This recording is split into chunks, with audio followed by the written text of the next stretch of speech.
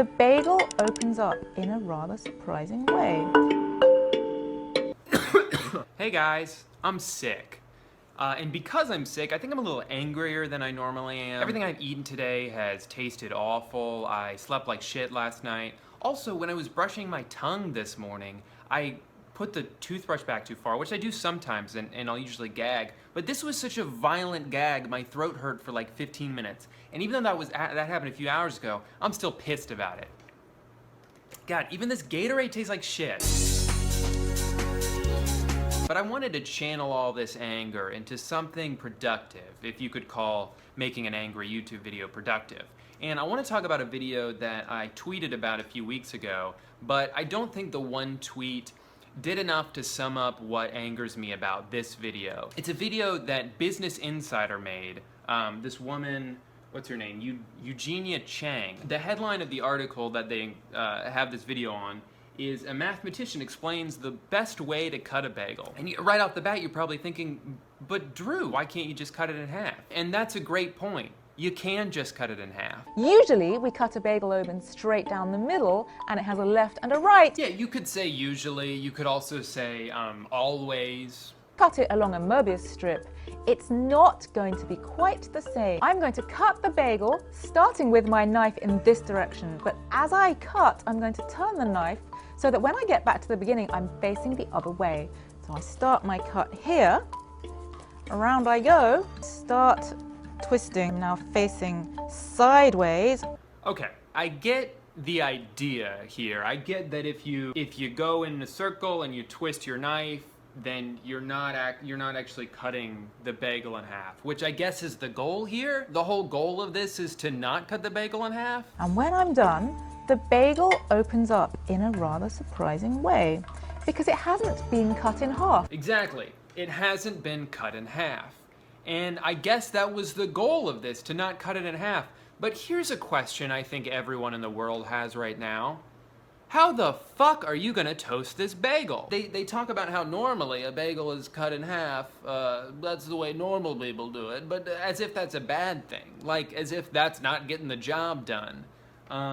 Also, as if people are trying they have their bagels are cut in half and they're trying to put cream cheese on, and they're like getting cream cheese all over their shirt, and like they can't eat it without getting it because they're fucking idiots and everyone's so goddamn stupid. That's the impression I get from this, is that Business Insider, or at least this woman, thinks everyone in the world is a goddamn idiot who can't manage to keep their hands clean when dealing with a regular cut in half bagel. Let's keep watching. Oh, this bagel seems to be delicious. Seems to be delicious? You haven't done anything to it yet. Seems to be delicious. Seems to be delicious is something a robot would say if he saw food for the first time and was trying to convey to a human that he's not really a robot, that he's trying to pretend he's a human. Yes, this food seems to be delicious, right? Right, that delicious, that's the adjective I would use for food, yes. I knew that, I'm a human. Seems to be delicious. It's a Mobius strip, which means that if I take some cream cheese, I can spread it all the way over this bagel without ever taking my knife off, except to get more cream cheese. Wow. And you didn't even have to lift your knife, which that's the point. This definitely seems like the most efficient way to cut and consume a bagel. Assuming your definition of efficient is the opposite of the actual definition of efficient, because this would take me 20 minutes to figure out how to cut a bagel like this. And like I said, you can't even toast it. The last time I had a bagel that I didn't toast was, I have never done that. Here's the description of the video. We wanted to know if it was possible to use math to make a delicious, mess-free bagel. So let's focus on the two adjectives that are promised here. Number one, delicious. Two, mess-free. Number one, delicious. Now, correct me if I'm wrong, but does cutting a bagel a different way have any effect on how it tastes? Actually, the only way I do think it has an effect is a negative effect in this case, in that you can't fucking toast it. So yeah, it would taste different. I don't know if not toasting a bagel necessarily makes it more delicious. The second adjective, mess-free, it's almost like they're making fun of themselves at this point. And round there. Oh, and I've met the beginning of where I've already put put the cream cheese. Look at this. Her fingers. There's cream cheese on like 3 of her fingers. Hey, but what happened to your promise, Business Insider? You said this is gonna be a delicious mess-free bagel. And I love that, like, they had to have noticed that. I'm sure she noticed it. I'm sure the cameraman noticed. Everyone noticed the cream cheese all over her hand. And they couldn't do another take? They couldn't do, you don't think she could have done, I'm sure it's possible to cut a bagel and put cream cheese on this way, where you don't get it all over your hands, and yet they use the one and only take they took, in which she's got cream cheese all over her fucking hand. I love that. So right there, they've already broken their 2 promises, and that's in a 1-minute video. So way to go, Business Insider.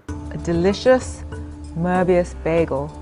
I think I'm just in a mood where, like, I'm just rolling my eyes at everything. Everything about this video, it just screams like pretentious to me. Her accent is pretentious. British people, I'm sorry, but they're already fighting an uphill battle every day to not sound pretentious. But her accent is not doing her any favors in that regard.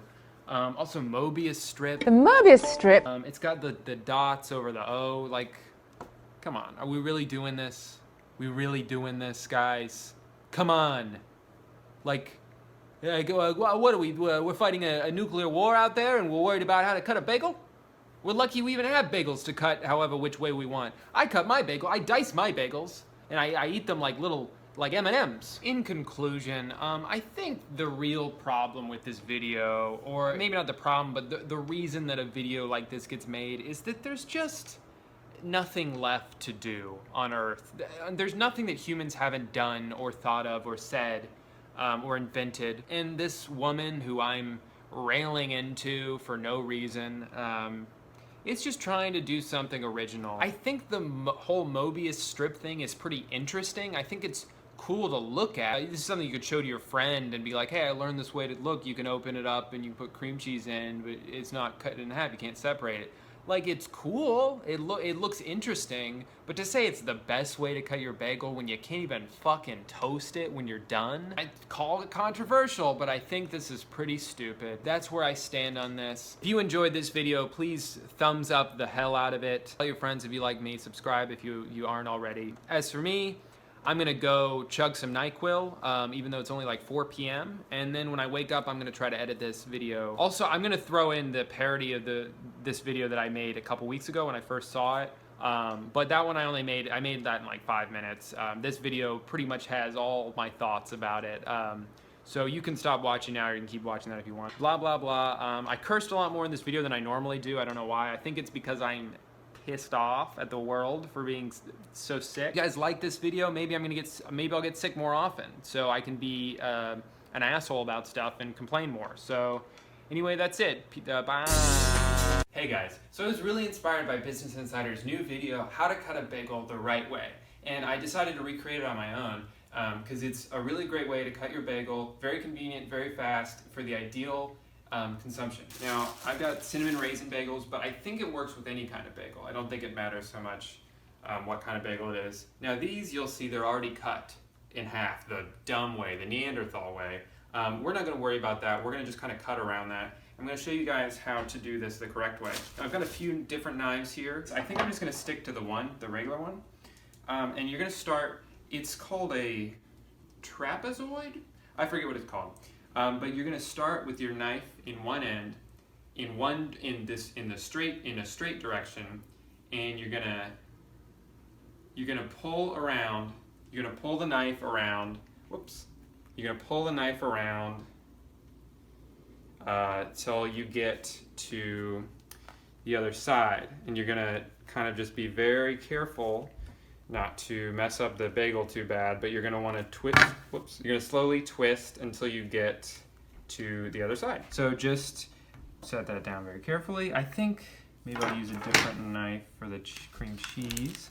Now what's great about this shape is you never have to take your knife off the bagel. You can just spread the cream cheese all the way around. And you never have to take your knife off the bagel. Because I don't know about you guys, but I'm tired of having to lift my cream cheese knife up every time I want to get to a different part of the bagel. So this is really helpful for you guys if you want just like different ways to eat breakfast, If you're having a big party coming up, I don't really need the knife actually. I can just get some of that. And this is probably the fastest way to eat a bagel, to cut a bagel, and show this to your friends. They're really gonna like this. I can't wait to dig in. This is starting to look very good. Try this at home if you want. Like I said, it's very, very fast, very convenient, and only a little bit messy, but take care.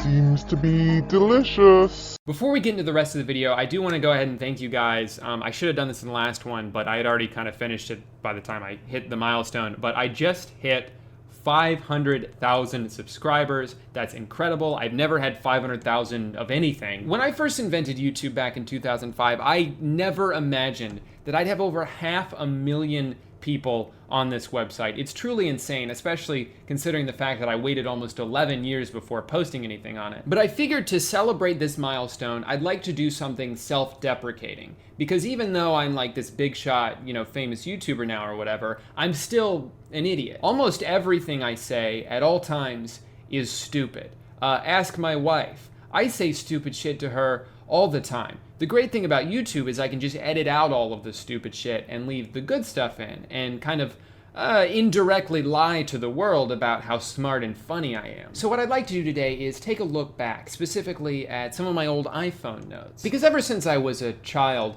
I knew one day I wanted to be a comedian or an actor or some sort of entertainer. Like every kid wants to be. The problem was, I wasn't funny. But that didn't stop me from trying to be. So I'd like to take a look back at all of the sketch ideas, the pseudo-inspirational thoughts, the sentence fragments that I've for some reason made an effort to save over the years, all in an attempt to answer the question, why did I write that down? Normally for my videos, I'm usually reacting to something on my computer. So I kind of, I'm looking at this and I look at the camera, go back and forth, but I'm not doing that for this one. So I figure, why not mix it up, Actually, give me a second. Just hold on.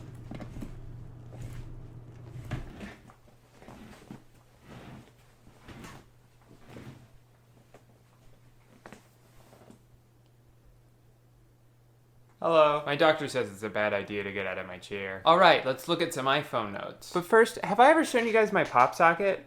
It's a blurry picture of a dog that I bought very late at night while intoxicated. That's actually going to be a common theme for today's video. I'm pretty sure 80% of these notes I wrote, I was high. I used to get really, really high and then think that every thought I had was brilliant. But then by the time I would start writing it down, I'd be like halfway through and I'd forget what it was and I'd never finish it. So you end up with notes like this. I guess if there's one, oh, that wasn't the only one from that night, because 20 minutes before that I put, if you want, while writing a sequence of texts. I'm very curious to know what these were supposed to be, but I'll never know. I can't possibly remember what I was trying to say at the time. Man, I gotta be honest with you guys. People really don't be giving a fuck. Butterfly for dinner again. I hate my wife. I bleed Beethoven's Fifth. Pressing a Benjamin button. Candy that comes with instructions. I feel like with this one I was having like a midlife crisis at the age of 20. Maybe being good at video games isn't a necessary skill in your life. Curious Jorge, a show called What About Country Music? Where country music enthusiasts interview people and ask them what kind of music they like. And they'll start listing them until the host interrupts and says, but what about country music? That's objectively terrible.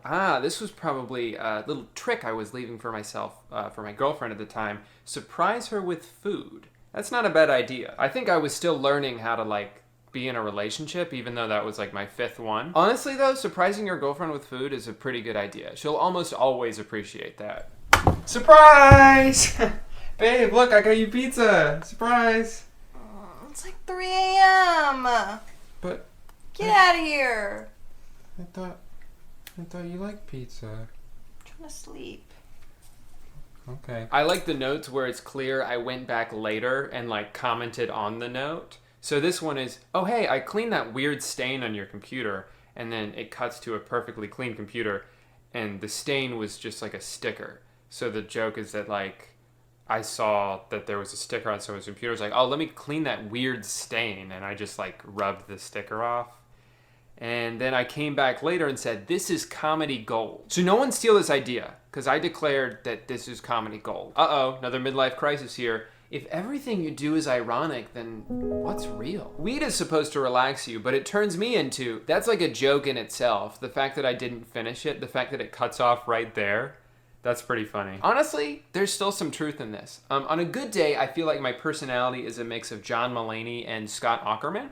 But most days it's just Brenda Song and diarrhea. I used to think that the only way I would ever be successful, like creatively, would be if I wrote a book, which is like so unrealistic. First of all, I've actually tried to write a book before, but like it's easy to start a book. I feel like almost every comedian or whatever creative person has tried to write a book, and it lasts anywhere from 30 minutes to like 40 minutes, and then you just kind of give up because you realize, oh, it's going to take me a fucking year of hard work, and there's no like payout. With YouTube, at least, it's like I can work pretty hard for a week or whatever, and then I have a thing I can show people. With a book, it's like, forget about it. I'm going to write this for 2 years before I get any feedback on it. But I remember for a long time I was gonna write this like fake advice book for college kids or whatever. It was going to be a mix of like relationship advice, health tips, school advice, stuff like that. But the joke was going to be everything was terrible advice. Starting a new workout regimen? Go ahead and get all those rest days out of the way now. You're going to need that energy later. General weight loss tip: try quitting your job.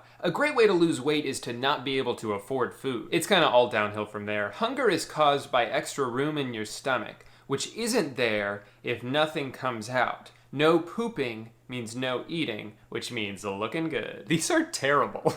Hey, if I'm not pooping, I'm looping. DJ with chronic diarrhea. Evil baby genius who finds a way to control the actions of every adult. But the only thing he gets them to do for him is get candy that's on a shelf too high for him to reach. And eventually he dies of diabetes. Don't say it.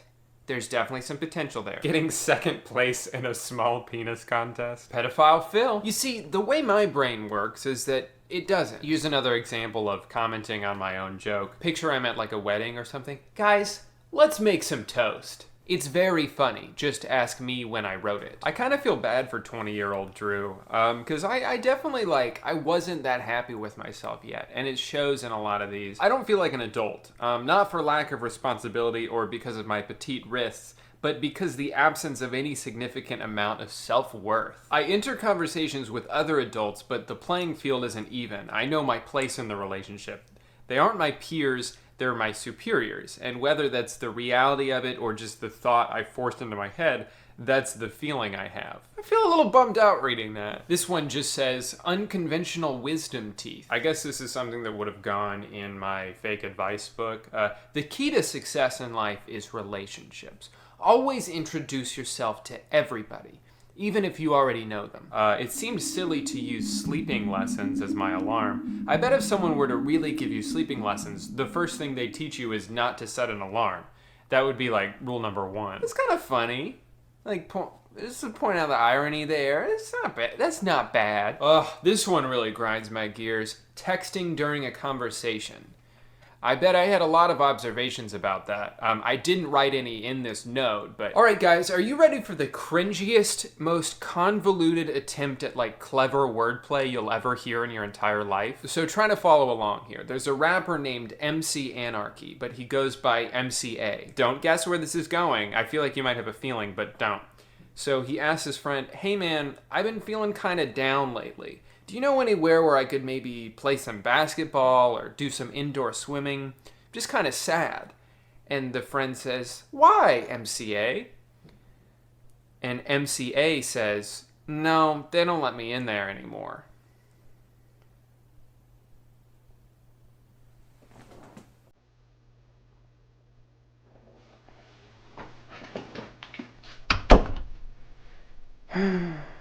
Oh, hey, Grandpa. Oh, hey, kid.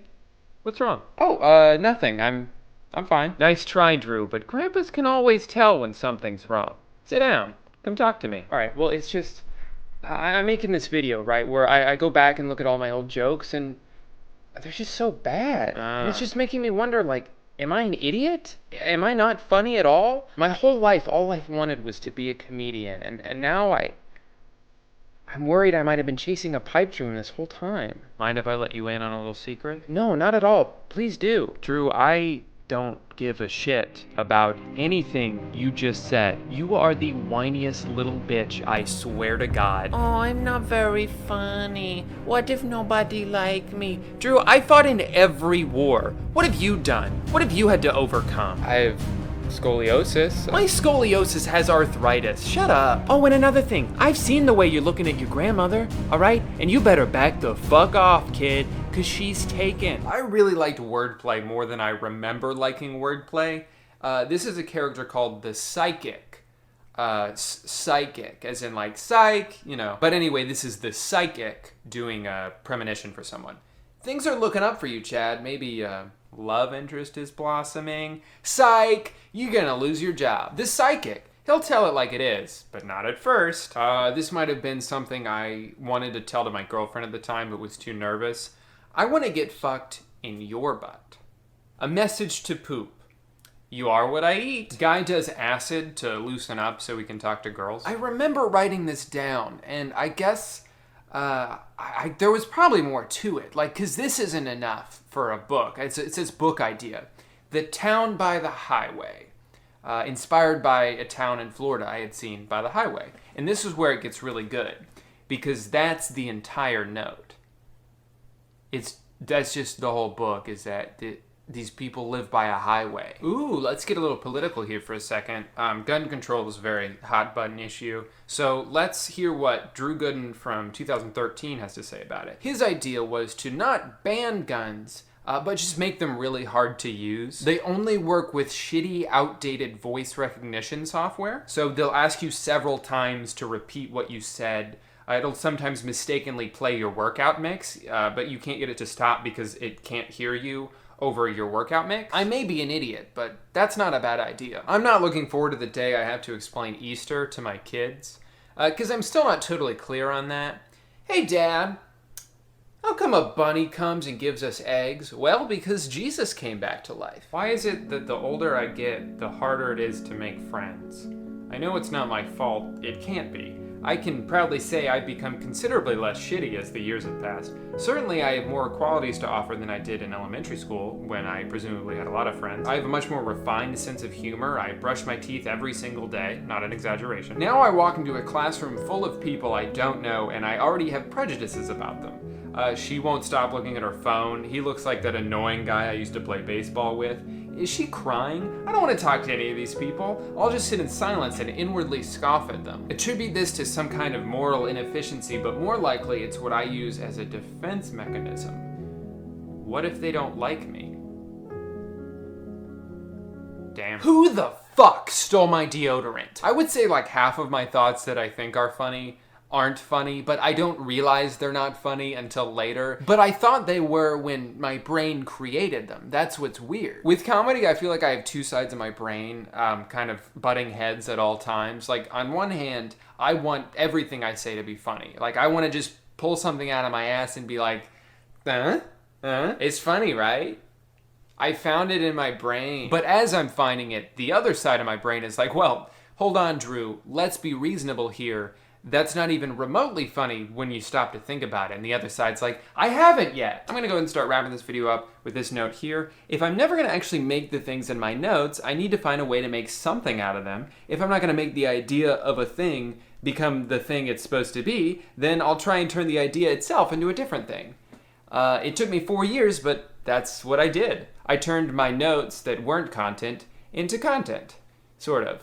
I guess, if this counts. Because after all, it's not about the thoughts you have, it's about what you do with them. Great video. I'll close out the video by wishing each and every one of you a very happy birthday. Hope you have the most special birthday of your life, because that's it's your birthday today. Congratulations, and like and subscribe, and I'll see you guys next time. Hey guy, it's January, and for the 29th year in a row, my New Year's resolution is to get taller. To be honest, I used to be really good at getting taller. In fact, from 1993 to 2011, I grew almost 6 feet. But in the 12 years since, nothing. What am I doing wrong? Is my body stupid? Lucky for me, I just found out that there are dozens of tutorials on YouTube, each with millions of views, on how to get taller. There are real videos on this website made by self-respecting human beings who claim that they can teach you to become more tall. Now, I assume the majority of these views are from children, in which case I have good news for you. You will get taller. I just don't know how quickly or how much. But as far as I've always been aware, once you reach a certain age, that's it. You just have to live with the hand that you've been dealt. Or in this case, the legs, neck, and torso you've been dealt. If there was a simple and foolproof way to get taller, don't you think people would do that? Wouldn't everyone in the NBA choose to be as tall as Bol if it was a matter of choice? That's not how it works, okay? It's not possible. Or is it? It's not. But maybe no, it's not. Unfortunately, the only way to know for sure is to spend the next month of my life following each and every one of these tutorials and tracking my progress along the way. Now, before we begin, obviously I got to figure out what it is I'm actually going to be doing. So let's check out some of these tutorials, starting with the most handsome medical professional on YouTube, Dr. Mike. What you should focus on to grow the tallest possible, making sure you get enough protein, make sure you're eating your veggies and fruit. You need to get enough sleep, because when you sleep well, you actually get a lot of growth hormone release. Say less, I can do that. And then on top of that, you want to make sure you're exercising. It makes you process food differently. It makes your muscles grow. And all of those things will contribute to your physical appearance, including your height. You know, that kind of felt like an afterthought, didn't it? I feel like maybe he forgot what he was talking about and then just threw that in at the end. Because all he did was describe eating well and going to the gym. And that's how you get stronger. And taller, too. I'm a doctor. But yeah, no wonder all those really buff guys at the gym are also 10 feet tall, because lifting weights does both. I also found two very similar shorts from two different members of 100 Thieves. If you don't know who 100 Thieves is, they're a gaming conglomerate, sort of like FaZe Clan. And if you don't know who FaZe Clan is, then that sentence only made you more confused. So yeah, I think these guys live in the same house, one of those content mansions with 37 bedrooms and little dungeons for their editors to live. There's a myth that stretching can actually make you taller. Is it true? No. Your boy is now 6'3". I feel taller. Oh my God. Actually, I think what happened is that one of these guys made this video and then the other one saw that it was doing well. So they thought, oh, I'll just do the same thing. I'll hang for a bit, do some stretches, tell everyone to subscribe. Now the most important step to really grow taller. Go on, tell us. Is hitting that subscribe button right now. If you follow each and every single one of these steps, I guarantee you will be taller. I hate YouTube Shorts. I miss the good old days when YouTube only had longs. Like this video from Brightside, which has 33 million views. Some exercises may help you become taller. Some of them are just so effective that it may take less than a week for you to see the results. You know, if you told me earlier that I could do all this in a week, I would have felt good about that. But after seeing what the 100 Thieves guy did, I have higher standards. He grew 1.5 inches in like 10 minutes, okay? I don't have all week. I'm competing in a slam dunk contest tonight. So as far as exercises go, hanging is definitely the most common thing I've seen so far. Definitely gonna have to do that. All you need to do is hold on to the bars tightly and try to hang, not touching the ground with your feet. Right, because if your feet were on the ground, then you would be standing. Stretching the neck backward helps to elongate the muscles in your neck, and a longer neck will give you additional height. This exercise improves stretchability, and a well-stretched body is a taller body. Yeah, you don't have to say that every time. This exercise will make your legs longer, and if your legs are longer, then your height is more. Number 10. Swimming. Try to swim a minimum of 5 days a week for several hours, and you'll see noticeable results. Damn, they really saved the hardest one for last. Yeah, so you're gonna wanna stretch your neck for a little bit, do a few yoga poses, swim in the ocean for 20 hours a week. Dude, I make one YouTube video a month. How much free time do you think I have? Actually, don't answer that. Remember to press 2 buttons after watching this video. Wait, what was that? Press 2 buttons. To be fair, he didn't really specify which 2 buttons. So there's one. Let's see what's next. Here are 3 proven ways to grow taller. Wow. Drink milk, okay? Not milk. This is what I feared the most. Doesn't necessarily need to be cow's milk. You just need a daily intake of calcium because that's what makes your bones grow. Hey, calm down. All right, no one else said anything about milk, so it's probably not even a common thing. Number 2 is drinking milk. I drank tons of cow milk. I can't believe Big Milk has infiltrated the medical community. But really though, it all comes down to your DNA. So no matter how tall you are, just own it. I appreciate this person for acknowledging that genetics play the biggest and perhaps only role in this. But by throwing it in at the end, aren't you kinda contradicting everything you've said so far? But remember, at the end of the day, you're either gonna be tall or not. And no amount of milk you drink could possibly change that. But drink it anyway. All right, so let's recap. Here's everything I have to do this month. I have to work out and eat healthy. I have to drink milk specifically from a cow. I have to stretch constantly and hang from stuff, and I have to sleep a lot. The more you sleep, the taller you grow. And if all these videos are accurate, like I assume they are, then I will have no trouble hitting my goal height of 7 feet. That's right, other Drew Gooden. For years, you've towered over me, looked down on me in shame, probably had thoughts of squashing me like a bug. All it would take is one step. But not anymore. When I'm done with this video, I'm gonna be so goddamn tall that your opportunity to squash me like a bug will be over, Drew Gooden 2. And you're gonna rue the day that you blew your chance to do it. Let's get started. 5'11", just 1 inch short of being handsome and perfect, and yet it feels so far away. One of the first challenges of the video was finding a place to hang from every day. My initial thought was monkey bars at a playground. But the playground that I went to was right outside of middle school, and I just don't think it's a great idea for me to be walking around with a camera and tripod outside of a school. So I just bought a pull-up bar, and I'm gonna hang on that instead. Hang for 3 minutes. If you can't hang that long, just know, the longer you hang, the taller you grow. The guy from the TikTok said to hang for at least 3 minutes. I actually came really close on my first try. I made it all the way to 7 seconds. And I've slowly worked my way up to about 15. As far as food goes, I've been on a very strict meal plan. I'm eating the same things every day: chicken, rice, sandwich, oatmeal. Really trying to maximize on protein without overeating. Now, I should say, I've already been doing this for like 2 months now, before the video. And to my knowledge, I haven't gotten any taller, but I'm sure that'll come.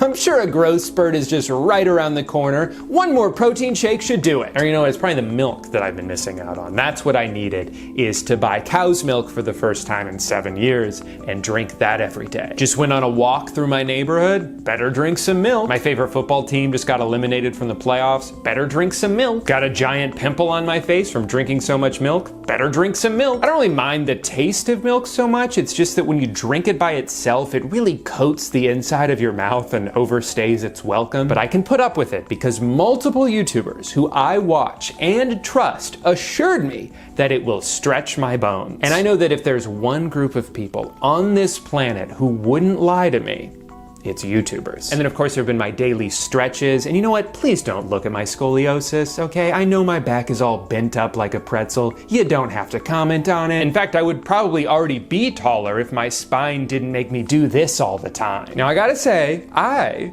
forgot how good stretching feels. Even though this is currently having 0 effect on my height, I don't mind doing it because it's actually improving my mood. You know what's not improving my mood though? Sleeping as much as I am. What initially started as the easiest goal on my to-do list has quickly become my least favorite part of this challenge. When you spend every morning laying in bed, you have way too much time to just think about your life and ask all these difficult questions like, why is it the things that we can't control about ourselves are what we obsess over the most? And why does Mr. Beast have a Fortnite skin? The more I slept, the harder it was to get out of bed, and the more tired I'd feel throughout the day, the more weird, unsettling dreams I would have, and the more disconnected I've generally felt from myself. I feel like I'm not getting enough done during the day, so then I put off going to bed at night, which only makes me sleep even later. And as my days get shorter, I'm finding myself becoming more and more irritable. I'm getting overwhelmed easily by basic tasks. It's like I can feel the pressure of time wasting away in front of my outstretched hands, always just out of reach. It's hard to come to terms with the finite number of minutes you've been given on this earth when you don't feel like you're doing enough to take advantage of them.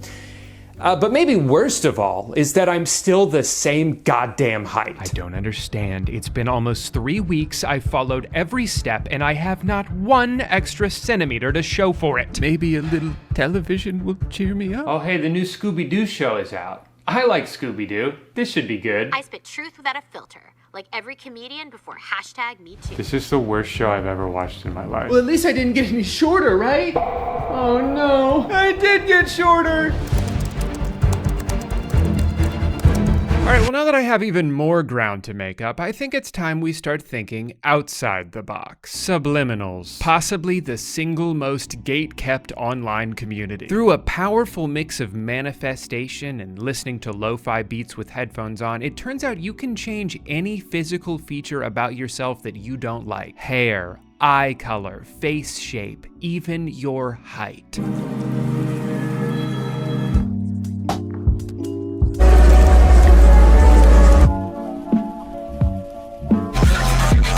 Don't believe me? Listen to one of the many testimonials out there. This works. I went from 5 foot to 5'7" in 3 weeks. Listen to this twice a day and I went from 5'2" to 5'8". I went from 5'3" to 5'7" in 4 months. Kinda just sounds like a regular growth spurt to me, but hey, results are results. And it doesn't stop there. Started this maybe a month ago, gone from 5'4" to 5'7". I listened to this once in my hair growth subliminal playlist and my hair was literally longer than yesterday. I immediately got a headache, oh my God. My cat recovered from cancer. Sorry, scientists, time to pack it up and go home, because the real medicine has been lo-fi hip-hop beats to relax/study to this entire time. All right, well, let's make a playlist. Grow taller, height increase after age 21. Grow taller, growth plates, activation, increase height fast. Grow taller in one listen. But get this, I can make it even more powerful. You see, they also have booster subliminals. Use any subliminals once and get instant results. Literally the most powerful booster made in existence. So if I listen to these before and after my height subliminal, then I'll double my results and get them instantly. Man, the internet's so helpful. Well, here goes nothing. I will be 30 feet tall. 30 feet tall. 30 feet tall. I will become a spectacle of human achievement. I will need custom pants tailored for my very long legs.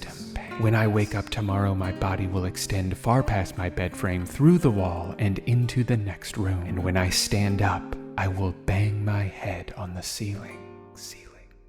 All right, think tall thoughts, tall thoughts. I'm a big old boy. Who's that big old boy over there? Is that Shaquille O'Neal from basketball? No, I think that's Drew Gooden from YouTube. Oh my gosh, the road work ahead guy? Yeah, I heard he's so tall. I heard he's about 5'10". I heard he shrunk when he listened to subliminals. It's day 23, and I'm running out of time. I've tried everything. I've hung, I've stretched, I've manifested, I've eaten so much protein. I only have one idea left, and it's kind of ridiculous, but the only thing that I can think of that's still getting in my way is gravity. If I can just find a way to get around that, I'm chilling, right? That's my one obstacle. So I did a little bit of brainstorming, and then last night it finally hit me. I'll just go to space.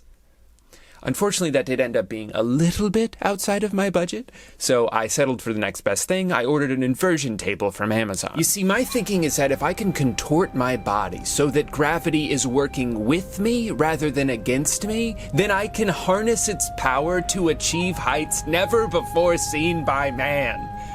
Also, I saw some guy use it in a YouTube video. So I spent about 2 hours in my garage putting it together. I didn't think it would take that long because I have a drill, but every time I go to use my drill to assemble something, it ends up being the only tool that's not required. Like, you ever get a bookshelf from IKEA? They don't use screws. They give you 200 wooden pegs that are too thick for the holes you have to smash them into. Sorry, downstairs neighbors, I just time traveled here from the Stone Age. Anyway, it was getting kind of hot in my garage, so I headed inside for my government-mandated milk break before marching back out to finish the job. To be honest, I'm a little scared of this thing. I don't expect it to like break in half or something, but I was reading online that you have to be careful not to hang upside down for too long, because what can happen is your blood starts to pool in your head and then you pass out, and then possibly go into cardiac arrest. So you know, gotta be a little careful. And since I'd rather not die in the middle of making a YouTube video, I'm gonna take it pretty easy. Probably not gonna do more than like 30 seconds at a time, at least not unsupervised, of course. But other than that, I'm just here to have fun. And I know it may look like I'm frowning and giving 2 thumbs down here, but hey, get a load of this. You see that? Life's all about perspective. Well, it looks like I'll be incorporating this into my routine from now on. So wish me luck.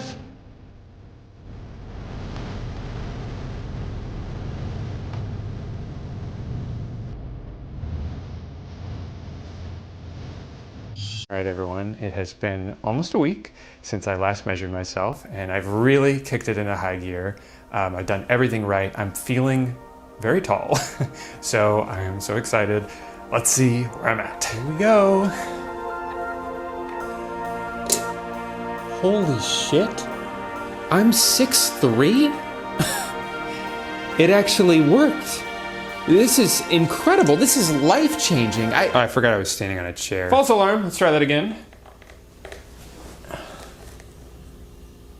I can't believe it. All those people, they lied to me? I thought I could trust them, but they deceived me. Hi, 911. I'd like to report a lie.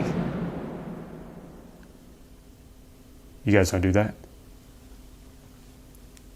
You just do like murders and stuff? I just don't get it. What would even compel someone to go on the internet and spread false information on a platform where clickbaiting outrageous claims can be financially lucrative? I can't think of a single reason why someone would do that. But I tell you what, this is definitely going to change the way I consume media from now on. Now that I know that some people out there are purposely dishonest, I'm not taking anything at face value.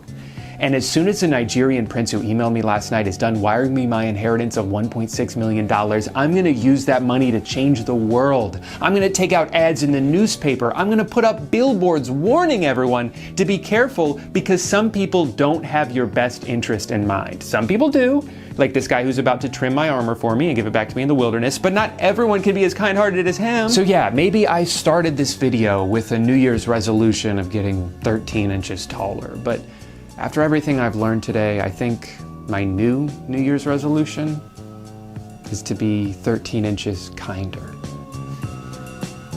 Thanks for watching, everybody. Hey guy, I know you probably want to, but you don't actually need to tell me that I have 2 distinctly different hair colors fighting to the death on top of my head. I am aware of that.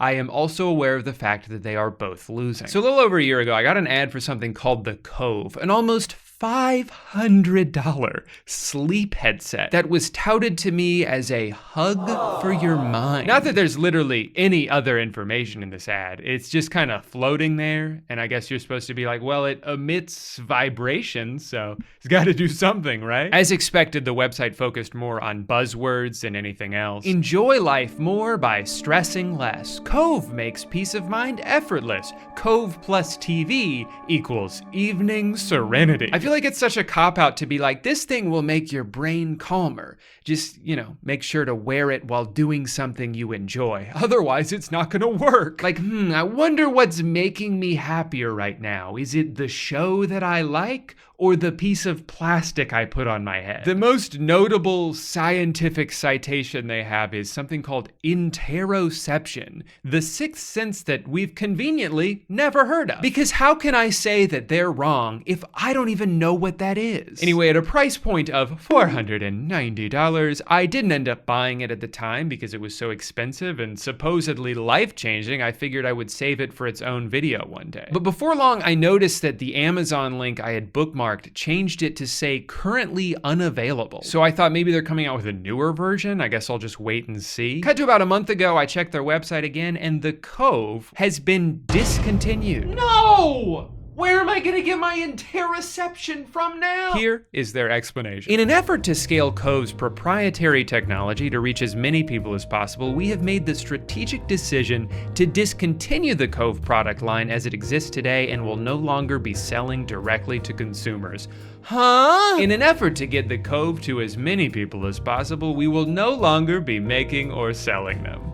What the fuck does that mean? Okay, so maybe they explained it more somewhere else? No posts in over 10 weeks, and you can't comment on their Instagram, and you can't comment on their Facebook, and you can't reply to any of their tweets. Now, I can't say for certain that they're trying to hide something, but I can say that if you were trying to hide something, this is how you would do it. I tried to look more into it, and all I could find is just like article after article over the past couple of years of people either saying, it kinda helped me, I think, or that it was a huge waste of money. And then all of a sudden, it's just gone? So I don't know what happened for sure. The wording of their statement almost makes it sound like they sold their technology to another company. Maybe because they didn't actually believe in it that much in the first place, so as soon as I got an offer to cash out and disappear, they jumped on the opportunity. But either way, this abrupt departure and nebulous goodbye message is not really a great look for them after spending 2 years promising to change people's lives. Well, it seems we've killed the man, but not the idea. There are now seemingly dozens of copycat headsets and watches and vibrating eggs you put on your chest. A whole slew of little devices that each cost hundreds of dollars, all with the same promise of fixing your broken brain, usually backed up by vague in-house research. I mean, we think it works pretty good. And can you guess what all of these things have in common? That's right. I've gotten ads for every single one of them on Instagram. If I had to guess why, it's because about a month ago, I had the worst panic attack of my life, which honestly is saying something because in the past I've talked about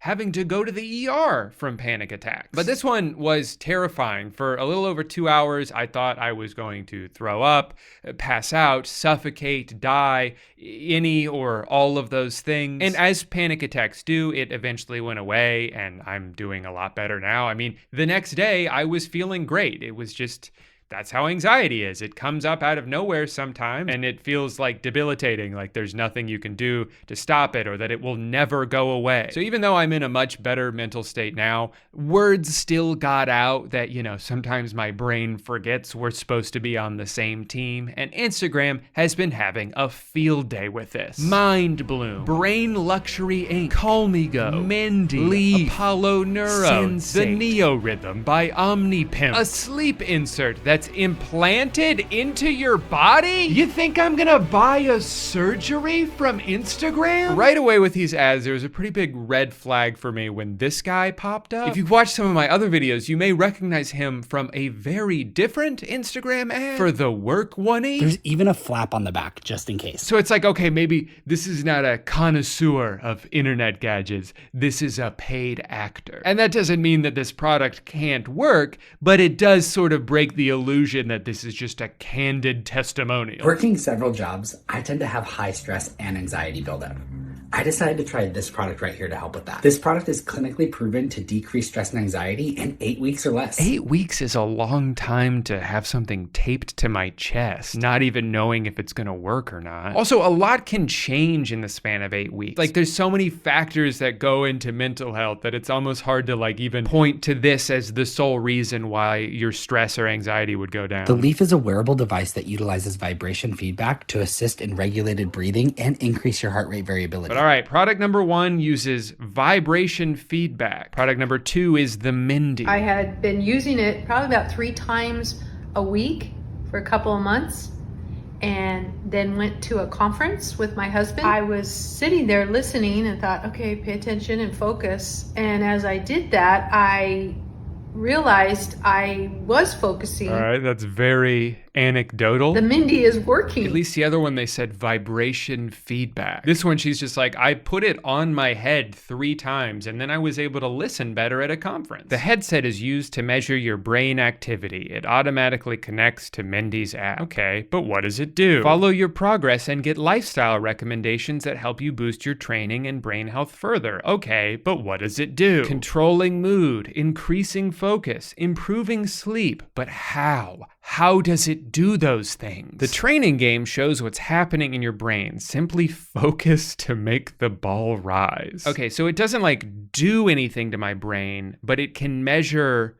my brain's activity. I could sort of train myself to focus by rewarding my brain when it does a good job, I guess. Up next, we have another headset. It's called the NeoRhythm. I swear by my NeoRhythm. Notice big differences. I'm able to fall asleep faster. Okay, so it helps you sleep. Able to get a lot more work done. Okay, so it helps you stay awake. This little miracle of a device has kept me up for the past 8 hours. Okay, so it keeps you from sleeping. I was really skeptical, like, it looks like a Halloween costume, let's be real. But I have to say, I think it's actually working. All right, well, I mean, if she thinks it's working, then I gotta spend $300 on it. NeoRhythm is a pulsed electromagnetic field therapy device that emits corresponding dominant and accompanying frequencies to which the brain synchronizes, creating a perfect mental environment for the desired state of mind. The fuck? I guess I'm just skeptical on how the same device could help you do two opposite tasks. How does it know whether I'm trying to sleep or stay awake? Well, let's see the reviews. I like the idea, I just have not felt any benefits or difference from using the device. Seems to be a scam. The product does not have an efficacy beyond that of a placebo. It's hard to know if you're improving as there is no feedback. My experience so far has been no different than if I'd purchased a really expensive piece of plastic with an LED light on it. I've tried almost daily for several months as a sleep aid, but can't say I've noticed any difference. Damn. But still, way more people seem to swear by it than the amount of people that think it sucks. Maybe they're just doing it wrong. Maybe they're just stupid. So those are things you put on your head. You've also got the Apollo that you put on your wrist. Why I can't go a day without this wearable. It improved the quality of my sleep. I've never slept better than when I started using the Apollo wearable. Okay, so it helps you sleep. It helps me focus when I'm working. My productivity has almost doubled since buying the Apollo wearable. Okay, so it helps keep you awake. It's kind of like a wearable hug for your nervous system. I mean, that sounds good, but like, what does that mean? Like, I don't want to hear a metaphor of what it's like. I just want to know what it does. So this one is the one I've heard the most about. I've heard it mentioned on podcasts before. It's also the most expensive out of all these products, although they're all about the same price. So we'll see. Product number 5, we've got the Sensate, which is described as a pebble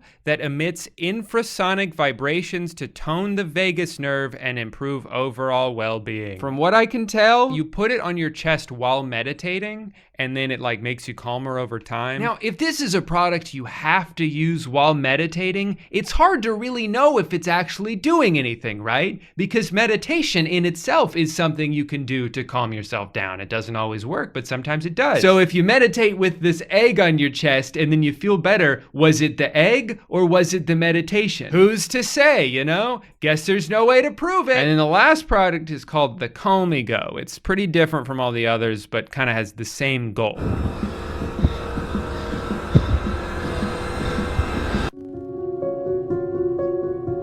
Everything's better now. So how do you look so calm? I use Calmigo. It's a little device that helps calm you down when you're anxious. Okay, so it's like an inhaler that you breathe into and you're having a panic attack, and I guess it smells good. The thing is, though, like, my first impression of this is that out of all of these products, this would be the most helpful because it doesn't rely on doing some invisible thing like emitting magnetic rays into your brain. I can't see that, so I don't know if it's actually doing that. Whenever I'm anxious, the first thing I'll try to do is like pay attention to my breathing. I'll breathe in slowly and breathe out. And if that's what this thing is helping you do, then like, even though it's overpriced and you can breathe for free, at least it's like doing a physical thing to help you. So you probably notice I'm a little skeptical of almost all of these products. I want to believe that the science is all true and it's all legitimate. I want to believe that these companies truly just set out to help people on their journey. But let's be real about it. As more and more people talk about mental health struggles,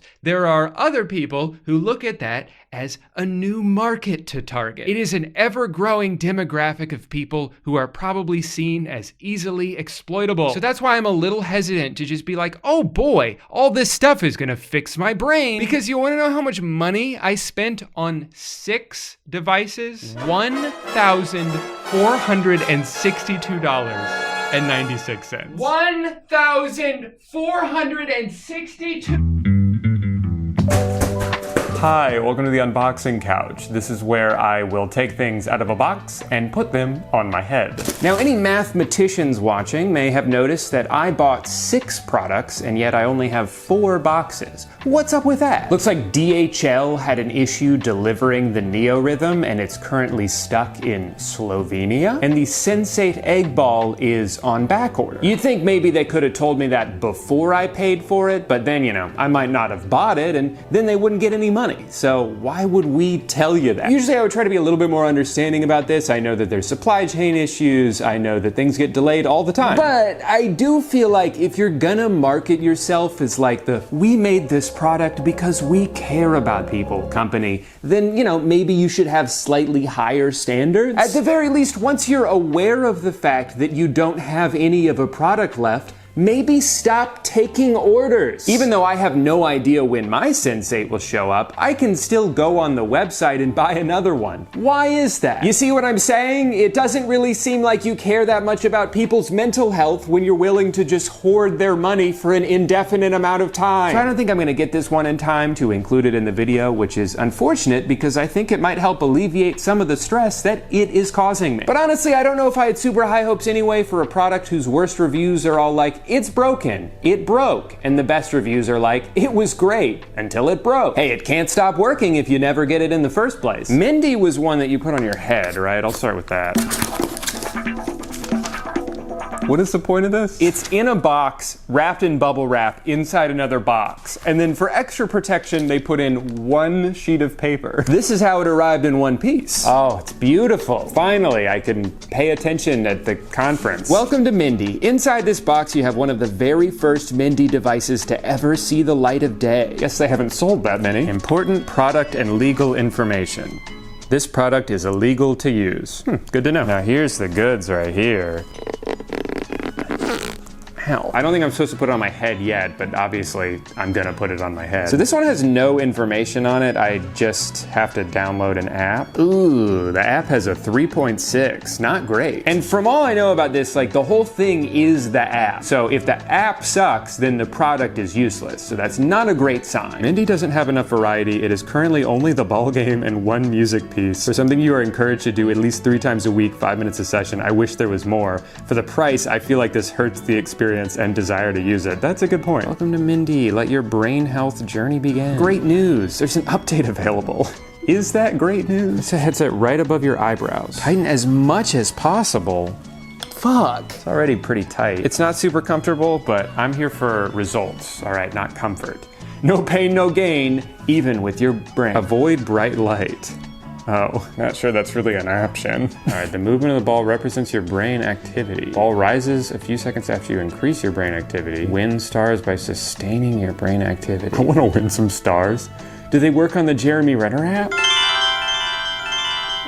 I don't know how to make myself focus more. Whoa, I did it. Oh, I suck now. Don't get me wrong, I love that I'm getting stars, but I don't know what I'm doing to earn them. I'm just gonna shut up and focus.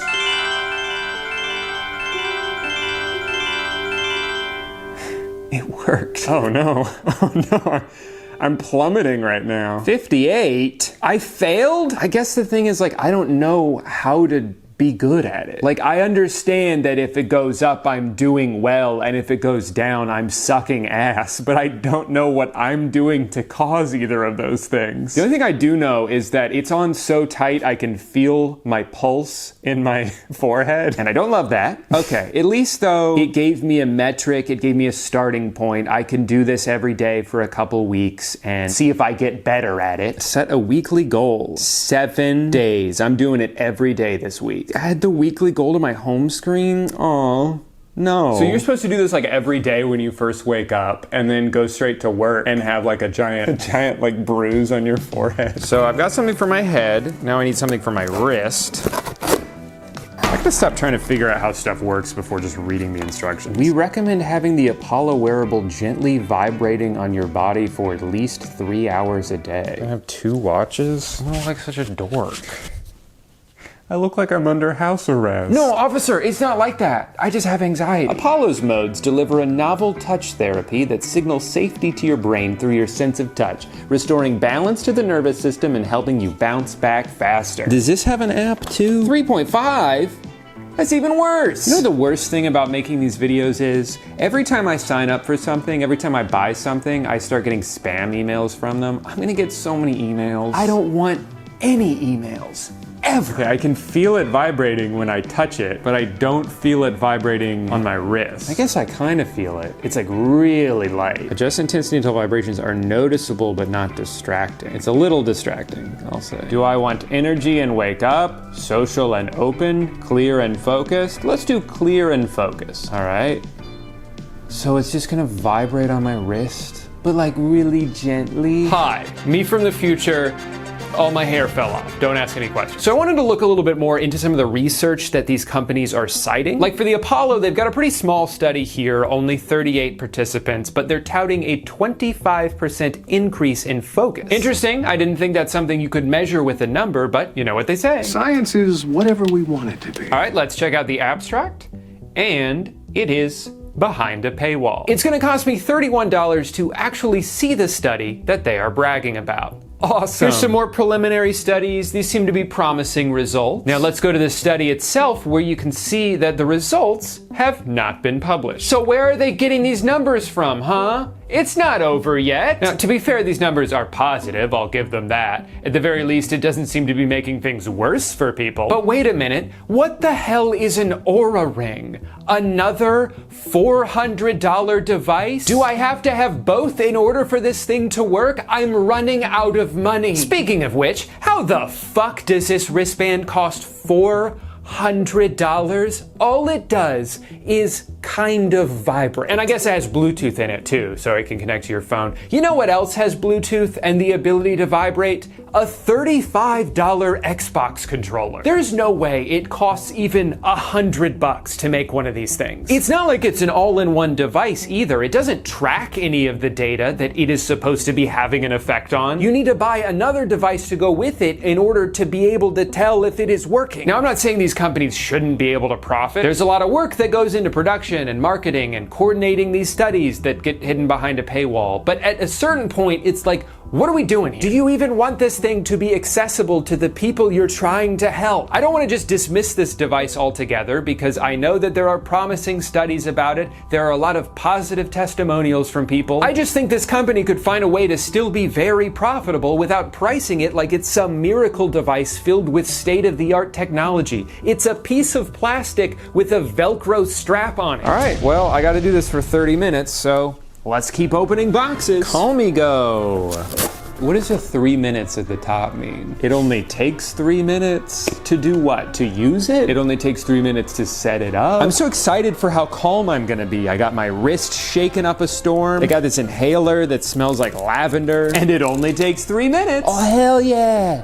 It came with a little screwdriver. And free batteries. I didn't know it was my lucky day. There's a phone number for a free one-on-one training session. All right.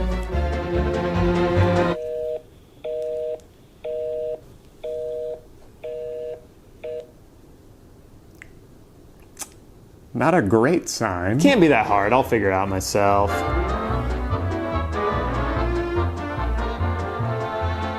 Oh, I'm high as shit.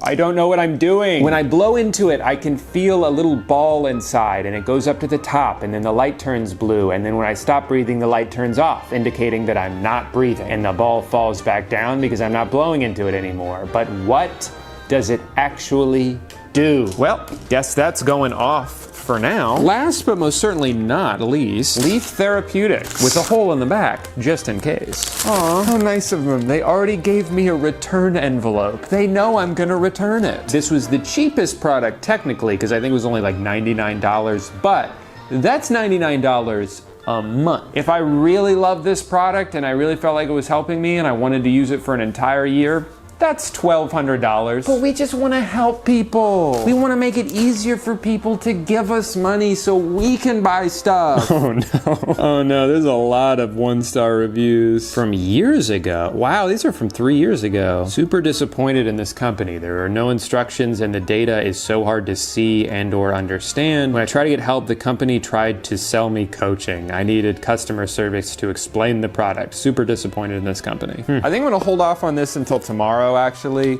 because I've got to be somewhere in 20 minutes and I don't want to have, wires dangling from my chest. But thanks to my new upside down watch, I'm gonna be really calm and focused when I get there because my wrist is gently shaking. That's how brains work. Oh, my forehead's so cold. Good thing my other headset just arrived. Oh God, there's so many things. Charge, download the app, sign up, log in, tap once, activate Bluetooth, first use, select and tap, 2 taps to change, 2 taps to repeat. And it's as easy as that. Oh, this is great. I guess I gotta charge it first then. While that's charging, I'm gonna do my Mindy for the day. It's really important that I begin every clip in this video with a giant red mark on my forehead. I think this time I am gonna watch the video. I was too cocky. Optimize your experience by wearing headphones that cancel out any outside noise. When you start your training, concentrate on the pressure of the Mendy headband on your forehead. Focus on this sensation and hone in on the movement of the ball. Focus your gaze on the movement of the ball, but don't place too much emphasis on its upward movement. Okay, but here's what I don't understand. I've used this a couple times. If I just focus on the ball, I'm not in a flow state. I'm waiting for the ball to do something, but then I'm the one in control of the ball, but I don't know how to control the ball. That makes me reactive. How is that any different than me just like scrolling through Twitter, like waiting to be stimulated by something? If I'm waiting to be stimulated by the ball, I'm not doing anything, Making Mendy a habit and including it into your wellness routine will have a positive impact on your progress. Like you said, I'm gonna put noise canceling headphones on so I'm not distracted. And this should be my best one yet because I'm following all the rules. Hi, me again. Now, I developed a suspicion early on that no matter what I did, the Mindy app was going to tell me that I kept doing better every single day because obviously it wants me to think that it is working. So after a couple days, I decided to see what would happen if I intentionally sabotaged my training. On day 4, I just laid down until I dozed off, and boy was I focused. I mean, look at all those stars. I'm killing it right now. On day 5, I spent the entire session just watching a YouTube video. On day 6, I played RimWorld the whole time. On day 7, I didn't even look at my phone once. I just spent my whole session eating a wrap that I made purposely too big. My best score so far. On day 8, I rode my exercise bike while playing a guitar solo to the Mindy song. Even though I forgot to plug in my actual microphone for this shot, I still knocked that ball game out of the park. I think I cracked the code. Just as I suspected, my score went up incrementally every single day. 58 to 64 to 68 to 71 to 79 to 86. Despite the fact that I wasn't even trying to do any of what the app told me to do, my brain was getting better and better every day the more I used the Mindy. And sure, there's a chance that maybe I really was just more focused every time. Shit, maybe all these products in conjunction with each other are working as intended and my brain has doubled in size. But it's hard not to think that maybe the app is just doing exactly what it's designed to, which is to make you think that you're getting smarter every day and that this was a good investment. Call me a cynic, but I'm not buying it. And if you still don't believe me, on day 9, I strapped the Mindy to a container of oatmeal, and you know what happened? Nothing. Actually, it knew that I was trying to deceive it. So I do have to give this thing a little bit of credit for at least being able to tell the difference between a human head and Publix old-fashioned dry oats. It's doing something in there. I'm just not exactly sure what. All right, so this is probably charged enough to get one thing out of it. Gotta download the app. This is too many things for one video. I should have just bought like 3 of them. Oh, yikes. 2.6. Double tap the device. Okay, I heard a buzz. Oh, it's just running now? That's it? It just started? Where do I put it? Oh no, it doesn't fit. It's supposed to sit right here. And instead, it sits right here. And it smells bad. I'm sorry, but it stinks. I think I'm supposed to wear it like this, actually. I can hear it. It sounds like crickets almost. It's like, This has really bad branding because it's like, okay, I set it up, but like, what do I do now? It's not giving me suggestions of like what mode to do or when to do it or how often to do it. I'm supposed to just know all this stuff, I guess. I want to enhance mental capacity. I'm trying to get that limitless brain. We're gonna do it for 30 minutes. I'm going to continue the video while my brain just gets bigger and bigger. You guys let me know if I start getting really smart in the next 30 minutes, we'll know why. All right, let me figure out how to get this fucking leaf thing going. Put on torso, find the edge of your ribs. This blurry ass photo is all I have to go off of? Oh, I'm stuck. I'm just gonna say it goes right there, and it's cold. Why do you need my location? So this is like completely dead? Never mind, I can't get it to work until it charges. So should have opened that box earlier. You know, I guess in the future, maybe instead of unboxing everything on camera, I'll unbox it beforehand so I can charge it first. Hey, wait, that's a pretty good idea. Did I only think of that because I got this fucking thing on my head? I really am smarter now. Just gotta grab these. This one and two. Leaf on top of that, and this guy, and then that's the wrong plug. There.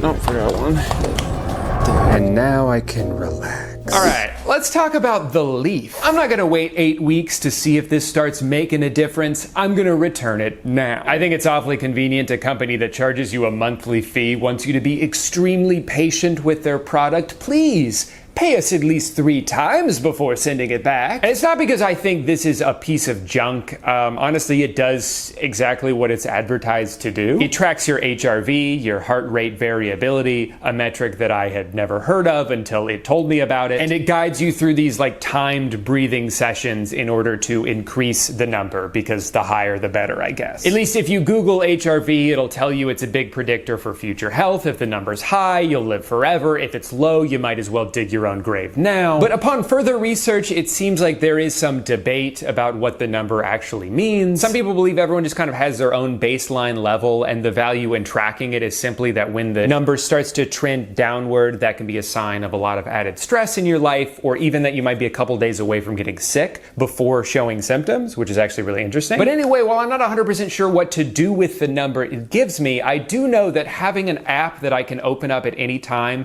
that'll show me how close I am to allegedly dying is probably the worst thing for my mental health. It's kind of like when I first bought an Apple Watch a few years ago and I started obsessing over my heart rate, because up until that point I had never had a device that could track it for me. So then I spent the next few months worrying about how high it was and what that might mean for my health, until one day I decided to just stop looking at it, and then can you guess what happened? It went down. I was causing the problem that I was stressing about by stressing about it. So I'm not gonna make the same mistake again with this thing, although it would be unfair for me to judge them because of that. That's my own issue. So let's say hypothetically I were to keep using this, what would that experience look like? Well, for starters, I would have to tape this device to my chest every day. I have to feel this cold, sticky tape on my torso, what, for the rest of my life? And then when I run out of tape, I'm gonna have to buy more? I'm not gonna do all that. Also, there is a massive flaw with this device, which is that it is touch activated. By tapping it, you can initiate an automated breathing session where it vibrates super hard on your chest for like 3 minutes. I wore this thing for a day and a half. I must have accidentally activated that thing like 25 times, 10 or so of which were while I was asleep.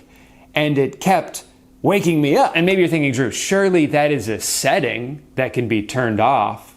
No, it's not. If I want to use this thing to track my HRV and my sleep, I just have to deal with the fact that it's gonna wake me up a bunch. The funniest thing about this to me is that I used another app to track my sleep quality. So this right here is me just going to bed normally, no devices, just raw dogging sleep. And this is the one and only night that I wore the leaf. Not only did my sleep score go way down, probably because I kept getting interrupted, but my heart rate variability got cut in half. That is the one thing this device is supposed to improve. So I'm thinking, like, what's the end game here? I keep using this device for weeks and hope that that number keeps improving until it gets back to where it was before I started. And then when that finally happens, I decide, gee, I guess I can't live without this device. I guess I'll keep paying them $99 a month forever, because as far as I can tell, there's no way to opt out of the coaching they automatically signed me up for when I bought it. Which also, like, what do I need coaching for anyway? The app tells me how to do it. She didn't even get my name right. Hey, Andrew. If HRV is important to you and it's something you'd like to be able to track,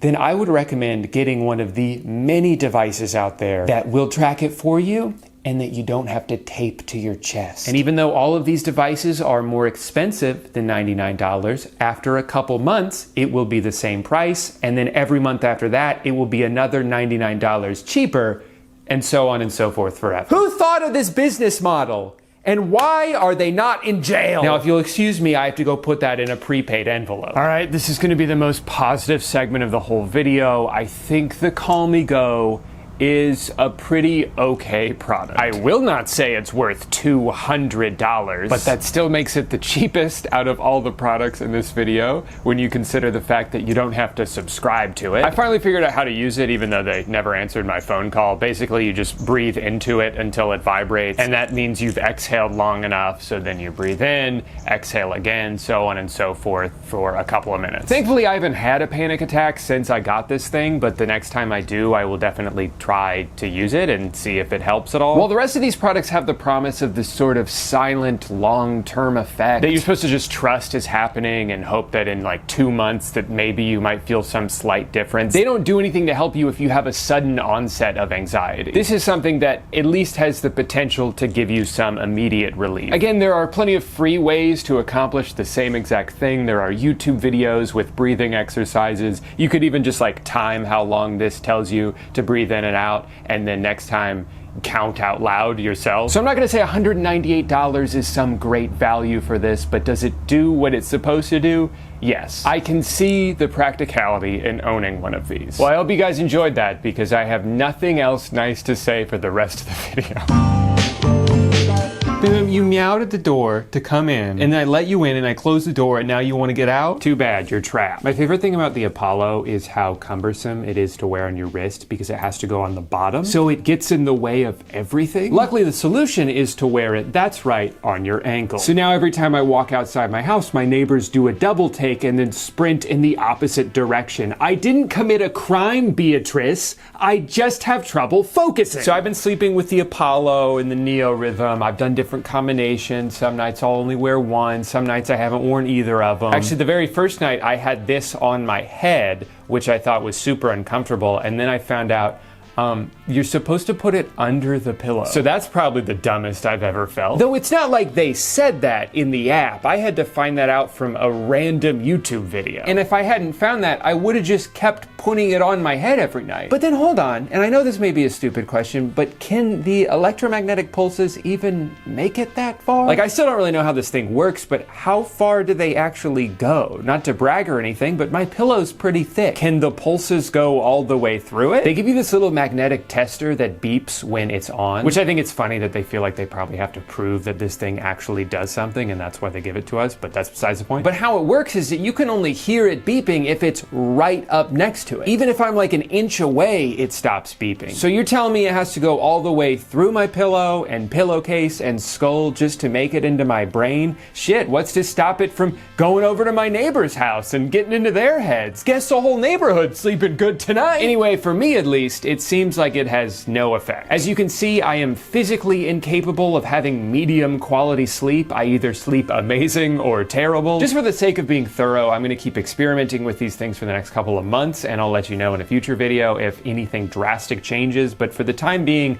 I don't feel like I'm getting anything out of these wearables. There are people who say that they felt relief within seconds of putting this thing on their neck, and like the third time I put it on, I got a headache. I'm not trying to spend $300 on a headache. I don't want that shit for free. Out of curiosity, I looked up a few reviews of the product on YouTube, and it kind of seemed like all of them had affiliate links in the description, which sort of means that they're incentivized to say positive things about the product. Even still, I thought it was funny how many of the reviewers would say things like, "This technology is groundbreaking. It's so cool. It didn't do anything for me, even though I wore it for 3 weeks, but maybe if you buy it, you'll have different results." Now, the thing about mental health is you can't can't see it. To everyone else around you, it's invisible. That's why even though it has been heavily destigmatized, no matter what, there will always be people who look at you and say, you're not depressed, you're just lazy. Or like, anxiety's not real because I don't have it. And I'm the main character. But because brain health is invisible, it's impossible for me to prove that these products don't do anything. Like I said, there's people online who say they bought one and it changed their life. I would love it if these things worked perfectly for everyone all the time and it made all our lives better. That would be amazing. I would love it if I could put a piece of plastic on my head and never have anxiety again. But I worry that because it's so clear how hit or miss these devices are, that maybe there might be some placebo effect going on. And look, if it works, it works. That's great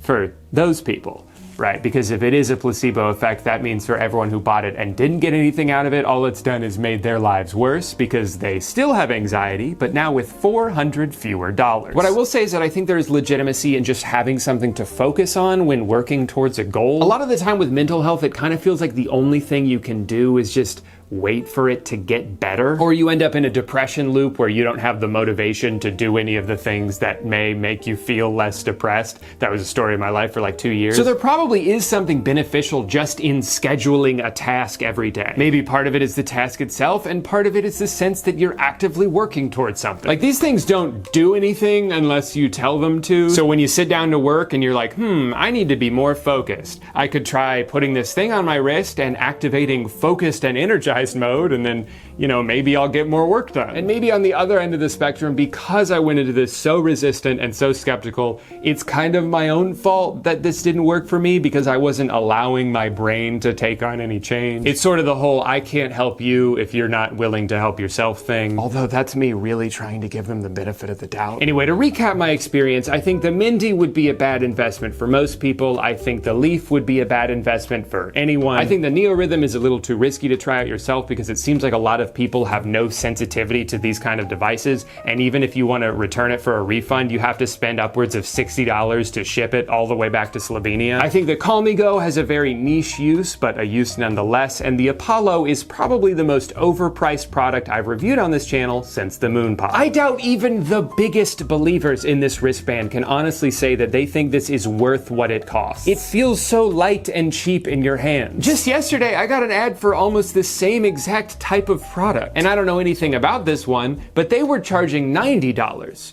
for 2 of them. And they're also just little watches that vibrate. Sure, maybe this one knocks it out of the park. Maybe it's way better, but is it $350 better? I doubt it. So as a company focused on people's well-being, if you can afford to charge substantially less for a product and still profit from it, why aren't you doing that? It seems like you've arbitrarily tacked on this mental health tax because you know that your target audience might just be desperate enough to spend all that money anyway. And so no matter how effective these things prove to be, I cannot comfortably get behind them. To me, this whole business model seems extremely exploitative. That being said, I'm curious to hear if you guys have bought anything like these and if you've had similar or hopefully better experiences. It's always hard to tell exactly what the consensus for something is, when from past experience, I know that some of these websites heavily moderate their reviews. And also half of these products don't even show reviews. They just show a handful of testimonials at the bottom and call it a day. Wow, this product is approved by 3 out of 3 people? I guess it's perfect then.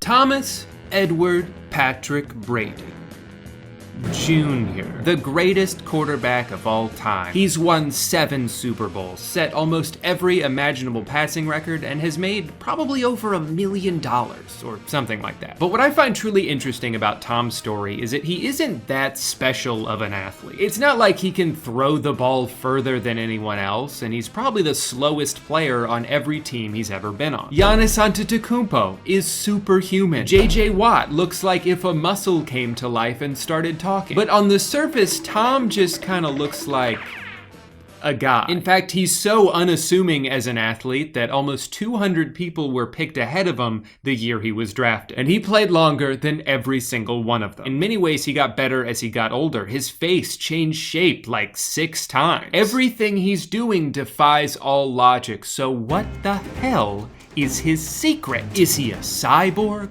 A time traveler? Was he an experiment created in some kind of football laboratory? Or is all of his success attributed to his famously specific diet? This dude hasn't had sugar in like 14 years. No wonder he's able to pull off the impossible. I had a toaster strudel for breakfast and now my tummy hurts. But why am I making this video? Well, because a few days ago on February 1st, Tom Brady finally retired from the NFL, which means someone has to take his place. And that's where I come in. Slightly above average height? Check. Total underdog story? Check. Lives within reasonable driving distance of the Tampa Bay Buccaneers practice facility? Check. But if I'm gonna become the new starting quarterback of the Tampa Bay Buccaneers, I'll need to eat like Tom. I'll need to train like Tom. At least for about a month. That should do it. So starting on February 14th, the day after the Super Bowl, because I'm probably gonna eat a lot of crap that night, I will begin my transformation. But first, I have to prepare.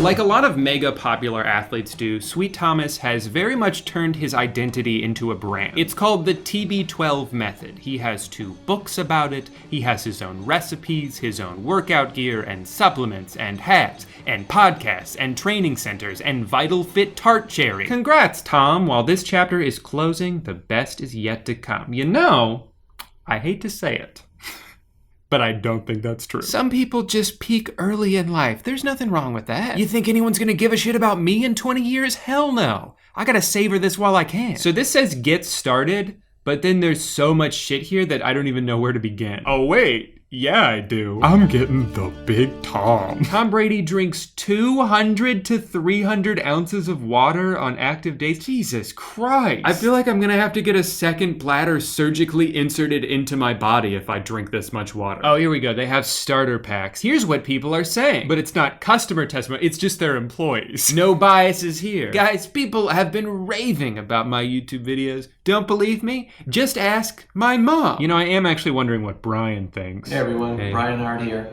body coach down in Tampa Bay. By far my favorite product that TB12 has is the TB12 electrolytes. Helps me stay hydrated, gives me energy, prevents muscle cramping, tastes great. Does it? I saw that eye roll. Believe me, this stuff is awesome. TB12 plant-based protein, right. TB12 Omega. Okay. One of the products that I really have loved recently is the TB12 Sleep. And I don't really struggle to sleep or go to sleep. This stuff is amazing.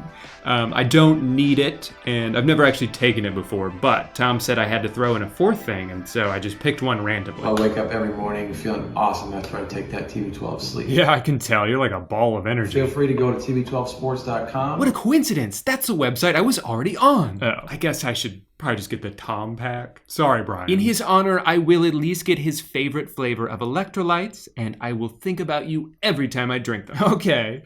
So it's $200, and that's just the first page. Gonna be another $216 just for the equipment. That at least seems more reasonable. What was the other one? Vitamins and protein powder. And I'm supposed to buy that every month? Well, it's a good thing I'm only doing this for one. Oh, you have to subscribe to it? But what if I don't want to? Why is it $600? I got the Tom pack. The starter home gym pack should be $425, and it is $600. What the fuck, Tom? I mean, yeah, I have the water bottle in here too, but that's only $65. Oh, I see. Once you go to check out, they sneakily raise the price of the exercise equipment by $111. That's cool. No, I get it. I would do the same thing if I was the worst. You know what though? I have to suck it up. I'm trying to change my life here. I want to live to be 300 years old, and you can't put a price on that. So I guess I'm already out $600. And I haven't even bought any food yet. It's funny, I've always heard the main criticism of the TB12 brand is that it's overly expensive and inaccessible to the average person, but I actually think we're off to a great start. Oh my God, I still have to buy the book. I almost forgot. They're sold out on the website, so I have to settle for an acceptable used copy from Amazon. Would I like to spend half of that on a new copy? Of course I would. But then I won't get it for a month, and I'm trying to start this diet in a few days. What are you gonna do? Before I forget, I should also go ahead and cancel my subscriptions while I'm here. Luckily, they've made it as difficult as possible by making you do one at a time. Hello. My first impression when I saw this in front of my door was that this box is way bigger than I thought it would be. And then I remembered I bought the Big Tom. So I'm picturing that that's pretty much taking up most of the space. It's just like a giant fat water bottle, and then everything else is just pushed into the corner. Forgot my box cutter. I'll be right back.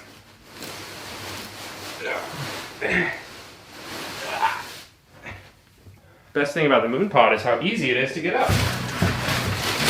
Sorry about that. There's the Big Tom. There it is. Wow, these are fancy. Glass jars. Everything's kind of dusty, which is fun. Oh, because this popped open and there's very expensive protein dust all over this box. And I got my electrolyte, my vibrating pliability sphere. So that's all the stuff that I put in my body. Now for what I put my body on top of. To be honest, I kind of blindly just bought the starter kit. I didn't really look at what was in it. I just assumed, you know, if this is good for Tom, it's good for me. But I did end up doubling up on water bottles, and I don't know what anything else is. Don't know why they gave me a little bag, when clearly that's not big enough to put all this stuff in. I got a vibrating pliability sphere and also a vibrating pliability roller. Lots of different shapes in which I can vibrate. This is just like a phone stand that they threw in here. Don't know what I was expecting. It's gonna be a journey figuring out what to do with all this crap. So we got some pills to pop here. Thanks, Tom, for that. We've got sleep, which is pretty self-explanatory. I'll try this once, but I'm probably not gonna take this every night because I don't like melatonin. It makes me feel weird and gives me really crazy dreams, and I don't want that. But then you've got the other two. This one is like brain pills, daily support for mind-body performance, and then the other one is for like joint support. But this is one I'm really intrigued by. For like a year, I used to take something called Alpha Brain, and I'm pretty sure it was just a placebo, but I would take it every time I filmed or wrote anything, and I felt like it helped, like I could think more clearly, but again, it might have just been I told myself that I would be more focused, and then I was more focused, so who's to say? But this shit was personally engineered by the greatest quarterback of all time, and if anyone knows something about brain performance, it's Tom Brady. So let's see what happens.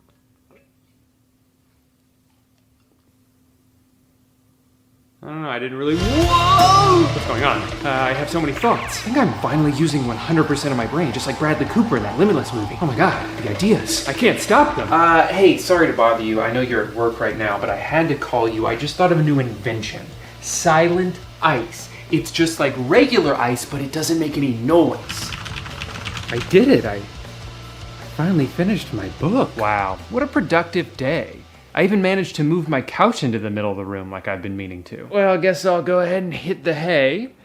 Never mind, it has been 4 minutes. I don't really know what to say about the supplements because I've taken them a bunch now and I kind of feel the same. But I've also been taking multivitamins every day for several years and those don't make me feel any different. So does that mean I should stop taking them? It's hard to judge something that is supposed to have this like silent effect on your body. So they may not actually do anything, but at least they're very expensive. The best thing about them though is that they don't taste like anything because you're also supposed to drink these electrolytes every day, multiple times a day, first thing you do when you wake up. I excitedly tried the lemon one first, and let me just tell you, it is one of the grossest things I've ever tasted in my life. Tastes great. It doesn't taste so much like lemonade as it does lemon pledge. I did actually just notice today that they also sent me the same thing but in packet form. So I'm pretty sure there's like a powder instead of something that's already a liquid. Maybe that'll make it taste better?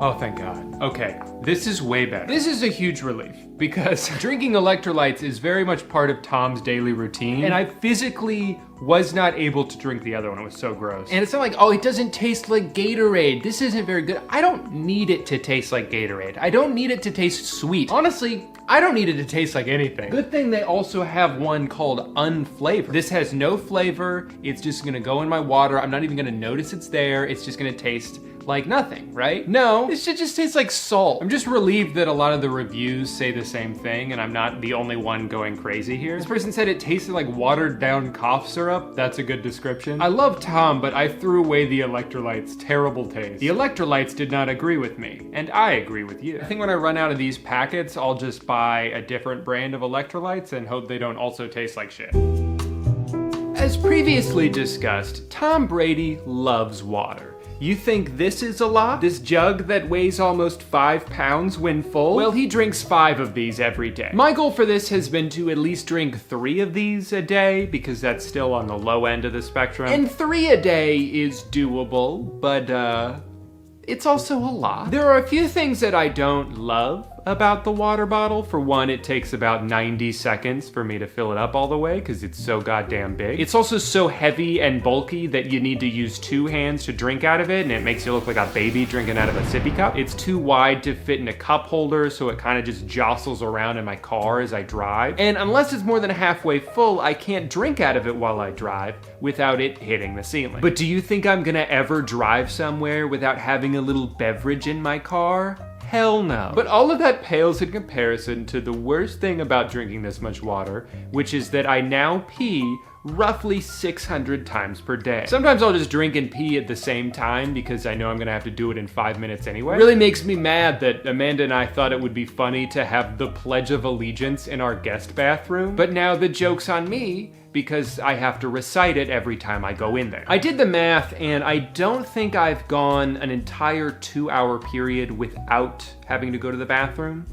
And that made me realize that Tom Brady pees his pants. It's not like they have a bathroom on the sideline. It's not like you can call a timeout to do a potty break. This legend, this sports hero, has been running around on the field with piss in his uniform. Gross! I looked up to you, man. Anyway, sorry to be the bearer of bad news, but someone had to say something.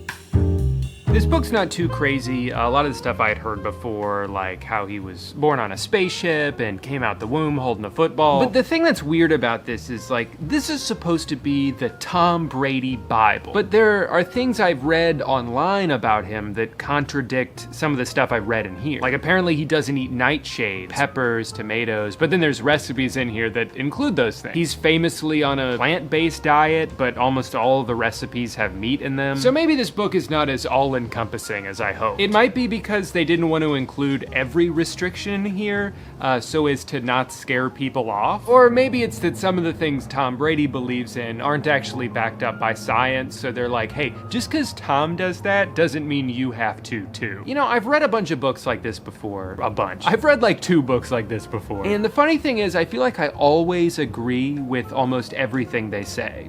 I just forget to actually do it. We all have one body and one life, and you should make it a priority to treat that body and life as respectfully as possible. And it's like, of course, what a beautiful mindset. Of course, I'm going to only eat the healthiest foods I can so my body can function as healthily and as prosperously as possible. And oh my God, is it 1 a.m. already? I'm gonna have a snack. Part of the reason I wanted to make this video is just to force myself to do it. I'm so bad at self-discipline, but I'm really good at making excuses. Like, I've had a long day today. I deserve this. I deserve to go to Twisty Treat. Twisty Treat is a restaurant shaped like ice cream, because they sell ice cream. Obviously, life would be really fucking boring if you never ate anything fun, but there has to be a balance to it, one that I rarely achieve. But one thing I've realized as an adult is that if I don't hold myself accountable, no one else will, because it's not their responsibility, it's mine.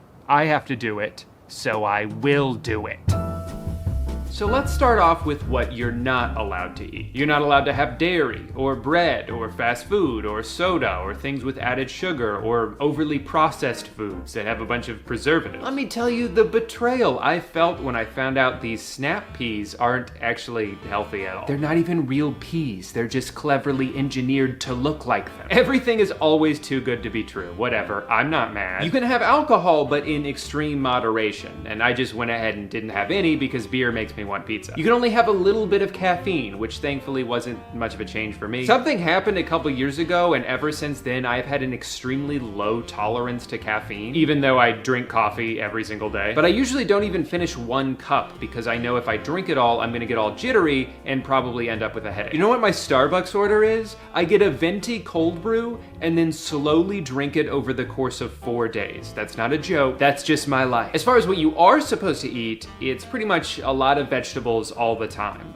Mostly just vegetables, actually. And you have to buy organic produce, preferably sourced locally, otherwise Tom will come to your house and kill you. According to the book, it's because non-organic food tends to have less nutrients in it, and also when food has to travel really far, it loses nutrients. I don't know how true that is, but man, was it depressing to have to ignore all the regular fruit that was on sale so I could get the special version of it. So I'll get to the meals themselves in a little bit, but there were 2 things that I've eaten every single day. Number 1, I have a smoothie with spinach and blueberries and most of a banana and almond butter and Tom powder and Greek yogurt and almond milk. These I don't mind at all. They taste really good and they fill me up for a few hours. I actually used to make smoothies like this all the time until one day our blender broke, and instead of buying a new one, I was just like, all right, well, guess I'm not doing that anymore. The hardest thing about these smoothies is that you always run out of different ingredients at different times. And it's like, am I really gonna go to the store right now just to get blueberries?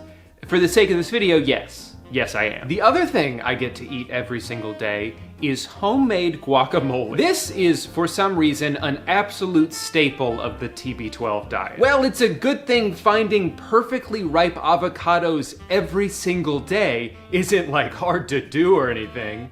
Otherwise, this would be really annoying. For me, this was the first major example of this diet being 100 times more doable if you have someone else go buy ingredients and prepare food for you. Tom's not going to the grocery store. He throws a few footballs around and then yells, "Feed me," and an army of TB12 assistants come to shovel kale into his mouth. Now, if you're like me, you might be thinking, guacamole every day? That sounds awesome. But remember, you can't eat them with chips. That would be too easy. So usually I just add it to whatever meal I'm eating, or I'll dip celery or carrots into it and scarf it down that way. As far as grocery trips go, I've been doing them a lot.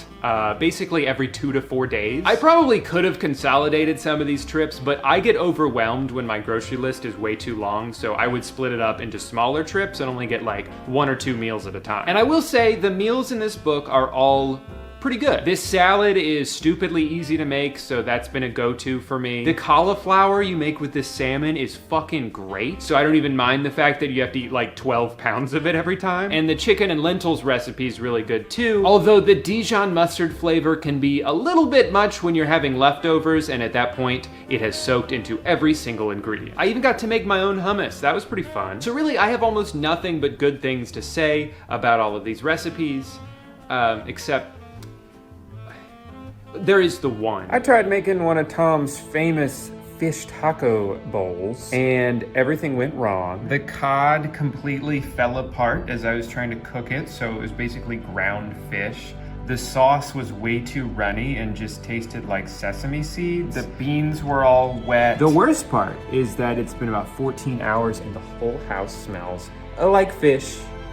Still. To make my life a little bit easier, I have been ordering the same meal prep service that I've used for a while now. Only where before I was mostly doing it out of convenience, now I have to make sure I'm pretty much only eating chicken and vegetables or fish and vegetables. This takes care of 5 lunches a week, so I only have to worry about breakfast and dinner and then what I'm gonna eat on the weekends. I would say my biggest takeaway so far is that what you do eat is a lot more important than what you don't eat. I've had a couple of 2 or 3 day stretches in here where I don't really have the energy to cook, so then I don't eat enough, so then I don't have any energy, so then I don't cook any food. It's not enough to just not eat sugar. Just because I'm not eating McDonald's doesn't mean I'm doing a good job or being healthy. I need to have like a checklist of things that I do eat every single day, otherwise it's inevitable that I end up going crazy one night and eating half a block of cheese at 1 a.m. Am I saying that because that's what I did last night?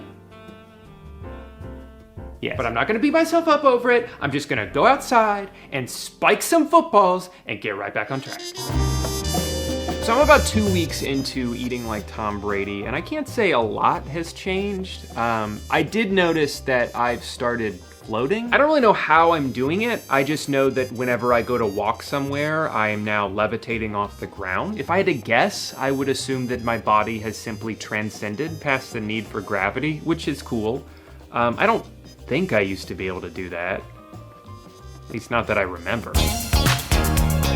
I love how this box they gave me is just filled to the brim with crap, and yet there's no instruction manual of any kind. I don't know what any of this stuff does. I mean, I know what this bag does. I've used a bag before. So I was looking at some of the exercises in the book, and I kept getting confused on like, okay, I see that you're supposed to pull on the rope, but what is the rope attached to? And the photos don't help, because it sort of just fades off into the void. But I realized one of the things in here was this like door strap. So I should be able to strap this to my door and then connect things to it, hopefully without breaking the door in the process. The issue with this for me though is most of the doors in my house, there's not a lot of room in front of them to maneuver and do things. So I'm gonna have to be doing most of my workouts in my laundry room.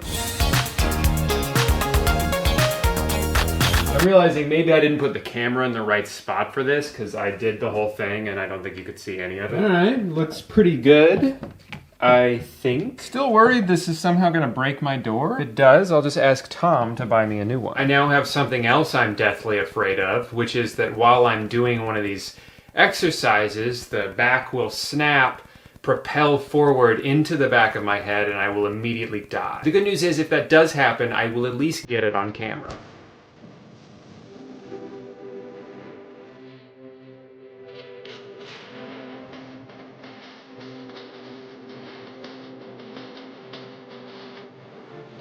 I should probably clue you in on what's going on here. So something that seems to be unique to Tom's workout is his emphasis on pliability. And I'll let him explain it for me. Pliability is at the core of the TB12 lifestyle. Use a TB12 vibrating pliability roller or sphere to target the muscle groups you're using. So basically before and after every workout, I gotta roll this thing all over my muscles. There are two parts to pliability. Active muscle work, active muscle work, active muscle work. This is how you play football. Finally, with just a few days left, having transformed into the best shape of my adult life, which unfortunately does not mean anything, it's time to hit the field. Hi, my name's Drew Gooden. I'm over 4 feet tall, and this is my audition for the role of quarterback. Dear Roger Goodell, President of Football, I am politely demanding that you have me signed to one or all NFL teams as soon as possible. Obviously, my talent and positional versatility should speak for themselves, but I also have other attributes I can bring to the table that will make me instantly marketable as the new face of the league. Number one, I'm charitable. When this crazed fan came up to me and demanded my attention, I didn't throw 100 footballs at her face until she went away, even though I wanted to. I took the time to take multiple photos with her, a memory I'm sure she'll treasure forever. Reason number two, I'm already friends with several Hall of Fame athletes, like Rob Gronkowski, Jeff Gordon, and Air Bud from the movie Air Bud. I believe these connections will help me thrive in the NFL. After all, it's a relationship game, not a football game. Reason number three, I think I could do a touchdown dance. And the final and most important reason why I should be immediately given a lifetime contract is that I am desperate for money. Over the past month, I have spent all of my life savings trying to do the Tom Brady diet, and now my house is being foreclosed. Not to be nosy or anything, but I saw how much you're giving some of these other guys, and I decided, can I have some? I'll do any position. I'll even be punter. Please let me play. Anyway, I hope you consider me for the role of quarterback. Have a wonderful day.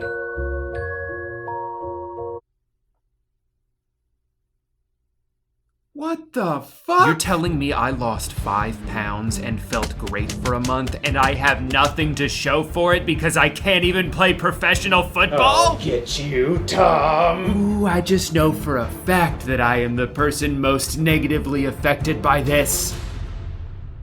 Okay, so maybe I am the person second most negatively affected by this. So I'm gonna break down my final thoughts on this by answering 2 questions. Number 1, is the TB12 diet good? Yeah. With the exception of the one disaster, all the meals were tasty and they got easier to prepare the more I made them. And a lot of the restrictions are easier to pull off than it seemed at first, as long as you don't think about what you're missing out on. Like, it's really daunting when you start off and you think, oh man, I can't have this or this or this. But then you get going and you're just focusing on the food that you are making and you realize it's been 2 weeks since you thought about pizza. I'm proud to say I only cracked twice. There was the cheese incident, and I also went to Taco Bell one day because I was kind of going through it. But I think it's good to at least have one meal every once in a while that you can look forward to. Otherwise, you're gonna lose motivation pretty fast. In hindsight, yeah, maybe I should have swung for something better than a 5-layer burrito, but at the time, it's all I could think about. Other than that, the meals were all just good enough to keep me from daydreaming about junk food. But the other question is, given the financial and time investment necessary to pull this diet off, how feasible is it? And that's a little bit trickier. It would be dumb of me to ignore the obvious advantage that I had while doing this, which is that I was able to put my job on hold for a while by turning the diet into my job. And even still, there were days where I'm like, fuck, it's 5 o'clock already? I don't wanna cook. I just made food yesterday and now I gotta do it again? When will it end? And I tried to imagine what it would have been like to try to do this back when I had a 45-minute commute to my carpentry job, where I'd be lucky to get home before 6 o'clock and I'm tired and I'm sore and now I have to prepare this complicated ass meal. And whoops, our broccoli went bad. Should I go to Publix? No, I'm gonna go to Chipotle for the 3rd day in a row. You know what would be nice? If there were more convenient, healthy food options. The best I could find around me is a place called Fresh Kitchen, and it's pretty good, don't get me wrong, but the bowls are like $15.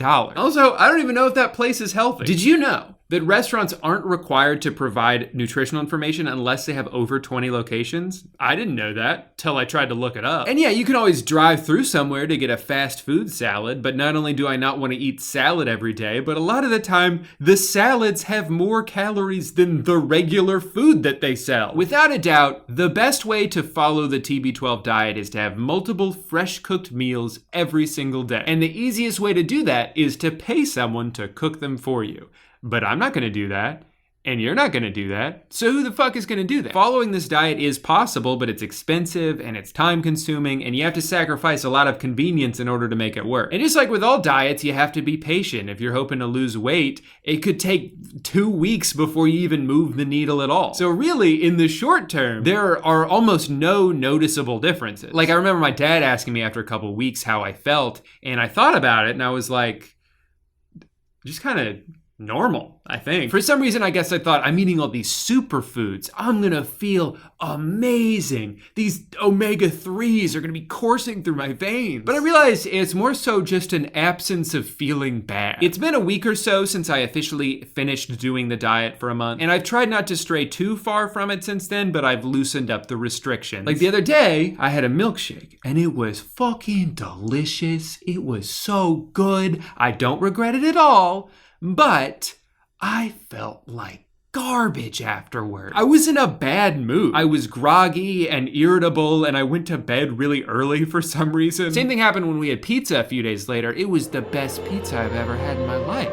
At least it felt like it at the time, you know how it is. But it also made me feel like shit. I was so full, but I was also really grumpy. I kept getting annoyed at everything. It kind of ruined my night. And when I thought about it the next day, I was like, I think I'm good on pizza for a while. It also gave me acid reflux, which made me realize that I had not had that for the entire month that I was on the diet. So now that I think about it, maybe I'm onto something here. So food good, diet good, but everything outside of the meals, I could take it or leave it. The electrolytes are disgusting. The vitamins cost like $2 a pill. The water bottle's nice, but you're essentially paying an extra $40 just to have Tom Brady's name on it. And I love the guy, but not that much. The exercise equipment was a pretty good deal as far as I can tell. I'll let you know if all that shit just starts breaking one day. But ultimately, for a lifestyle change as drastic and as costly as this can be, I wouldn't recommend starting it off by wasting a couple $100 on a bunch of the less necessary crap. Just save that money for all the fish you're gonna have to eat. I know there's probably gonna be a lot of people who watch this video and think, whoa,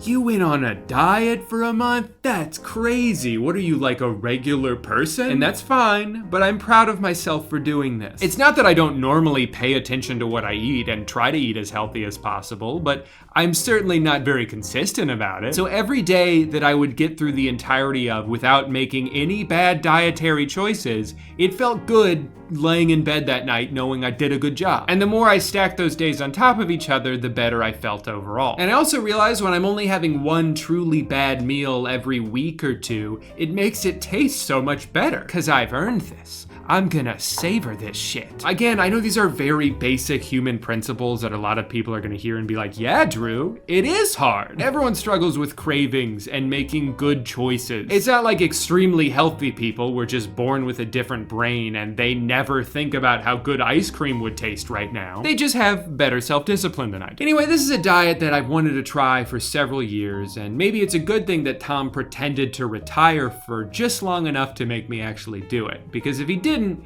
I probably wouldn't have. I'm still kind of pissed that he took my spot on the team, but I'll try not to hold a grudge. Well, I think I have finally run out of things to say. I've been working on this video for almost 2 months now, and I'm ready to be done. Now, you guys are all probably pretty impressed right now by how well I'm able to hold my composure, despite the fact that I can very clearly see the dryer that held me captive for 2 weeks. But I'm a new man. I have no fears. I'm not afraid of looking at the dryer. I'm only closing this door because I think it's funny. Not because I'm scared of the dryer. Hey guy, welcome back to the classroom. As you can see, your regular teacher couldn't make it today. He got into a bit of a golfing accident over the weekend, so I will be your substitute. Not to worry though, I'm one of the cool subs. I'm not gonna make you do any work. We're just gonna watch some old VHS and then talk about it when it's done. Sound good? Cool. So this video was sent to me by Annabeth on Twitter, so thank you, Annabeth. It's called How Can I Tell If I'm Really in Love? And it's a surprisingly star-studded PSA from 1992. You've got a young Jason Bateman. Hey, Mom, let me help with the dishes. His sister, Justine. How can I tell if I'm really in love? And also TV legend Ted Danson. Sexual intercourse. Who allegedly only appeared in this as an obligation towards his community service that he accrued from unpaid parking tickets, which I hope is true because that's hilarious. It also makes a lot of sense when you watch him in this because he can't wait to get the hell out of there. Okay. Anyway, I'm really excited to show you guys this video, so let's just jump into it. The fun starts right away with this Star Wars style scrolling disclaimer from the Los Angeles Board of Education being like, okay, yeah, we did make this video, but that doesn't mean we sponsor it, or that we take responsibility for it, or that we necessarily endorse it. All we did was make it, okay? You can't pin this on us. Such a weird tone to set before we even start. I love it. This is my brother Jason. I've made a huge mistake. After a few introductions, which are worth showing because it'll give you an idea of how jarringly this is edited. Hi, you guys. I'm Dina. Hi, I'm Jennifer. The most beautiful music starts playing. So this theme song is great for several reasons. One, it goes on way too long. It's like 6 minutes long. Two, the lyrics are absurd. They start asking all these questions, which I guess are supposed to be like unanswerable, except most of them have very simple answers. How do the stars know it's time to be? Okay. How does the sun know east from west? How does it shine from up above? And how will I know if I'm really in love? Like, I just picture this band in the recording studio bringing up all these questions. Before we start, you know what I've been wondering a lot lately? How do I know if I'm really in love? That's a really good question. I think it's different for everyone. I know when I met my wife. Also, how does the sun know to go that way? Okay, I'll get back to your question in a second. The sun doesn't move. We just move in relation to it. I'm not moving. No, I mean the earth moves. You know that, right? Please tell me you know that. Okay, Mr. Math, Science. But if you're so smart, then explain the moon. Explain what it is? No.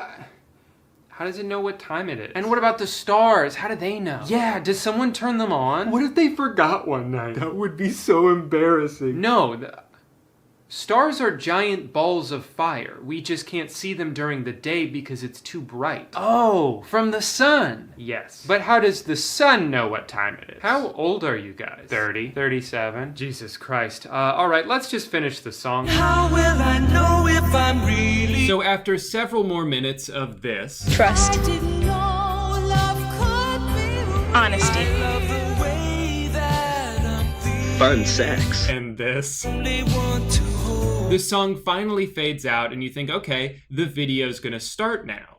And then they transition right into another song that makes even less sense. Take it from Okay, if you say so. Ted, no one said anything. I hear you. The shirt? Fine, you got the old guy convinced. Of what? You know, you can stop this tape anytime you want. Oh, thank God. All right, well, that's going to do it for today's video, everyone.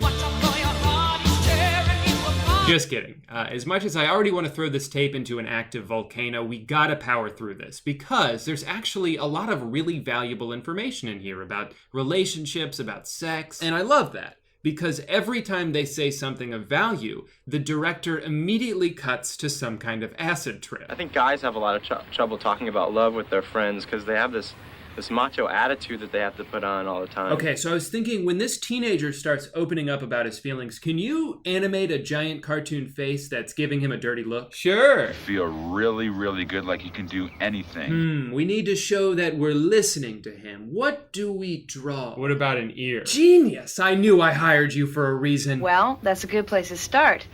No one has the final word, but together. Us and you guys. Uh-huh, yeah, that's what together means. How can I tell if I'm really in love? I don't know. I'm in the dark. I feel bad for this girl Joanna because I feel like they edited her in this to make her look as dumb as possible. They put that clip in 3 times. In fact, here's a compilation of her entire screen time. A stepladder. A stepladder? I don't know. I'm in the dark. Improving his grades. I don't know. I'm in the dark. Rainbows and stars and all the fun things in life. I am so confused. If you really loved me, you'd have sex with me. You would if you love me, if you love me, if you love me, if you love me. Looks like we're starting to lose Ted here. Ted? Why don't we just toss this over here? Ted, we were going to talk about that. You know what? Let's just cut to another song. Oh, he was so TM, yeah, he was so TS. And he wondered if she was G-I-B. Can you slow down? HTT. I'm sorry, what was the one before that? C is to be ITB of my... You guys are going way too fast. No, I know that one. On the dick? Oh, out the door. That's a car, right? Okay, I was just asking. You guys got all that, right? Don't worry, you can just borrow my notes if you need to. Girls are supposed to stay virgins as long as they possibly can, you know? And for guys, it's different, you know? They're supposed to lose their virginity as soon as they can. Oh, well, then guys should just have sex with each other. So then we got a few more minutes of interesting observations, some good advice for young people. Well, you can't have a conversation with an ass. Let's see how long before things go off the rails again. It was love at first sight, but I was only 10 and he was 17. It's kind of stupid, but I was chasing these little fish and we just kind of knocked into each other. And I guess I passed out or something, but when I woke up, he was carrying me out of the water, and that's when I fell in love.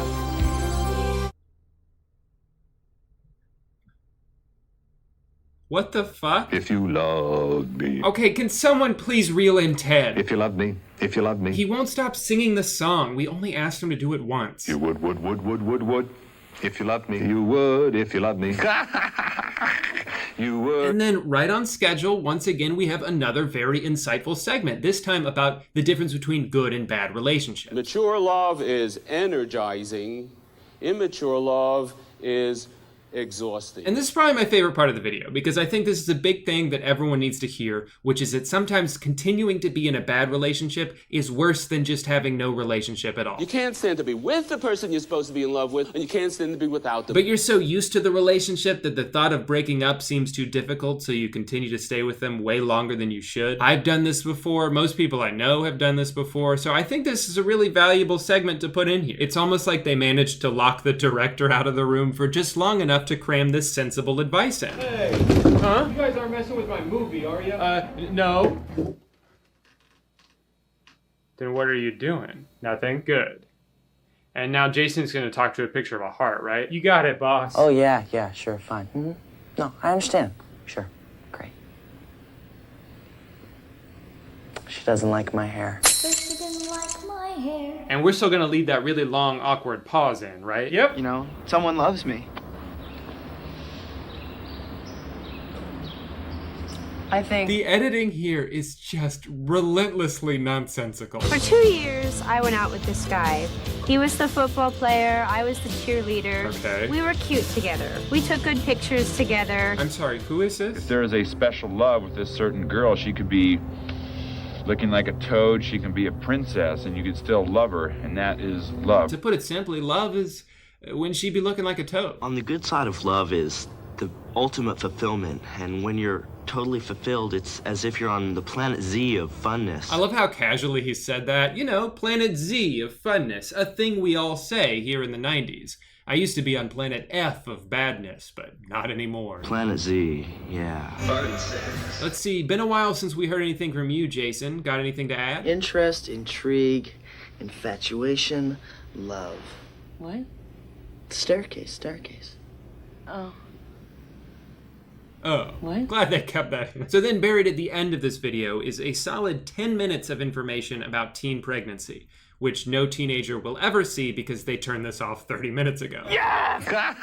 My biggest takeaway from this video is that whether it's 1992 or 2020, whenever an adult tries to send a message to a child in a way that they think will relate to them, it always backfires. Like, I'm still reasonably convinced that this Pokemon go to the polls. cost Hillary the election. It doesn't matter how good your message is, if the way you deliver it makes you look like this guy, no one's gonna take you seriously. And then my second biggest takeaway from this video is what I consider to be the icing on top of an already insane case. I was curious to read more about this guy, Saul Gordon, because he's featured pretty heavily in this video. And when I read what I thought was his obituary, it took 3 days to pick my jaw up off the floor. Now in this article, it says he died in the year 2000. It goes over some of his life accomplishments. You know, it's an obituary. But here's what really made me pause. The spectacular event in Gordon's life occurred in 1991, which would be 1 year before this video came out, when essentially he was the target of assassination. 2 women extremists tried to firebomb his house, but he heard the commotion in his basement while reading the Bible, went down to investigate, and in his excitement threw the Bible at them, forcing them to drop the bomb, and then they exploded. So I'm like, okay, you have my attention. But it's such a crazy story, I had to make sure that was true. So I tried Googling keywords from it to find evidence of it somewhere else. Nothing. You'd think that maybe a news outlet at some point would have picked up on this spectacular event, but no, as far as I can tell, it's only in his obituary. But I'm still thinking like, well, it has to be true, right? Otherwise, why would they put that in there? Then I kept reading, and the next paragraph, they talk about how the super fascist party won the 1988 election. And now I'm like, okay, I know that that didn't happen. I definitely would have heard about that. So what the hell's going on here? Turns out, you ready for this twist? Saul Gordon actually died in 2008, and this is a fake obituary that he wrote himself in 1980. So everything in it is entirely untrue. He made it all himself, which is actually even more bizarre than if all of this actually happened. So to sum everything up, how can I tell if I'm really in love is what happens when you take the ramblings of an already crazy person. Did you see his muscle? Give them to a director who's in the middle of experimenting with every drug, and make a video that's only still relevant today because Ted Danson forgot to pay a parking ticket. And that's the 90s. Things up here, I just want to give a little speech. It has always been my dream to be a first grade teacher, and after how well today went, I feel more confident than I ever have that that dream is going to become a reality. And I just want to thank each and every one of you, because without you guys, this never would have... You guys are leaving? No, it's fine. I was done talking, so it's okay. All right, I'll see you next week. Hey, guy. So this past week has kind of sucked. I got the flu for Christmas. It came a few days early, so I got to enjoy it for a while. The flu's always kind of confusing to me because it doesn't sound that bad. I mean, Michael Jordan once played a whole basketball game with the flu. But when I was sick, I couldn't stand up for 3 days. Did we have the same flu? But hey, I guess that's just the difference between a superhuman world-class athlete and me, an adult toddler. Anyway, I had a lot of time this past week to think and reflect on things, and one thing I couldn't stop thinking about was this article I had read before I got sick about Yellow Card. Now, like less than a month ago, I admitted to the world that Yellow Card used to be my favorite band, and no one was surprised. However, I was surprised to find out that they are suing Juice WRLD, who tragically passed away this month, and they're suing him. Now, in fairness to Yellowcard, they sued him before he died. And then when he died, they paused the lawsuit for a little bit, for like a couple days, and they thought about it.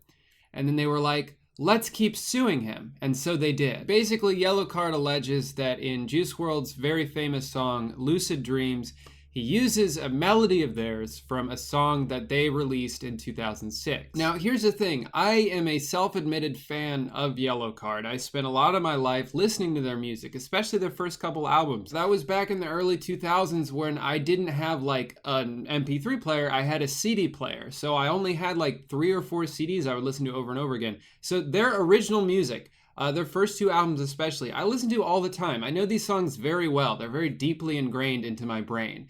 And when I heard Lucid Dreams, I didn't hear the song that they're suing him for allegedly ripping off. Accidents out on the highway to somewhere. You left me falling and landing inside my grave. Now, personally, I don't see anything super egregious here. It's obviously a very similar melody, but it's also extremely simple to the point where it's like, I don't think you can say that he couldn't have come up with this melody without hearing the Yellowcard song first. And that's actually probably going to be one of the trickiest aspects of the lawsuit for the band, is finding a way to prove that Juice WRLD did hear this song first and then blatantly ripped it off. As one of the articles covering the story put it, it'll be difficult to prove that Juice WRLD, who was 8 years old when the song came out in 2006, knew about it beforehand. I think the thing that I don't understand the most about these lawsuits is that, to me, there doesn't seem to be any loss involved. Like, no one was bumping Yellowcard's 2006 album like, oh yeah, this shit slaps, I will buy this album. Oh wait, is someone playing Juice WRLD over there? I will buy that song instead. Like, there's nothing like that here. It's just greed. It's just a scenario where I think a couple lawyers approached the band saying, hey, you guys might have a case here based on the precedent set by other similar lawsuits. And they were like, okay, we'll do it. But then he died. And it should have ended there. They should have dropped it, and they didn't. And that's why this is so fascinating. I think the thing that's most interesting to me about this lawsuit, other than the fact that this is a band that I've supported for most of my life, is that they're so desperate for money that they're willing to alter their legacy forever, to make villains out of themselves just for a small payday. There are dozens of examples of songs or riffs being similar to other songs where the artists who have been ripped off could have pursued a lawsuit but didn't. They've even spoken out against the idea of a lawsuit, which is really interesting to hear when you think about how much money they could have potentially earned in court. Def Leppard didn't care that One Direction used the same chord progression as them in one of their songs because they said that chord progression was just one of the building blocks of blues music. So they didn't pursue a lawsuit. You could argue Tom Petty was ripped off by the Red Hot Chili Peppers, but he said that he didn't see any malintention there, so he didn't pursue a lawsuit. He actually said there are too many lawsuits and he didn't want to add on to it. Breakbot, whose song Baby I'm Yours is almost identical to a Bruno Mars song that was released 3 years after it, basically came out and admitted he felt like he was ripped off, but it didn't matter. He was cool with it. Basically saying that every musician is influenced by another musician, even himself. Every song has elements of other songs in it, and that's just how music works. And that is how music works. That's how all of art works. Every artist ever was inspired by other artists who came before them, and that influence is always going to be there. Whether it's music or comedy or finger painting, every artist is just a combination of all of the artists that they've been influenced by. And to expect that every song that ever comes out has absolutely zero ties to any previous songs that came before it is just unrealistic. I think a lot of songwriters relate to this. This happens every time I try to play the guitar. A few weeks ago, I was writing something and it sounded like this.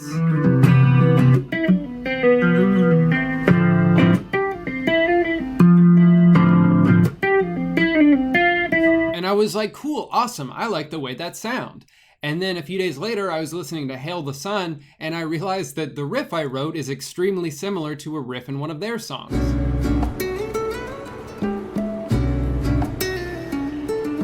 And at first I was upset and I felt angry and unoriginal, but then I accepted that that's just how music is always going to be for me. I'm always just doing an impression of all the other guitarists that I've been influenced by, like Will Swan, Yvette Young, Ichika, that Tippy Canoe guy from Vine. So tying this back to Yellowcard, who think they're so important that they invented this melody that's so integral to the success of Juice WRLD that it's worth them becoming villains over forever. Like, think about it, these guys are so desperate for money that they're willing to destroy any legacy they might have had left at this point and replace it with infamy, with pure hatred. I saw hashtag fuck yellow card all over Twitter for a few days, and it's totally worth it to them because they're that desperate for money. Which I will say, this all doesn't really surprise me after I saw them lust over money for the last like 10 years of their career. The singer especially always seemed to be the one leading the charge.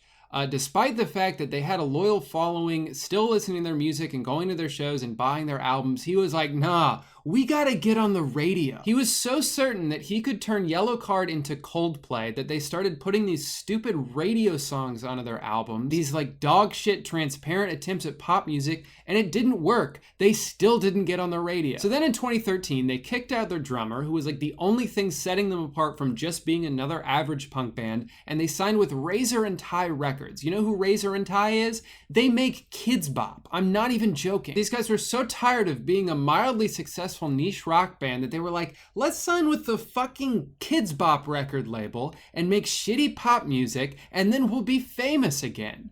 And it didn't work, because of course it didn't, because nobody cares about Yellowcard, and so they broke up like 2 years later. And now they're still broke, probably working regular ass jobs again, as they should, and they saw this opportunity and were like, hell yeah, we can sue this kid, get that Ocean Avenue money back, pay off our credit card debts, it's gonna be great. Oh wait, he died? We could still sue him though, right? Yellowcard, you're fucking pathetic. I supported this band for years. I bought their CDs, I went to their shows, I brought my friends to their shows, I swore by them. I was like, no, they're good, you don't get it. The violin isn't just a gimmick. But you know what? I'm starting to think that maybe I was wrong, and I shouldn't have done that, and now I'm done. I don't care if they come back and do a reunion tour or make more music. I'm not supporting them anymore. I'm not supporting a band who's willing to sue the family of a dead kid just because they think they own a melody. Fuck Yellowcard. Anyway, y'all already know how we do it on this channel. When I get sick, I like to complain about things that no one else cares about. There's cream cheese on like 3 of her fingers. It is the end of the year, it's the holiday season, and I like to give back. I'd like to start doing this every year, where in December, I pick the last video of the year and give away the AdSense to a couple different charities. So if you have any in mind, comment them down below. If this video gets demonetized or copyright claimed, I'll just be donating a portion of the brand deal instead. Guys, thank you so much for watching it and supporting me. This year especially, this has been probably the most fun year of my entire life. I got to go on tour with my good friends. We got to do a bunch of shows, and I got to make some of the best videos, in my opinion, that I've made on this channel. And I have a lot more to come next year. So thank you for all the support. And everyone have a wonderful 2020, a happy new year. Please don't get sick. Wash your hands, take your vitamins. Happy New Year, everyone. And to all, a happy new year. See you tomorrow. It's been a really good year for movies so far, but I have to admit that sometimes they can be a little too much for me. As a lot of movies have gotten more ambitious in scope, more groundbreaking with their visuals, I often find myself getting overstimulated. I had to leave the newest Mission Impossible like 45 minutes in because the AI villain in that movie made me so dizzy I thought I was going to throw up. That's real, by the way. I'm kind of doing a bit right now, but that actually did happen to me. And don't get me wrong, I loved Sinners. Such a fun theater experience, but the whole time I was watching it, I couldn't help but think how much better it would have been if instead of doing the whole vampire thing, they had just screen recorded a bunch of Zoom calls. And then I found out about the new War of the Worlds movie, and all of my prayers were answered. My God. War of the Worlds is Amazon's take on Steven Spielberg's take on the H.G. Wells novel from 1,000 years ago. And I say Amazon and not Prime Video because where a lot of Prime content is made with a noticeable production value, this movie feels like it was made in an Amazon warehouse. No, Mark, no! It's also kind of an ad for Amazon, but I'll get to that later. The main character of War of the Worlds is Will Radford, who works for the Department of Homeland Security as a surveillance and threat assessment expert, which certainly makes it sound like we could be in for an exciting movie here. In reality, all Will actually does is sit at his computer all day watching drone footage of Washington, D.C. I think the conceit of the movie was, okay, what if Jason Bourne worked from home? Sorry? And he was played by Ice Cube?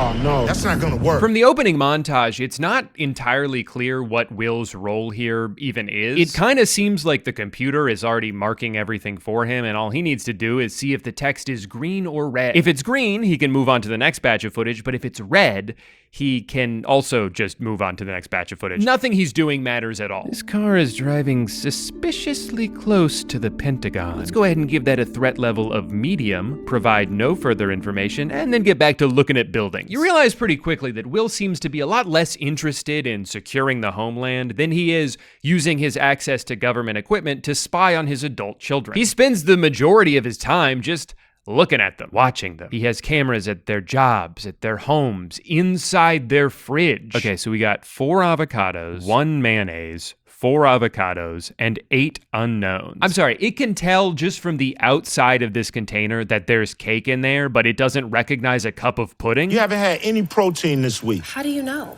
Let's just say me and your fridge is pretty tight. I love his character, one, because of Ice Cube's transformative performance. Really?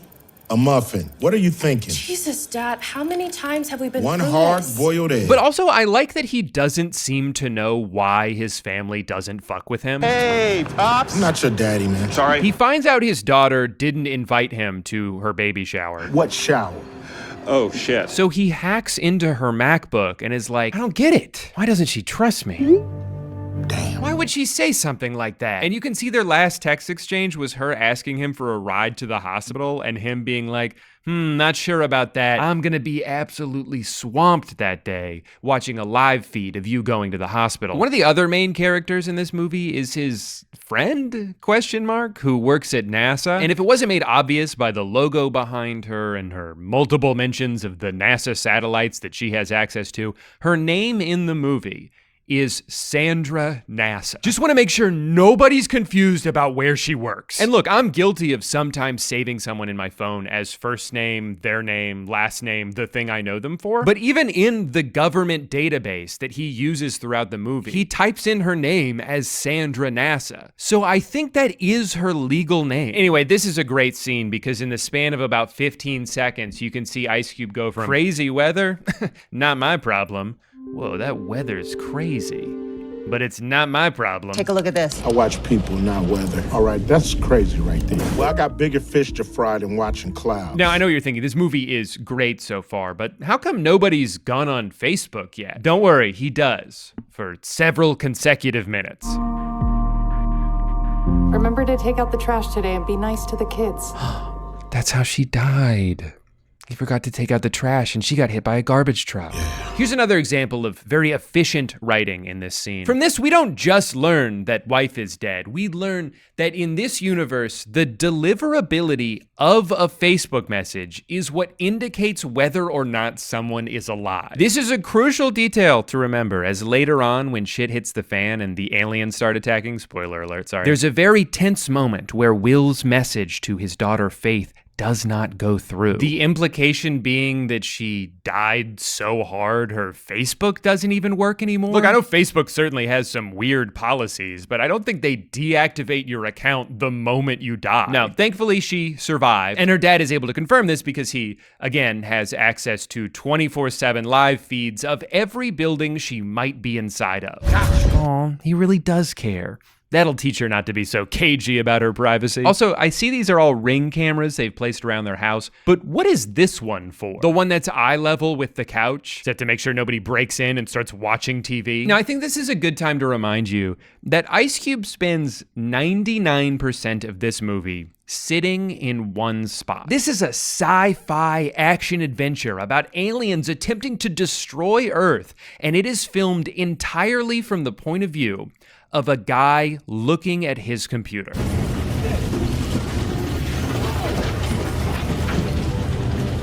You could make the argument that there's no point in even trying to make this movie if you're not going to actually film any of the things that are supposed to be happening in it. And I'd almost be inclined to agree, but have you stopped to think about how much more work that would have been. Ugh. Watching someone's facial expression change slightly while looking at a bunch of desktop notifications accomplishes the same exact thing. It's terrible. Like even when meteors are hitting the Earth, aliens are coming out and shooting people, we're still not really watching any of those things. We're just watching Ice Cube react to those things.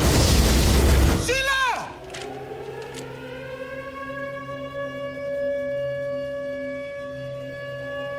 Oh my God. This is probably the best scene in the whole movie. You see this? Dave, listen to me. Get out of there, now. That's good advice. What? I can't hear you. Gotta go left, now. Where is he routing him? Make a right, now. He's so confident about where to go, about where the aliens aren't going to be.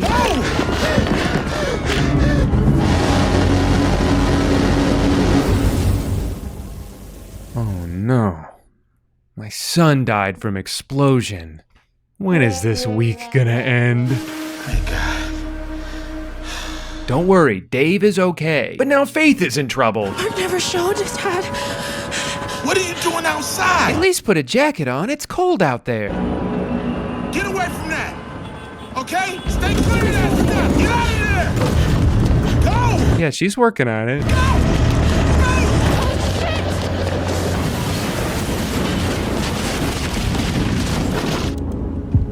He has access to her heart rate? Why didn't he just check that earlier? How are you? How's the baby? They come.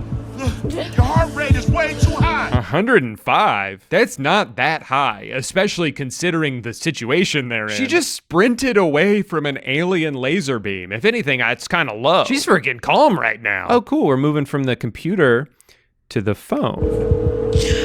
All operators are busy now. The world is at war. I'm coming. Gross. Here I come. Hey, at least he's finally about to go to a more interesting filming location. Damn it. Lockdown. Never mind. The door's locked. My daughter's in danger. I have to go help her. You know, on second thought, I do kind of like this chair. Okay, I'm coming. I'm coming right now. Gross. As quick as you can. I'll open it for you. Hurry up, baby. Faith, you're gonna have to get your ass in gear, man. This is some pathetic effort I'm seeing out of you. Hurry, you're almost there. Keep moving. Just a little bit faster. Good news, she was able to make it into a car that's leading her to safety. Bad news, it's a Tesla. You think you have more power than you really do.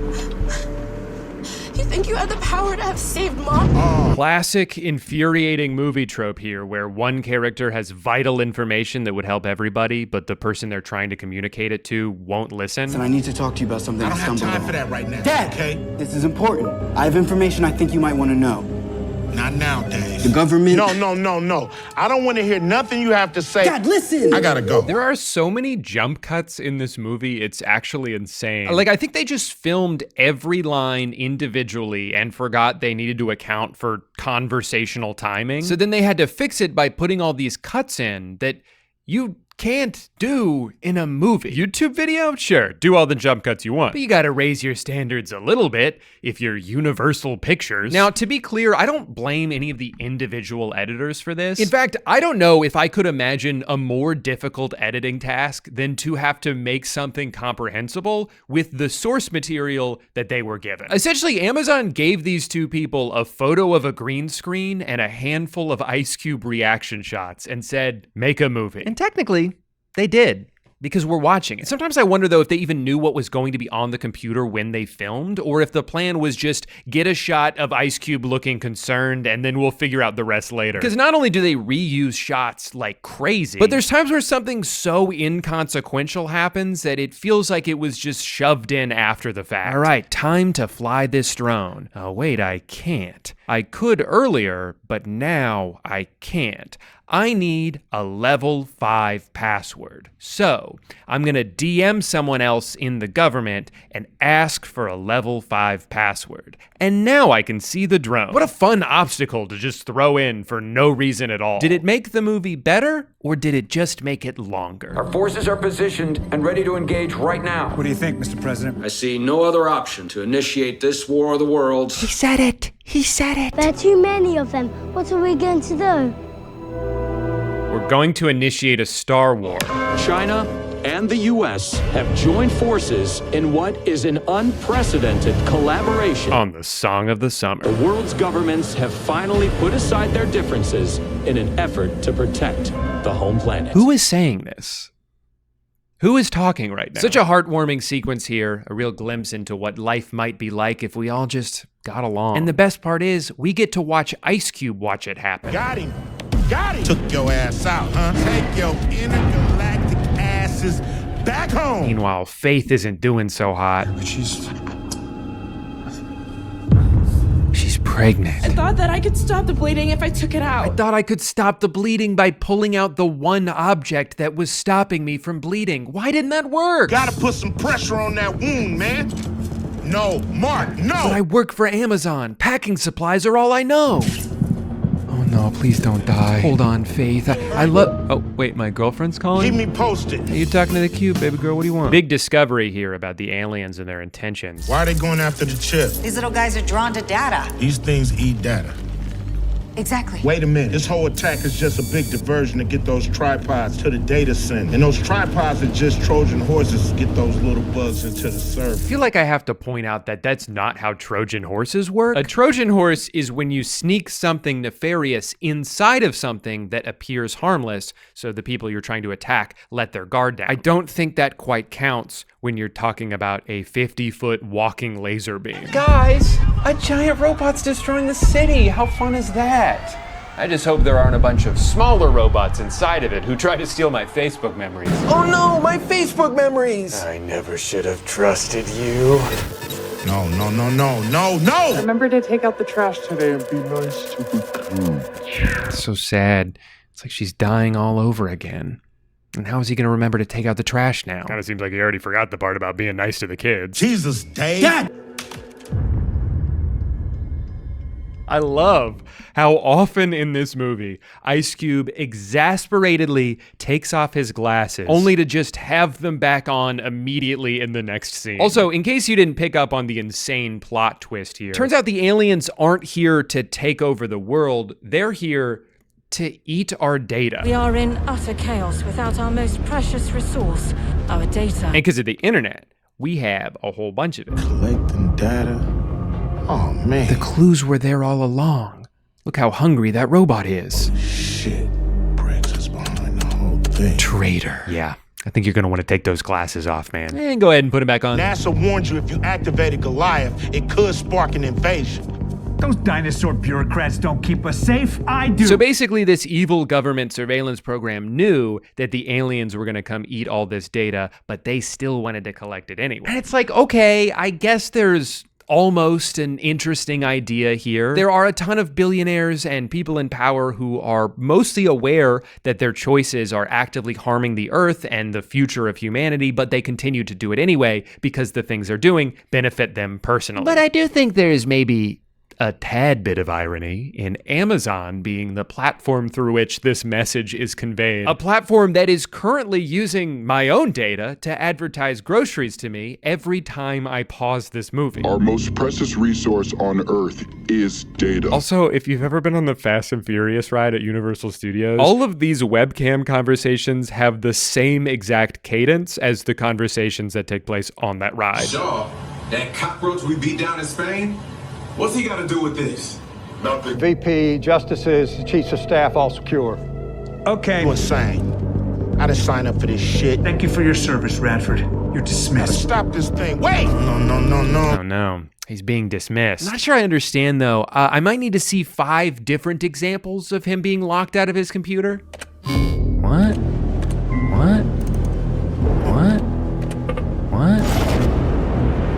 Oh! He got fired. The other twist is that his son Dave is the disruptor, and Will hates the disruptor because of how disruptive he is. It's you! It's you!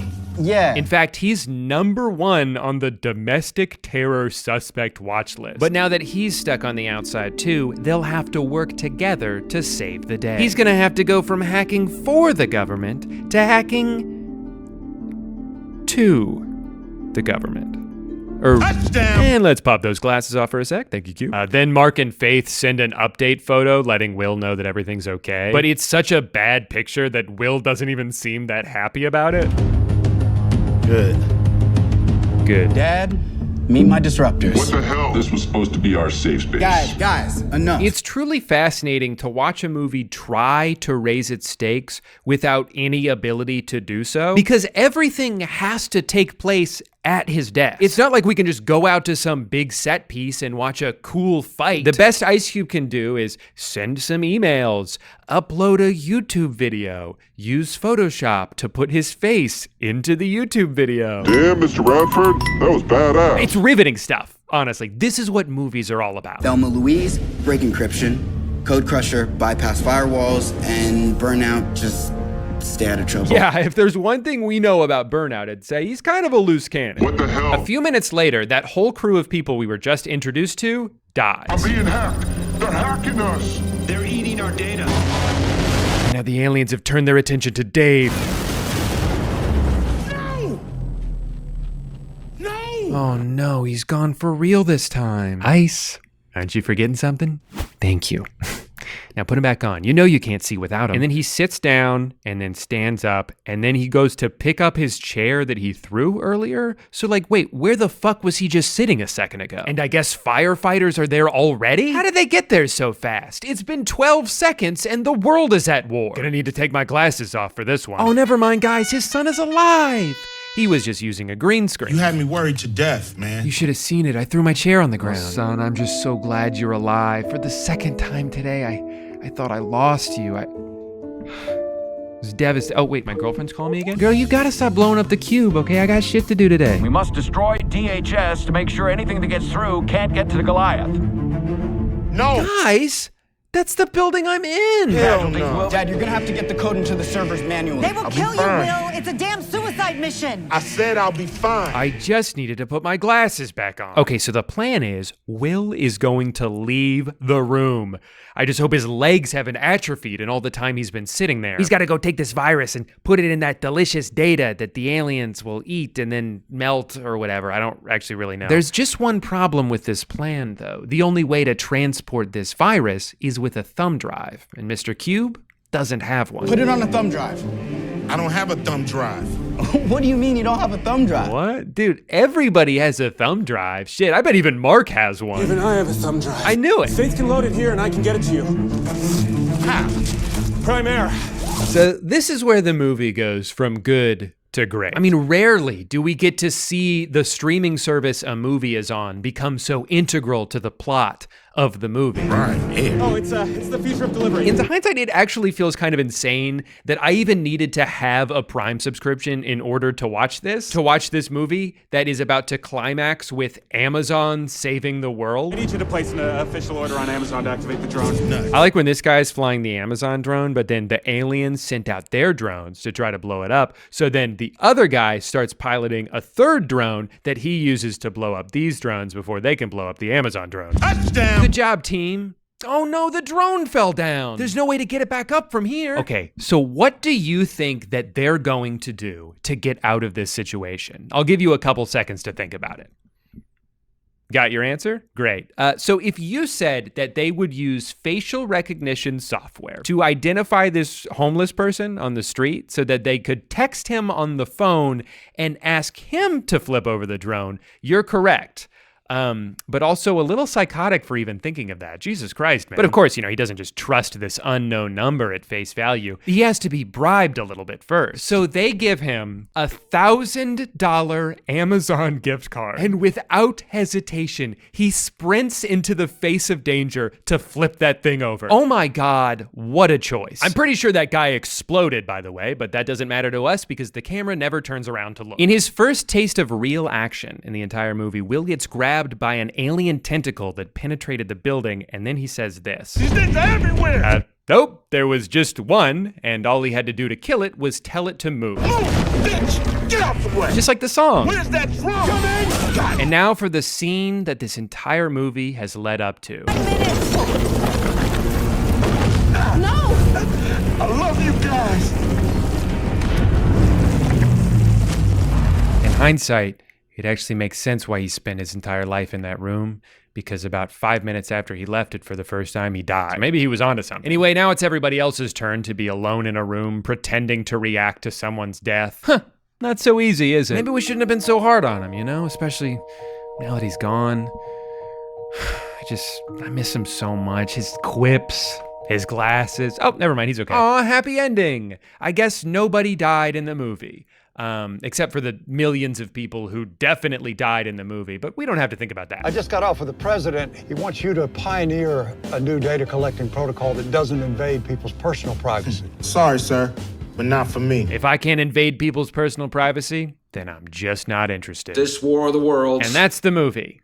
It's a total abomination. It's a hoot and a half. It's already being called the worst movie of the decade, but it begs the question, how the fuck did this happen? Look, I refuse to believe that a single person involved in making this was not aware of how terrible it is. I mean, my first thought when I initially saw people posting clips and making fun of it was, oh, Amazon made a terrible movie on purpose to get free publicity, and it's working. If this movie was only kind of bad, no one would be talking about it. And even if it was somehow really good, they still wouldn't be talking about it. I think they put out this steaming pile of product placement-ridden garbage to trick me and 10,000 other YouTubers into making full videos about it. The streaming services have caught on to the effectiveness of rage bait, and just like those data-hungry robots, none of us could resist taking a bite. Weirdly though, the more I read about the production process, the more I actually kind of think this was not intentional and it just happened to suck. The biggest factor being that this movie was filmed 5 years ago during COVID lockdown. It wasn't a conscious artistic choice to shoot it the way they did, although they have now retroactively tried to say that it was. They did it because they could either put each actor in a separate room and try to piece it all together in post,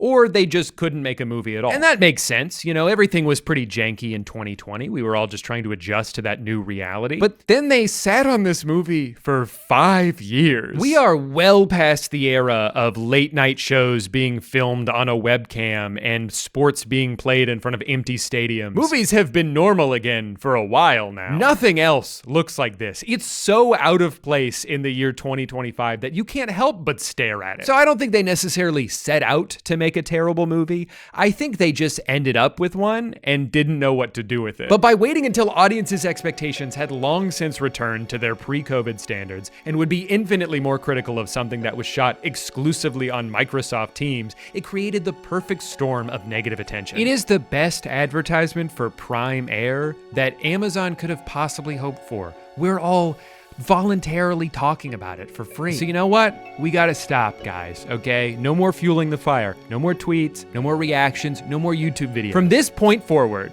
or at least, well, let's say starting tomorrow, whatever tomorrow's, no more uploading YouTube videos about this movie, okay? And we obviously can't assign that rule retroactively. Anything uploaded today or in the past, it's fine, you know, because we hadn't agreed on the rule yet. I know I'm pretty late with this video. People have been talking about this movie for like 3 weeks now, which in internet time is about 1.5 years. But I just felt like I needed to wait for something else to come out. An article that explains how this all happened. I don't know, maybe a single mention of the movie from any of its cast or crew, but there has been nothing. Every day I Google War of the Worlds 2025 in hopes I can find one little nugget, one extra piece of insight into this debacle of a film, and there's just radio silence to an almost alarming degree. Not one person from this movie has acknowledged its existence in any way whatsoever, positive or negative. It's like the opposite of a press tour, where instead of sending all the actors out to do interviews and podcasts, they made everyone sign NDAs. Even Ice Cube, who posts on Instagram 400 times a day, has not mentioned this movie at all. Andrea Savage has a long list of credits in her bio that doesn't include this movie, but does include the hashtag butthole. Great, now I have to click on that.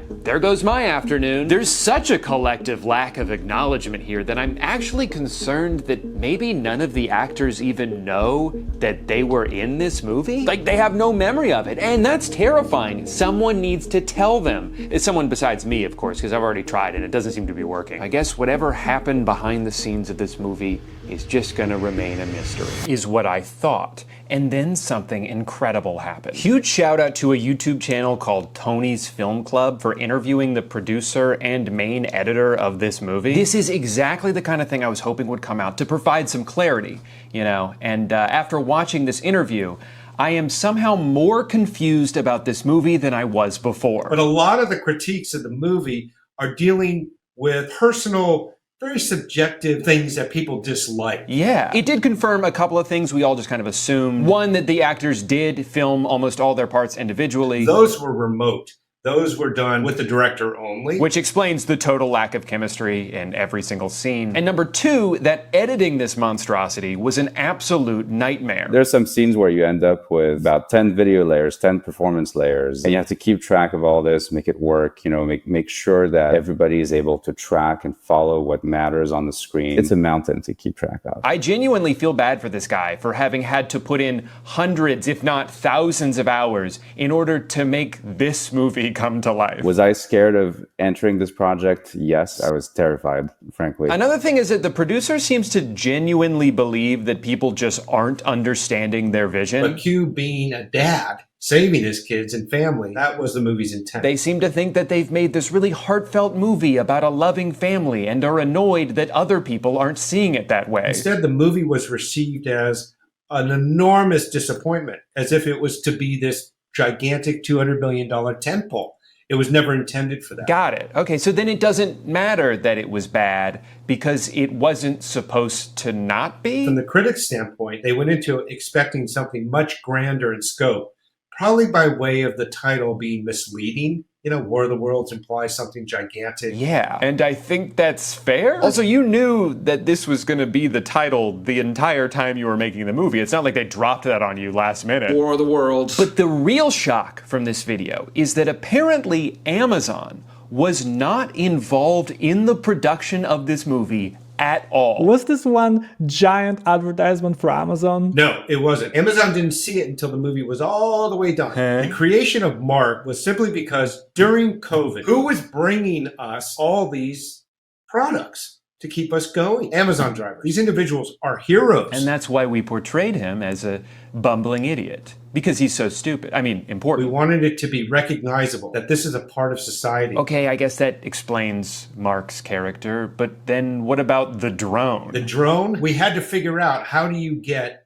Ice Cube a USB stick with a virus ready to be uploaded when he's 2 miles away from where Mark is? Right, of course, you know, and there's just no other way to do that. And the logo on the screen the entire time? There's the drone that Dave is piloting, and then there's the drone that Mark is piloting. It was very confusing for a time, the edit, when you didn't have the Primaire overlay. Okay, but what about the part where they spent like a full minute on Amazon's website? That was the only way that the drone, which was pre-programmed to deliver to the correct address, could get to Q. Right, of course, you know, and that's not the kind of thing that you could just take creative liberties on. If people saw you using an Amazon drone, but they didn't get to see the entire process of something being ordered online, they would be outraged. Yes. Okay, so that explains all that. What about the Amazon gift card? The Amazon gift card, I would like to address that. LA has a huge homelessness problem. But we wanted to also take the everyman who is not appreciated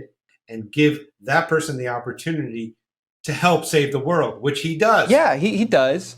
Reluctantly, after being bribed. He is incentivized with a financial offer. And how do you get someone like that immediate money, cash in hand? Amazon gift card. It's the only way. So does this mean that after Amazon licensed it, they did not add any changes? They did not say, put our logo in here, anything like that?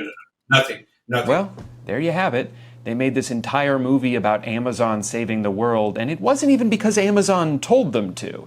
They just did it out of the goodness of their own hearts. You know, I actually think that makes it worse. Amazon saw the Amazon character and identified clearly this would work wonderfully for them on their platform worldwide. And here we are, cut to 3 weeks later, and it's a smash hit for Amazon. For all the right reasons. Thank you so much for watching. Remember, if you didn't like this video, it's not because it wasn't entertaining, or that I was 2.5 weeks late to this whole trend, or that I'm ugly. It's that you didn't understand it. It wasn't supposed to be good, and it's your fault for expecting it to. All right, I'll see you guys next time. It's a cult classic in the making. I can already see that. I hate laugh tracks. I think they're annoying, unnecessary, and honestly, I find them to be kind of an insult to the viewer's intelligence. It's like the show doesn't trust you to know when to laugh, so they have to basically hold up a big sign after every joke and say, look, that was joke, it's time to laugh now. But then at the same time, it also kind of feels like a lack of confidence in their own jokes. Like the writers know that these lines aren't that funny, so they have to like peer pressure you into laughing because listen to how much these other people are laughing, you should be laughing too. Most of all though, I hate laugh tracks because as a viewer, when I hear the sound of canned laughter, I am completely taken out of what, in my opinion, should be an immersive experience. I want to watch a show and feel like a fly on the wall during a realistic human interaction, and yet a laugh track serves as a constant reminder that these characters whose lives you're trying to get invested in are not actually characters. They're just actors, acting on a stage in front of a live audience that reacts to every joke like they just woke up from a long coma and this is the first joke they've heard in 20 years. Closeness, schmoseness. There was 3 of us, for crying out loud. In addition to being an auditory distraction, laugh tracks also mess up the flow of every scene. Even if you remove the actual sound of the laughter, it's still evident that these conversations have a very unnatural rhythm. Get one yourself. Ooh, somebody's been taking bitchy pills. God, he's an ass when he drinks. Well, he's an ass when he doesn't. You just don't hear it. Line, long pause, line, long pause. I've never in my life had a conversation with that cadence. It's just not how people talk. Probably the worst thing about these laugh tracks is that they don't always correlate with the quality of the joke. Every response seems to indicate the same level of hilarity when, here's the thing, some jokes are just better than others. I don't expect every line to elicit this room-wide eruption of laughs and cheers, and I don't hold it against a show if a joke doesn't make me audibly laugh. But when a throwaway line is followed up by several wasted seconds where I'm just waiting for the next joke, and then it happens again and again and again, I get impatient and I don't want to watch the show anymore. These episodes are about 22 minutes long and it feels like I'm only getting maybe 10 minutes of actual comedy. And that's when my brain hatched an idea exactly how much of an average episode of Friends is just laughter. What percentage of each episode's 22-minute runtime is wasted by a glorified sound effect? And then to take it one step further, how many jokes are there in an episode of Friends compared to an episode of, let's say, The Office? Obviously, quantity and quality aren't the same thing, and one good joke is better than 100 bad ones. But in this case, I do think quantity is a pretty good indicator of overall writing quality. So I had to know. I had to get to the bottom of this. But how? And then I remembered I have a YouTube channel and I can do stuff like this, so.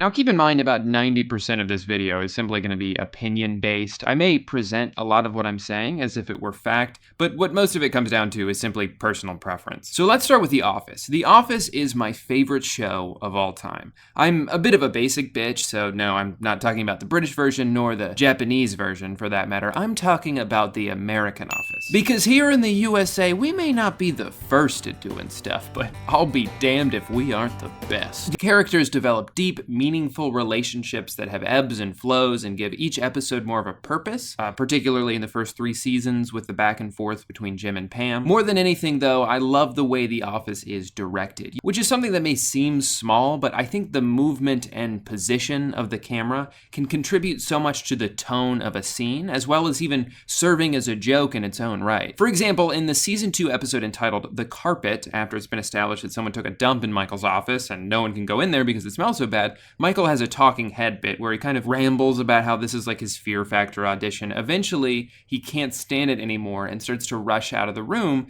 but it's at that moment that the camera zooms out to reveal that even the cameraman didn't want to be in that room. It's a small detail, but it was enough to make me chuckle and feel smart for noticing it. But I'm rambling. I love this show. I could talk about it for hours, but the title of this video isn't why I like The Office. It's The Office vs. Friends, so I will try and get to the point. How many jokes are in one episode of The Office? Now, no scientific endeavor would be complete without taking an educated guess beforehand, so here's my hypothesis. I'm going to say that an episode of The Office averages 140 jokes, which is roughly one joke every 9 seconds. On the other hand, I'm going to guess that an average episode of Friends contains about half that. Let's say 80 jokes, or one joke every 15 seconds. In addition, I'm going to guess that approximately 3.5 minutes of every Friends episode is just laughter. And I'm also going to guess that roughly 7% of you just clicked off the video when I started rambling about math. So let's speed this up a bit. For The Office, I chose Angela hurling her cat into the ceiling, and start to finish, it's beautiful.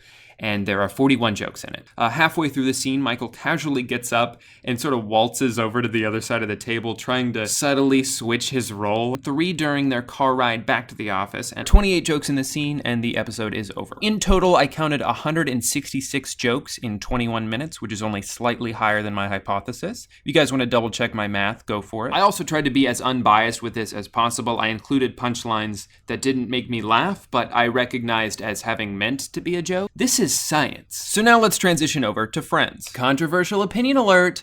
I actually like Friends. Now, if I hadn't watched it with my mom growing up and didn't have a little bit of nostalgia for it, I'd probably feel differently, but I think it's a pretty okay show. It's got likable enough characters, even though they're all mostly reliant on pretty basic stereotypes. Rachel likes to shop, and Monica likes to clean, and Phoebe's wacky, and Chandler's sarcastic, and Ross is awkward, and Joey likes to fuck. But 5 out of the 6 actors are good, and the writing is usually fine, with the exception of the occasional awful joke thrown in from time to time. Anybody know a good tailor? You need some clothes altered? No, I'm just looking for a man to draw on me with chalk. As far as the laugh track goes, I can forgive shows like Friends for having a dated format because, well, the show premiered almost 25 years ago. It's not really dated if it literally is dated. And that's just what sitcoms were like back then. It was a standard. I'm much less understanding of shows that have debuted in the past decade that rely on this format. Originally, this video was going to be The Office versus The Big Bang Theory, aka the world's worst show. But I felt like that would be too easy. It's like making a video on Lele Pons. Like, we all know she's bad. I don't know anyone who actually likes The Big Bang Theory, and honestly, watching multiple episodes for research purposes just sounds like a nightmare. So I ultimately decided on Friends because it is a show that people generally enjoy. It's just, I think, sometimes a slave to its own format. There are moments in every episode where I have to fight the urge to incrementally skip forward past predictable back and forth scenes where you know what the next line is going to be, but you gotta wait for the audience to calm down so they can say it. But because of all this anticipation that's built up, now that line gets the enormous over-the-top applause.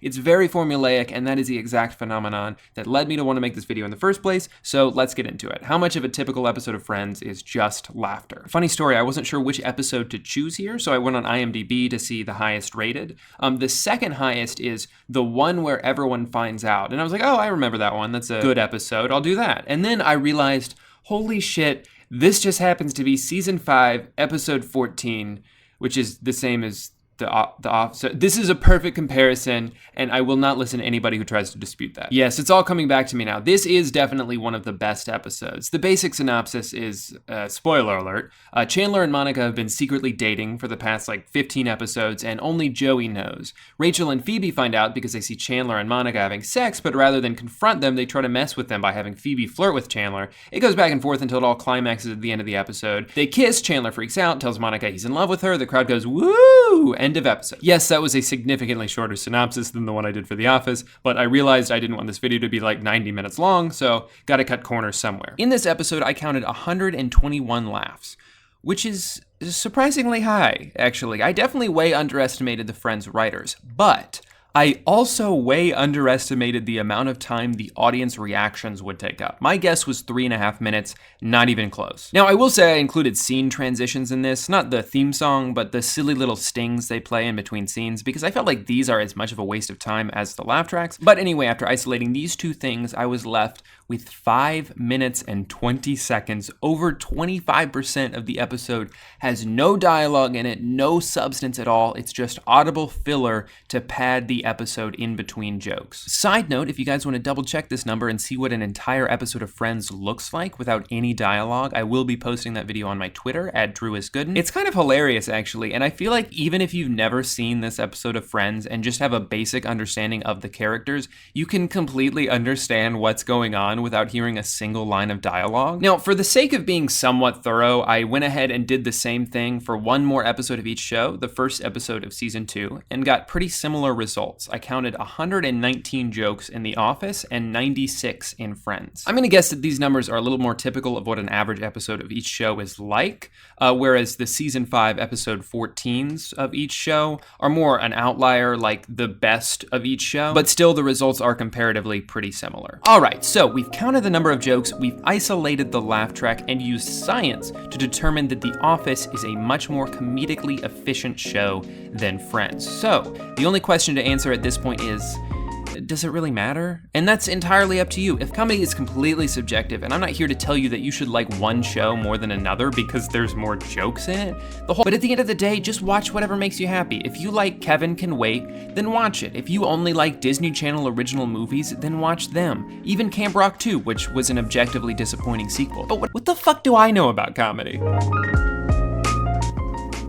The perfect ending. Great job on the video, Drew. Oh, thanks, Mr. Narrator. Yeah, it was nice to not have to be on camera for a change. I grew out my beard. Yeah, you gotta get rid of that. Side note, post-video hot take here. I think David Schwimmer is the best actor on Friends, and I'm not being sarcastic. His biggest detractor is often that he's too emotional, or you know, some people might describe him as kind of a little bitch, and that's 100% true, but he's really convincing in expressing it. His physical comedy is so underrated. The way he moves his body, his facial expressions, his timing are so good. These types of sitcoms were made for people like David Schwimmer. I think his talent just gets overlooked because Ross can be such an annoying character.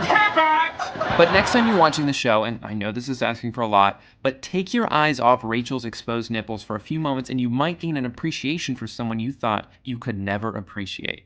You go, David. Anyway, just a tangent that wasn't really related to the video, so I threw it in at the end. Thank you again so much for watching, guys. Be sure to like and subscribe, and let me know if you want to see more videos like this, or if you prefer my usual format. This was really fun to make, so I'll probably do more whether you like it or not, but it's still good to ask. All right, see you later, guys.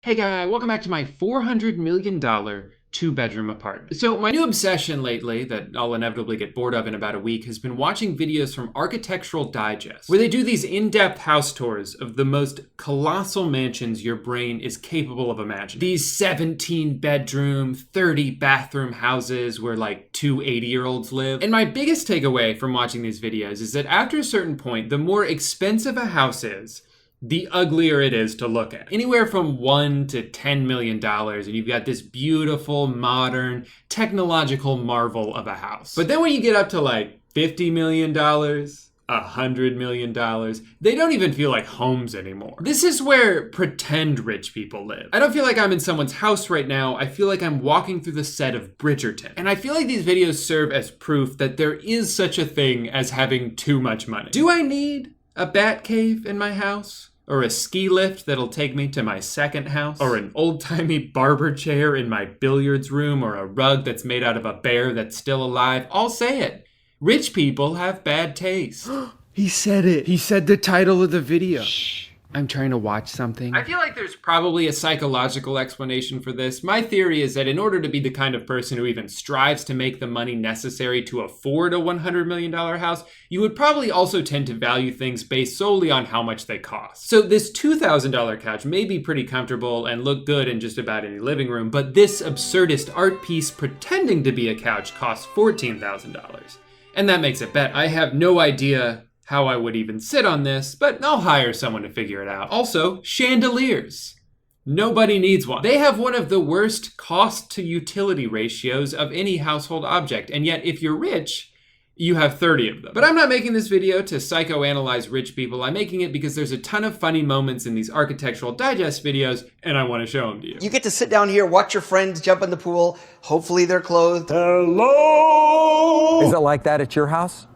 because it's not like that at mine. What really makes these videos fun to watch is the various hosts. It's never the same person twice. It's either the quiet rich guy who owns the house or a local realtor who watches a lot of HGTV. This guy, who I'm pretty sure is just Bono in a Howie Mandel costume, is great. There's going to be times where maybe it's a little too warm or a little too cold, and it's so effortless and so simple just to close this off, give it a little tug, and it's effortless. It really is. It's effortless, huh? What are they trying to hide with that hilariously timed cut? Closing this door is effortless. You just give it a little tug. Give it a little tug. Oh, my foot was in the way. It's effortless. We're gonna cut out that foot thing, right? I also love how they edit these. The transitions always make me laugh. So let me show you the rest of this outdoor living space and how it all connects. Follow me. I'm standing outside. All right, let's check out the other side of the room. So this is actually hand painted. This next guy's really good too. I like how he refuses to break eye contact with the camera, even for a second. So this is all my stuff. The railings throughout the main living area are made up of hundreds of willow branches. But the focal point of this room, under the turret skylight, is the crystal of Crystal Point. Oh, you're not gonna explain that? We're just gonna move on from the giant crystal. This is my recliner, and this is my dehumidified dragon heart. Hey, let's check out the garage. One of the more unique features of this home theater is while you're enjoying your movie with the doors closed, if someone enters the outer door, it blinks the lights on to alert you of their presence. That's good. I am so tired of people sneaking up on me every time I try to watch a movie. I definitely like it better when the owner of the house talks about it themselves because they're always so proud of super specific things. This is our outside covered living room. This room is a little smaller than the other rooms in the house because we wanted a cozier, comfier feel. Like that seems to be a common theme in a lot of these. They always have giant rooms that they don't even want to be in. This room is really the largest room in the house. We don't spend as much time in here. So then they're so proud of themselves when they've cracked the code by manufacturing a small space. Yeah, this room's tiny, but we did that on purpose. We could have made it really big, but we chose not to, and now it kind of feels like a home. Every once in a while, though, I forget that I'm listening to a billionaire talk, and then they'll say something completely absurd. This is the children's theater. This piano over here, last summer Justin Bieber did a concert for 5 of us here. It was really an amazing thing. A private Justin Bieber concert?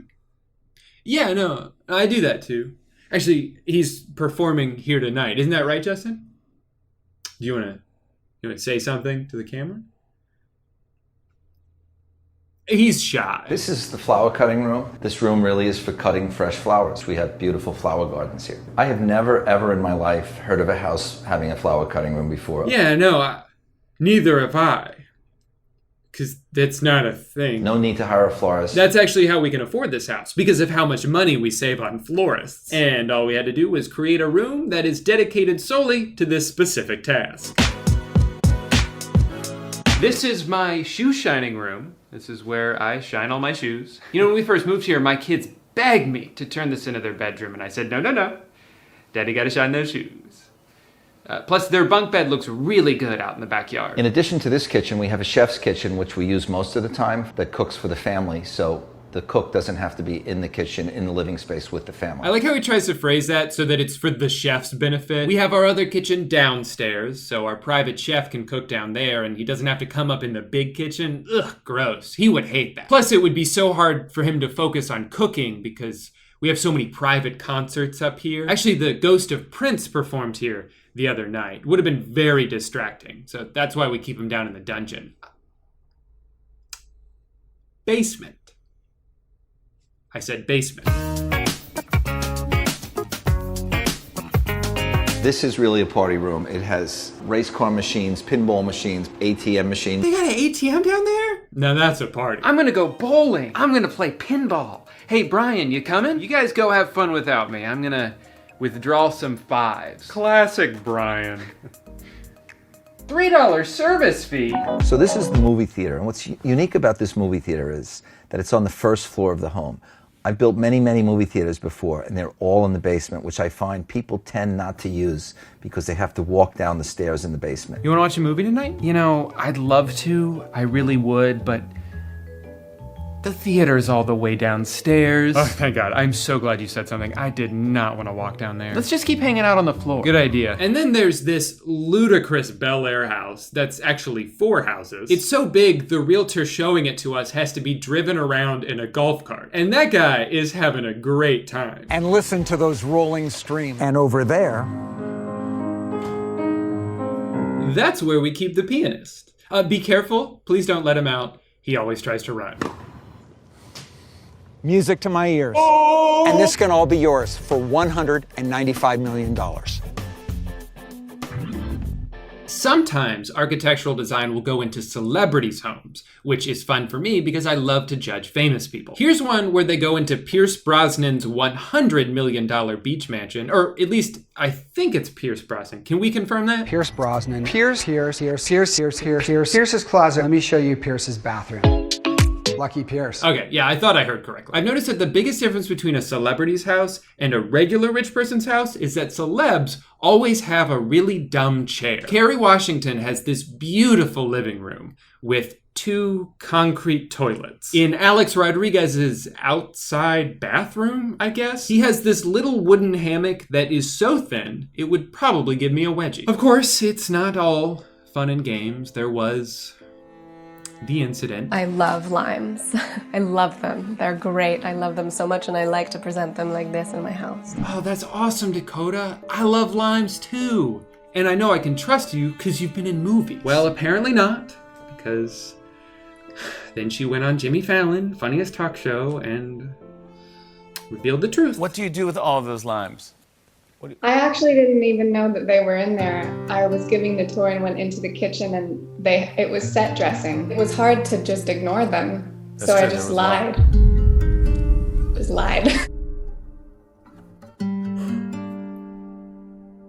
I'm never trusting anyone ever again. I love lime. Actually, no, that's not the truth. Dakota. But my favorite celebrity house has to be Dita Von Teese's taxidermy-filled home. She's got a stuffed rabbit, stuffed birds, a stuffed fox, a stuffed cheetah and tiger, a stuffed cat.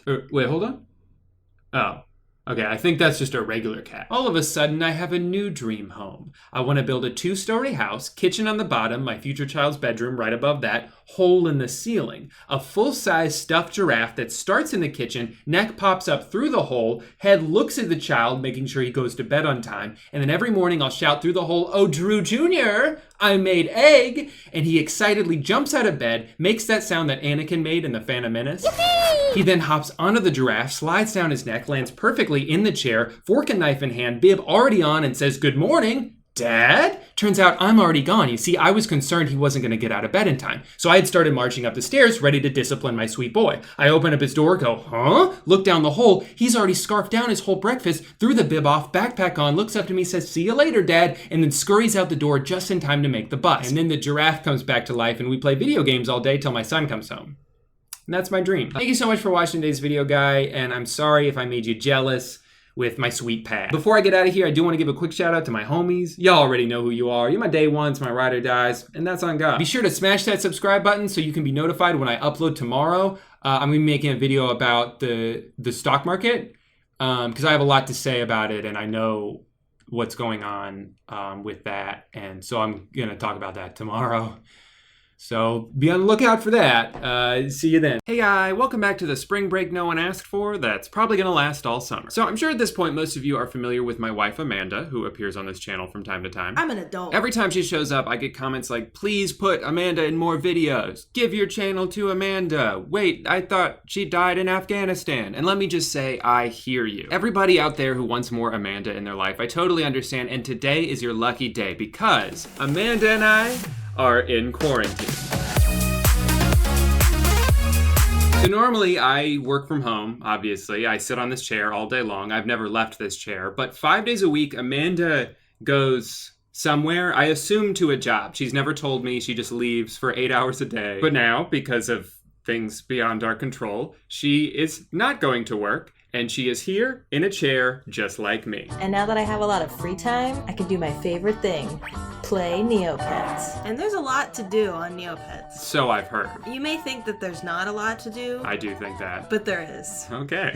Gambling, betting. There's a whole stock exchange, right? You can kind I of like... have stock. There's a stock market. There's a whole economy. I was wrong. That does sound like fun. Amanda's been playing Neopets her whole life, and I have never really played Neopets. I played RuneScape growing up. Those are our two things where I explain RuneScape to her, it goes right over her head. She explains Neopets to me, it goes in one ear and out the same ear, because it does a U-turn back out the same ear. It doesn't matter how many times she explains how it works, I always forget, and it's not because I'm not listening, but it is because I'm not listening. And RuneScape, I couldn't tell you one thing about it. Tell me one thing about it.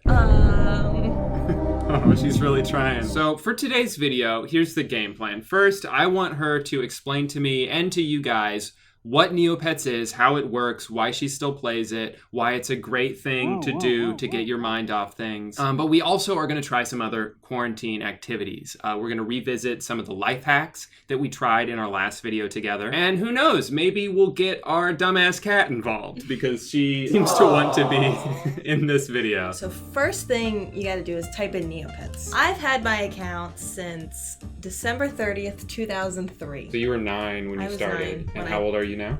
25. And you still love it? Yes. When you first log in the morning to Neopets, what's the first thing you do? Okay, so the first thing I do is I go to another website called Jelly Neo. All right, so we're already getting off of Neopets to start. So what I do every day is there's your dailies, check my stocks. And stocks are up right now, you said? Some of them are. I've invested 1 million Neo points, wow. and I've made 77,000 Neo points. There's no rhyme or reason to why things are the way they are. Another really fun thing that I still don't know how to do it, there's gambling, so food club. So you bet on these pirates, I guess. I don't know how it works, I just copy somebody's. I've won like 10 million Neo points. Damn, it feels good to be a gang. So the goal of Neopets is just to acquire as many Neo points as possible? Well, see, that's the magic of it. You make your own goal. You can do whatever you want. If you want to make as many Neo points as you want, you can make them. If you want to have the best pets, you can do that. If you want to collect the most things, you can do that. If you want to play the most games, you can have any goal you want. You mentioned games. Oh, yeah. Show me some of the games. Because I've seen over your shoulder you play some of these, and I gotta say, they're pretty riveting. So this is my favorite game. It's called Fashion Fever. It's really fun. Ready? Mm-hmm. Yay! Send my score. You're right. This is fun. So when you play a game, you can send your score 3 times. And what that means is that when you send the score, you get the Neo points. I'd say like 1 million Neo points is like, it's a lot. I was very poor and a dumb kid. You can zap your pet. You can change their gender. You can change their species. You can change...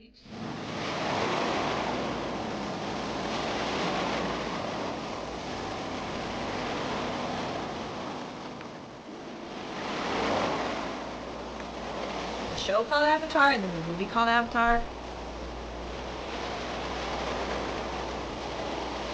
The main aspect of Neopets are the Neopets. There's 55 Neopets to choose from. You can battle your pets. It's like, I could do this with my eyes closed. Do it with your eyes closed.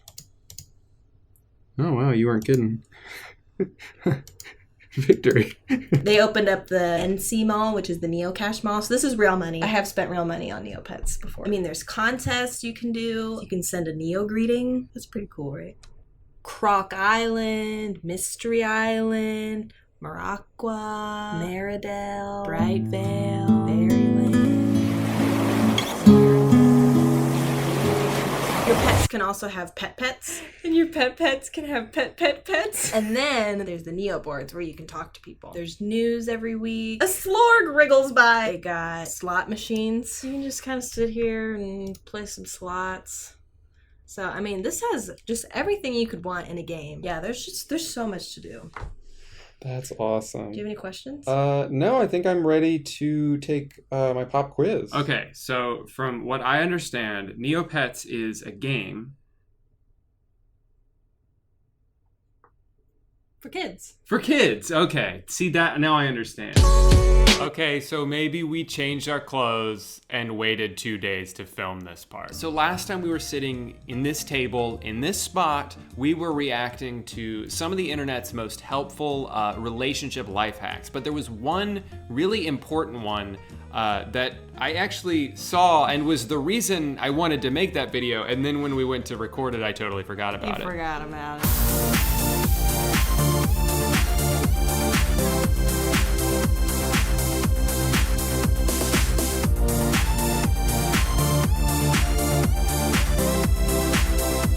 So they're eating like French fries, I guess. But the problem is, He won't share with her? which like, if your boyfriend won't even share a snack with you, I think you have deeper problems. Let's see what she goes and does in the kitchen while her boyfriend's just on the couch like, babe, you coming back? At least this one doesn't have any hot glue. Yeah, that's why I specifically chose this one. Actually, the one that comes after this is basically the same thing, but with a spoon. But you just make a spoon out of hot glue. We're not doing that. My burn turned into a scar. It took like 2 weeks to heal. I don't even remember where mine was. Yeah, yours wasn't that bad. Sorry to belittle your problems, but mine was way worse. It was like almost down to my bone, and now I'm gonna have this scar for the rest of my life. So at this point, I'm like, okay, you're gonna make a bowl out of tape. Fine. Wait, what? You're ironing it? You're not using a hot glue gun, so you have to use something hot Yeah. anyways. Yeah, life hacks aren't not- life hacks if you don't have the potential to burn yourself while making it. Oh, and it looks great! I switched bowls because I didn't want to ruin my good bowl. She uses that for popcorn every day. That's not an exaggeration.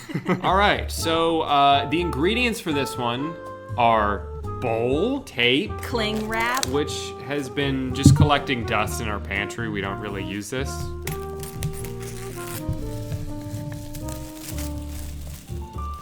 We're really bonding again. Can we settle this? Cling wrap? Saran wrap? That shit sucks. All right, there's a reason this was collecting dust. It doesn't stick, it doesn't work, it never does what it's supposed to do. Well, the bowl's too tall. And the bowl's too tall, which is the saran wrap's fault. We're not even to the hard part yet. It's gonna be the best bowl ever. This is gonna be a really good bowl. Okay. And that took way longer than it should have.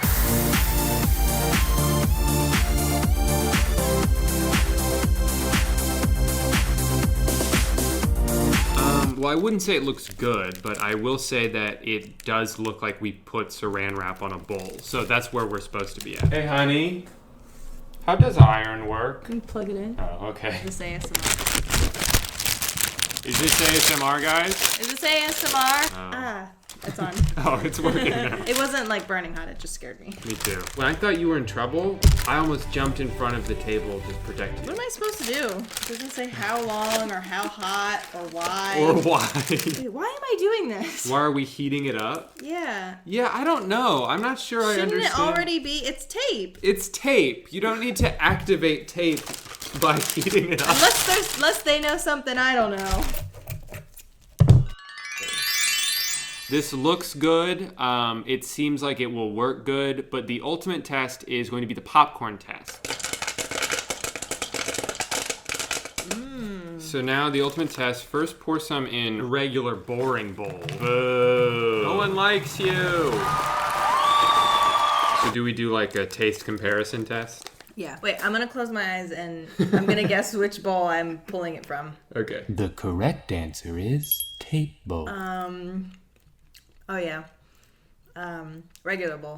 No, but that's good. That means that the average blind consumer can't tell the difference between smart bowl and silly bowl. I mean, if you have a lot of saran wrap and tape lying around and an iron and you don't burn yourself, then I think this might work.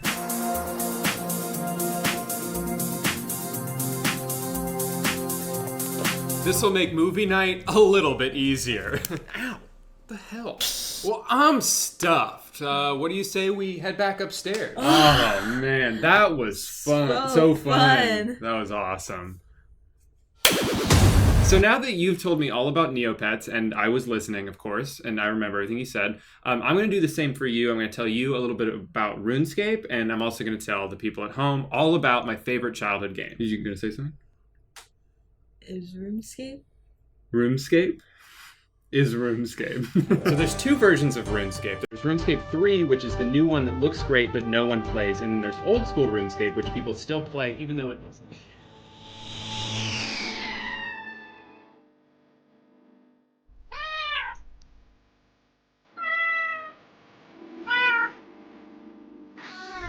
But you don't have to do the random events, you can skip them.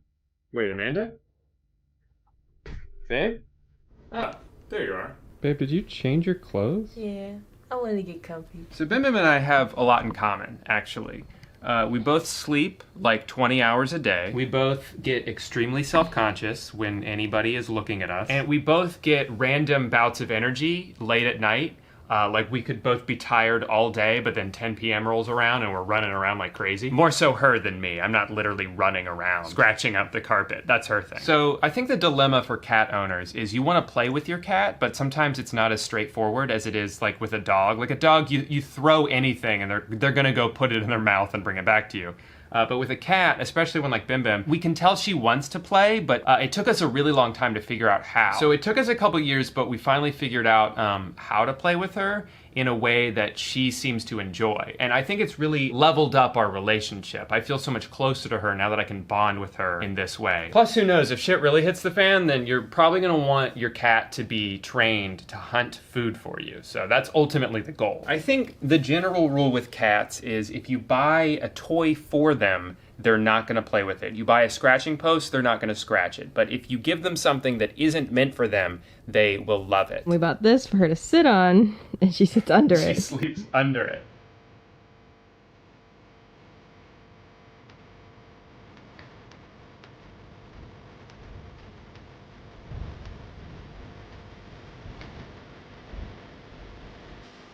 Sometimes it's a bit more of a workout for me than it is for her.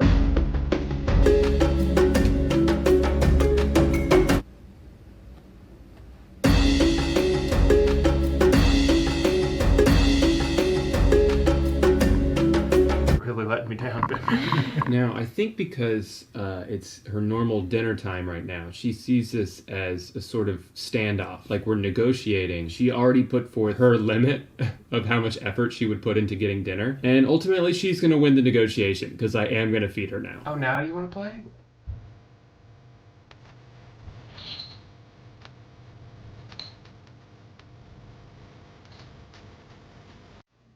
We both get extremely self-conscious.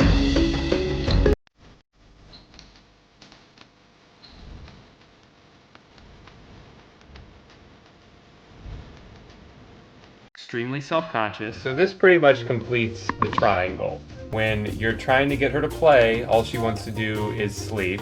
When you're trying to get her to sleep, because we're asleep, all she wants to do is eat. And when you're trying to get her to eat, all she wants to do is play. So what the hell? Also, Amanda's allergic to Bim Bim, and we still keep her. Everybody's gotta make sacrifices around here, except for Bim Bim. She sacrifices nothing. Everything is handed to her. She's got the easiest and best life in the world, so. Hey, let's go back to the desk. Well, I think that's pretty much everything we needed to do. I guess this is your channel now? Mm-hmm. So now that you have a YouTube channel, what's the first thing you're gonna do? Welcome back to WatchMojo.com. Today we're going to be talking about the top 10 butterflies. For this video, we're going to be excluding caterpillars because those are known as future butterflies, and cocoons because that's when they're not a caterpillar or butterfly. So we're just talking about butterflies only.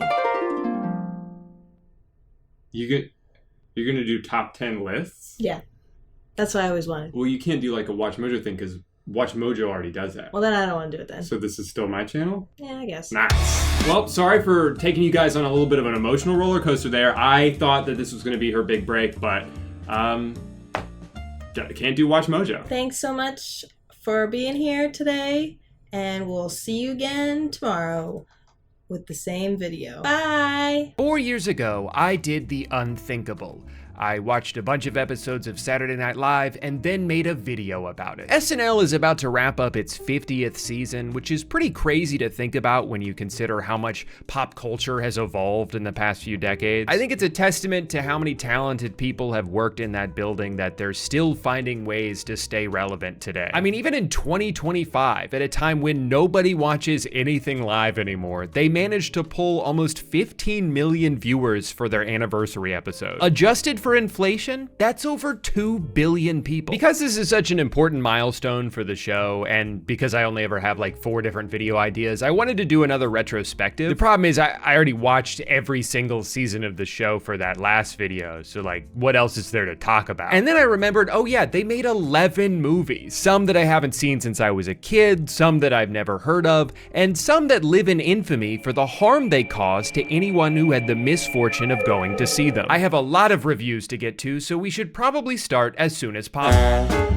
The first ever SNL-inspired movie was The Blues Brothers in 1980, released right in between a time when the show was the most popular it would ever be, and then so bad that it almost got canceled. The Blues Brothers were played by Dan Aykroyd and the late John Belushi, who tragically died while filming this stunt. Now I'm gonna assume that was someone else, but like, is that guy okay? Holy shit, that looked painful. I have to imagine the only reason he didn't break any ribs is because of all the cocaine that everyone was doing the entire time this movie was being filmed. So much cocaine, they had to program it into the budget. So many on-hand substances that it became nearly impossible to wrangle up John Belushi at his call times because he'd either be hungover or just like in somebody's house. The production of this movie is wild to read about. There was a drug empire on set. They went $10 million over budget. They set the world record for most cars destroyed while filming a movie. And in spite of all that, it was a huge success. People loved it. They made a bunch of money. And now that I've finally seen it for the first time, I can confidently say,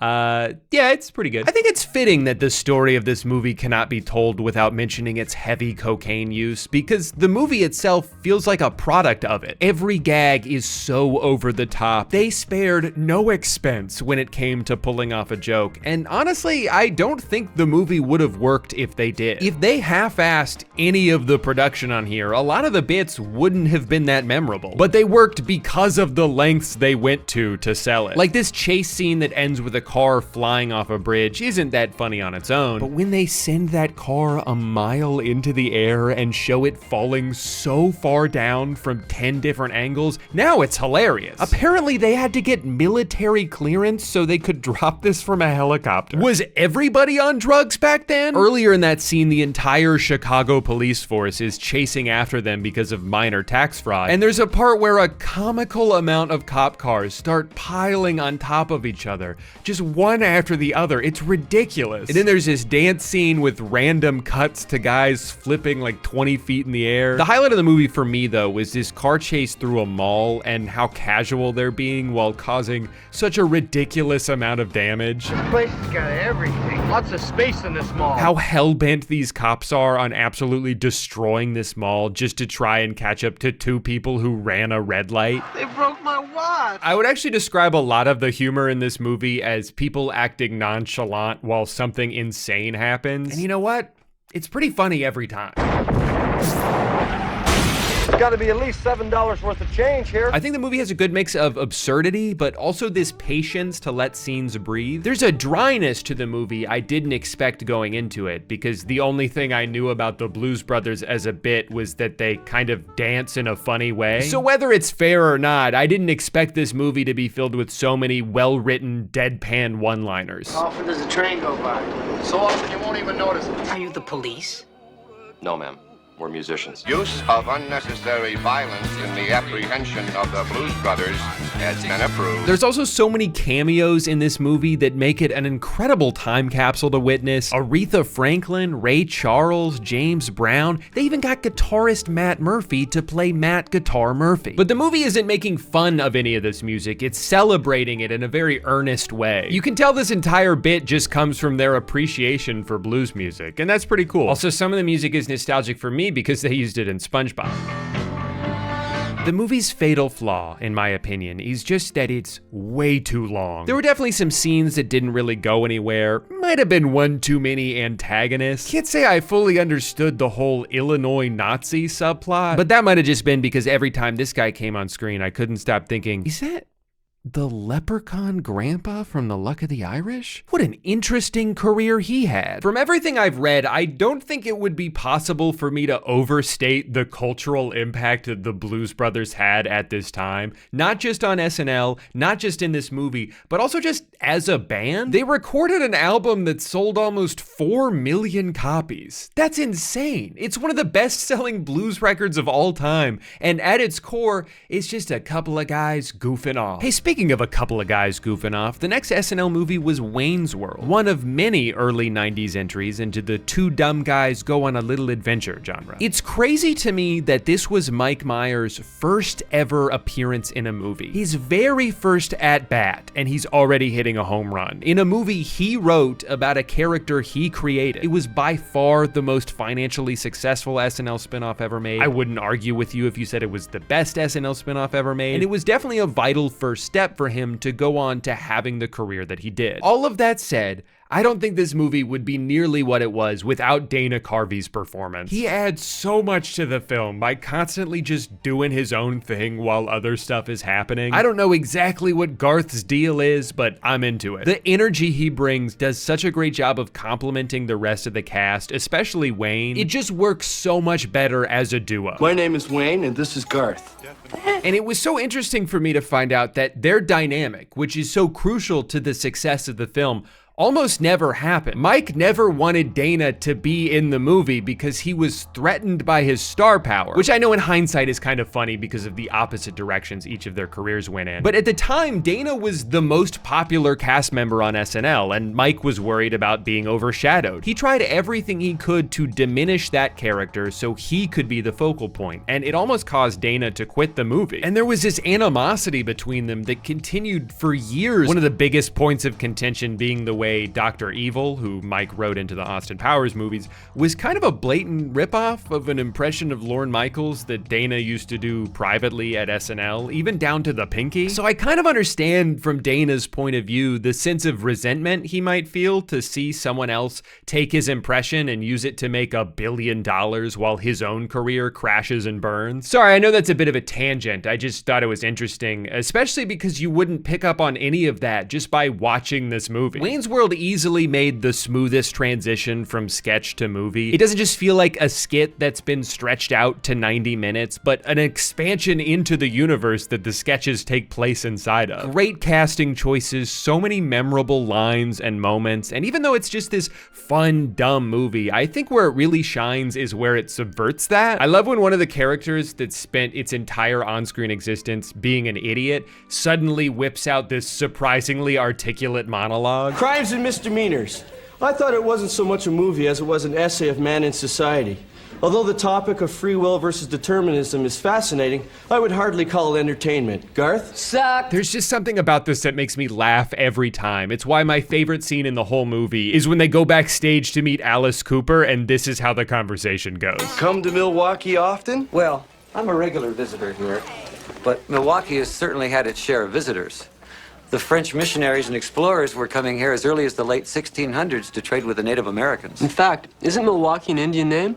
Yes, Pete, it is. This movie's jam-packed with bit after bit, and I love how positive it feels to watch. There's no cynicism to it whatsoever. It's just a good time. Wayne's World made more money than anyone involved could have possibly imagined, and so they followed it up with a sequel the next year. Would they manage to catch lightning in a bottle twice? No, second one's not that good. Really just diminishing returns on the whole formula. There's still a few great bits.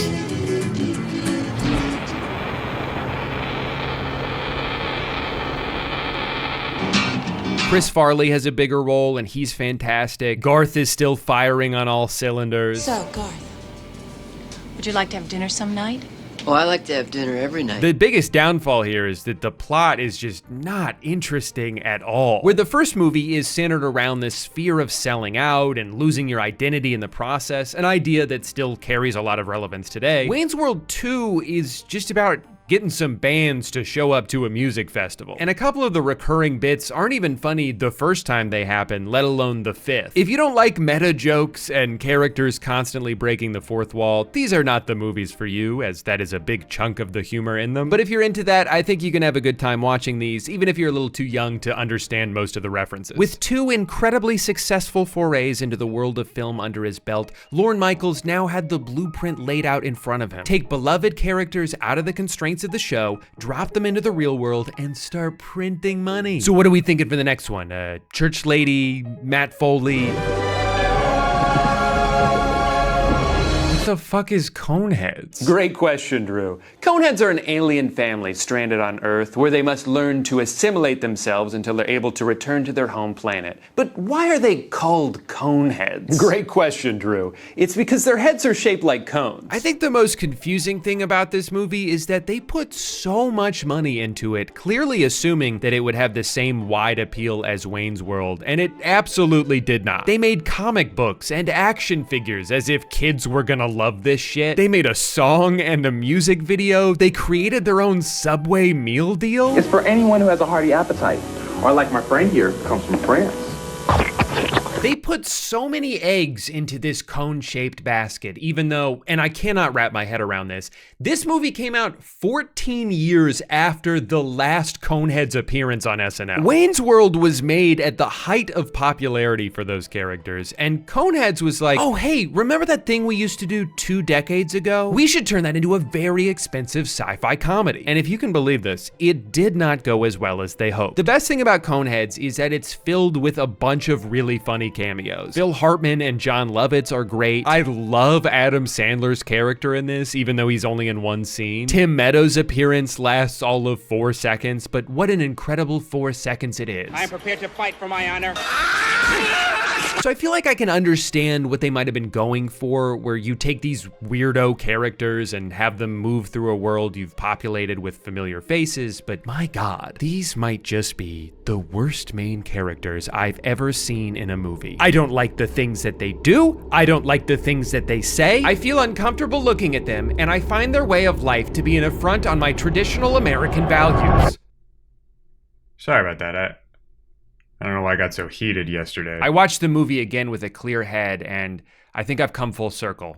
I love the Coneheads now. Once my body stopped being in fight or flight mode, I found there's actually a few things here that I appreciate. I like that the humans in this movie don't notice that the Coneheads are aliens. No one seems concerned about their giant weird heads. They'll just describe them as being tall, or in the case of Jason Alexander's character, they'll be like, you know, I struggled with baldness once too. So instead of having a bunch of sarcastic side characters constantly undercutting the premise, there actually ended up being this sincerity to the movie that I grew to like the more it went on. I think it's sweet how Chris Farley is just so in love with their daughter. I like these three as a family. I actually think it would have been pretty heartwarming if it wasn't extremely unpleasant to look at most of the time. I love you, Mom.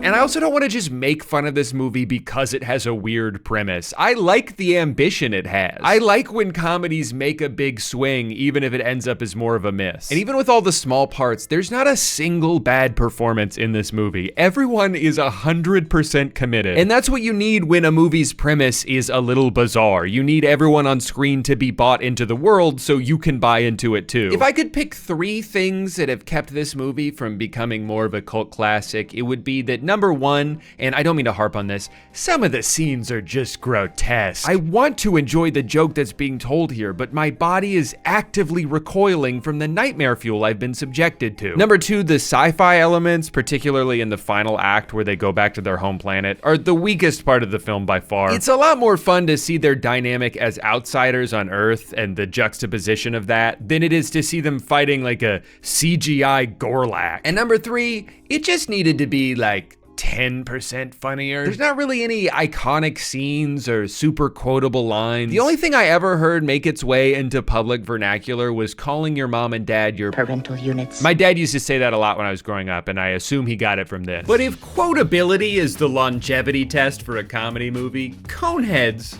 doesn't make the grade.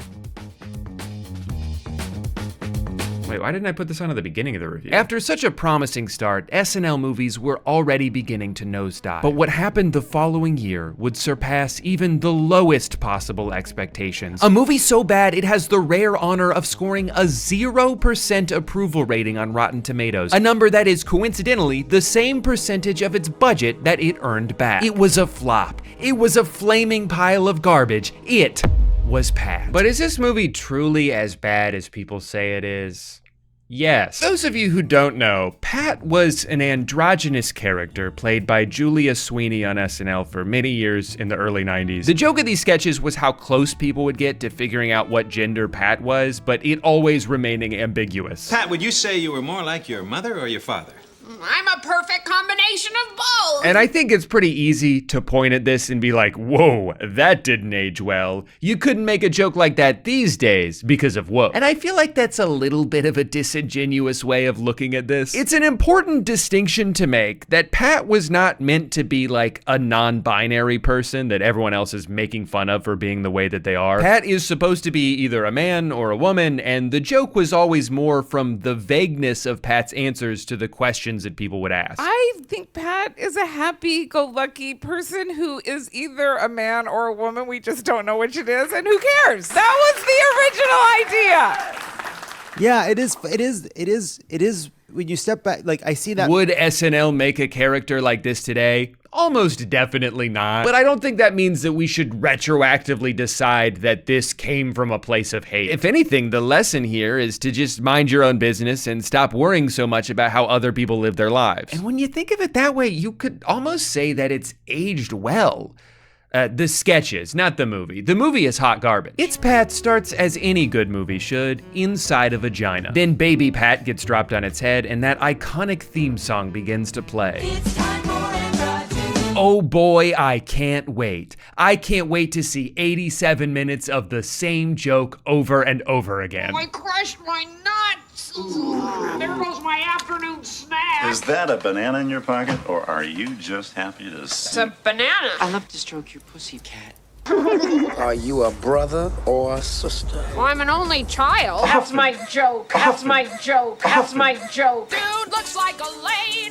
Dude looks like a lady. Anything charming from the sketches is worn so thin by how relentlessly they beat it over your head. Dude looks like a lady. The jokes about misunderstanding things, the laugh Pat makes after every line. There had to have been like 100 chuckles in this movie, and none of them were from me. My favorite thing about It's Pat is ironically also the thing that makes it a terrible movie, and it's that Pat is kind of a piece of shit. Selfish, overconfident, never stops to self-reflect. It's an archetype that I kind of like in a comedy, someone who's so far up their own ass that they don't even realize how shitty they're being. Every time I look in your front window, I notice the clock on your VCR is blinking. Oh. I could fix that for you in a jiffy. Okay, if you want to. Well, I can't do it right now. I have to come back when it's convenient for me. But that can't be the main character, especially not in a movie where you're expecting us to root for them. I don't want good things to happen to Pat. I want Pat to spontaneously combust. Pat falls in love with Chris, another person of indeterminate gender, and I do kind of like the theatrics of their meet cute, followed by them bonding over the most generic things imaginable. Oh, do you know what I especially love? Our good movies. You're kidding. I love good movies, too. You know what I hate? Our bad, boring movies. Me too. But then I soon realized that Pat's awfulness also extends to Chris. I was hoping it would be more us against the world and less Pat against every person they come into contact with. And the dynamic can be funny sometimes. My favorite line in the whole movie is when Chris is disappointed to find out Pat has gotten fired from yet another job. And Pat's like, hey, I've worked 23 jobs this year. How many jobs have you had? Just the one. Yeah, so I wouldn't exactly say you're some kind of job expert. That style of humor is right up my alley. That's a great line. But it certainly doesn't make me like Pat. I started to hate them more and more as the movie went on, to the point that by the end, I was kind of hoping Chris would tell Pat to eat shit, because Chris is likable. Chris deserves so much better, but no. I realized that You need me. The two of them live happily ever after, I guess. The biggest freak in this movie, though, is Pat's neighbor, Kyle. Kyle is obsessed with Pat from the moment he lays eyes on them. It's an addiction that takes over his life, ruins his marriage. I gotta know what's going on down there. I gotta read that diary. Pat said the password to it is somewhere in the dictionary, so I guess I'll just try every word in alphabetical order until I crack the code. Props to Charles Rocket for giving as much to this movie as he did. It was not worthy of such an energetic performance, but he delivered one nonetheless. Their whole will they, won't they see each other naked dynamic is, I guess, the main plot of the movie, and it culminates in Pat falling off a rafter, getting pantsed by a piece of machinery, and unveiling what I can only assume is a massive bush in front of a crowd of adoring fans.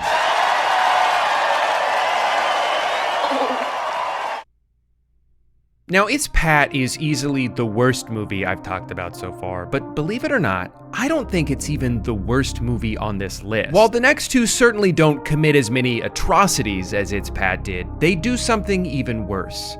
They're boring as hell. Up next, Stewart Saves His Family, starring Al Franken, the former U.S. senator who resigned from office in 2017 and has spent the past 8 years telling everyone how much he regrets it.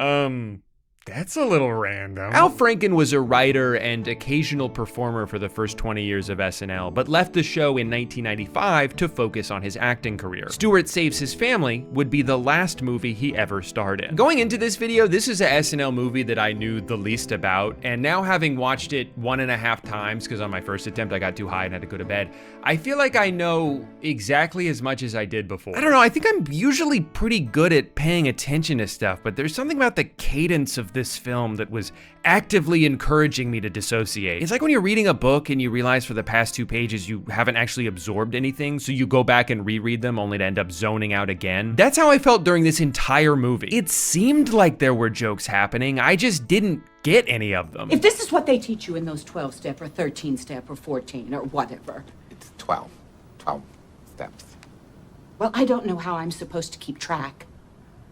It gave the impression of something that was well acted and competently produced, but like gun to my head, I couldn't tell you anything that happened in this movie, and I watched it an hour ago. It wasn't funny or cringy or good or terrible, it just kind of played on the TV and then it was over. I'm really sorry if you only made it this far in this video because you were dying to hear my opinion on Stewart Saves His Family. I just don't have one. And I tried so hard to. You guys know how much I like having opinions. After 2 catastrophic box office failures, NBC badly needed a win. So what do you do when your back's against the wall and you just need to see one go through the net to get your confidence back? Nostalgia-driven reboot, of course. And it worked! Blues Brothers 2000 made more money than the previous 2 movies combined. The problem is those 2 movies combined didn't even make $1 million, so that's not really saying much. This movie was always going to be an uphill battle because of the giant shoes they needed to fill after the death of John Belushi, but it feels like he took all the energy with him. This is a joyless, tired rehash of the original formula, with one of its stars missing and the other seeming like he didn't want to be there. God, what a miserable Dan Aykroyd performance. It's like he's trying to do an impression of his original character, but doesn't quite remember how to do it. Just what is it that you do exactly?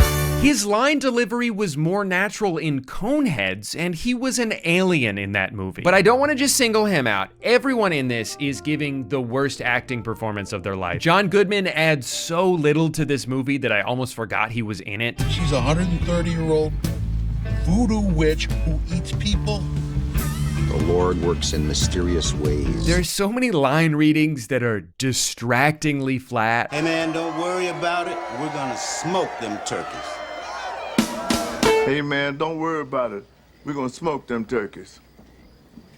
And I know not all of these people are actors, but you can't give a bunch of lines to people who aren't actors and expect them to perform it well. Hey fellas, I think I know that voice. Whatever charm the original had is nowhere to be found, and neither is any of the absurdism. Occasionally, it would dip into some of the weirdness that I liked so much from the first one, but it was so rare. This is truly one of the most boring movies I've ever watched. I could not wait for it to end. And when it's bad, it's so bad. Like, roll your eyes unfunny, screaming the punchline at you over and over again, just in case you didn't see it. I did chuckle one time when Dan was listing the names of blues legends, and there were a couple that were kind of funny. Little Walter, Big Walter, Sonny Boy Williamson 1 and 2. And I once again enjoyed the comically over-the-top police car pileup, but that's not even a new thing. They're just doing the same joke from the first one, but a little bit different and for longer. The only redeeming quality of this movie is that some of the songs are good, but they hardly ever come in at a time that makes sense. The pacing is so inconsistent.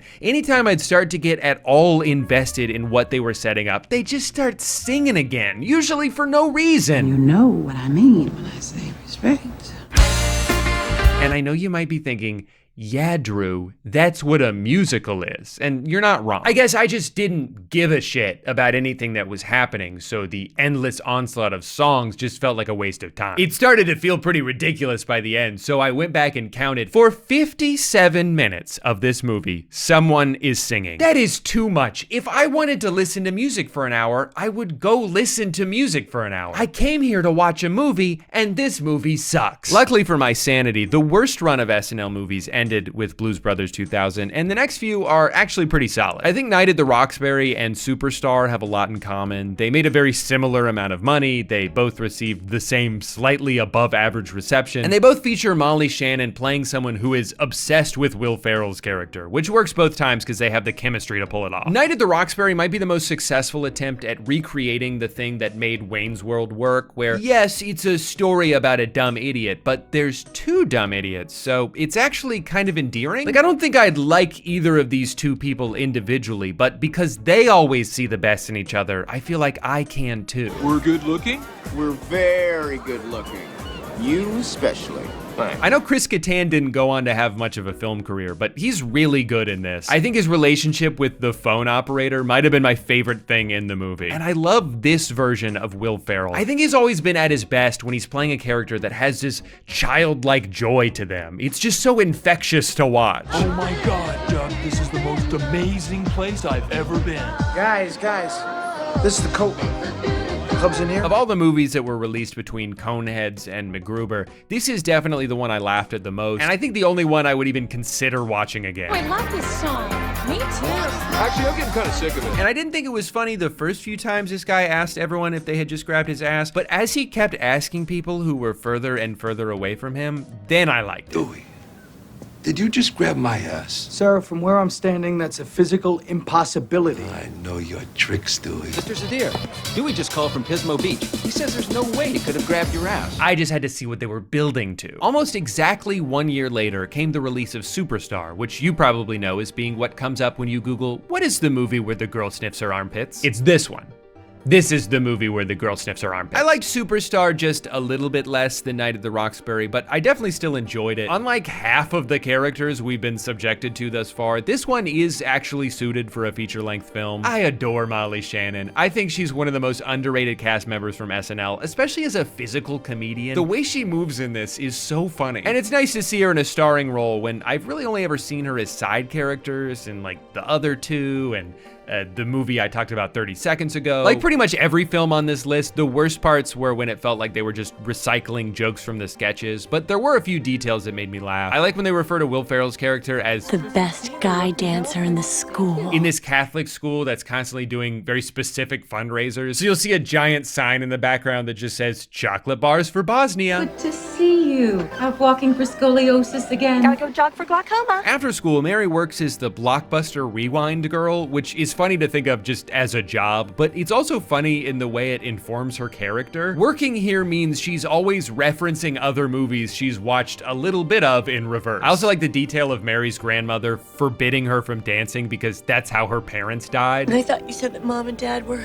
savagely ripped apart and eaten by a school of hammerhead sharks. I just told you that to make you feel better. Someone accidentally sped up the record player during a performance, so they had to dance faster, and then they danced so fast they fell down and got trampled. The scary thing is, it could happen to anyone. She does finally try out for the talent show and nails it, but then the bully dumps a bucket of paint on her head. And I love that when she finds out she passed the audition, their only caveat is they want you to lose the end with the paint, as if that was part of the performance. I don't know, I thought it was kind of funny. I really like the way this is directed. There's some smooth transitions, and it definitely looks like a movie, which I know doesn't sound like high praise, but a lot of movies don't look like movies, so you got to appreciate it when they do. And underneath the humor, there is kind of a sweet story here about learning to love yourself and doing something scary because it makes you feel good, not because you're trying to impress someone else, even if he is the best guy dancer in school. It's a good lesson. I just think maybe it would have hit a little bit harder if every high schooler in this movie wasn't clearly 30 years old. In 2000, SNL released its fourth film in 3 years, The Ladies' Man. And I gotta say,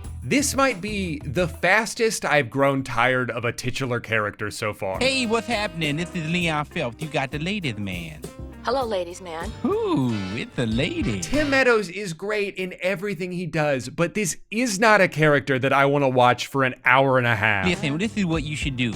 Go to the bus station or to a bowling alley and hang out with no underpants. When you're really, truly in love, you will feel it deep down in your pants. And I like to take a bite out of your butt. Do it in the butt. Doing it doggy style. It is the fault of the wang. If I didn't know any better, I'd say this character works better in short bursts and doesn't have the depth needed to be stretched out over the entire length of a movie. Well, this would certainly be my first time thinking that in this video. This movie weirdly has the same problem as It's Pat, where it expects you to root for this guy but doesn't give you any reasons to. It drove me crazy to see this woman let him continually drag her down. The only nice thing he does for her the entire movie is trick her ex-boyfriend into eating human shit. No, I did not make that up. That is a real thing that happens. Now, can I blame Tim Meadows for wanting to write a movie about how no woman can resist him because he's so good at fucking? Of course not. In fact, I honestly kind of respect it.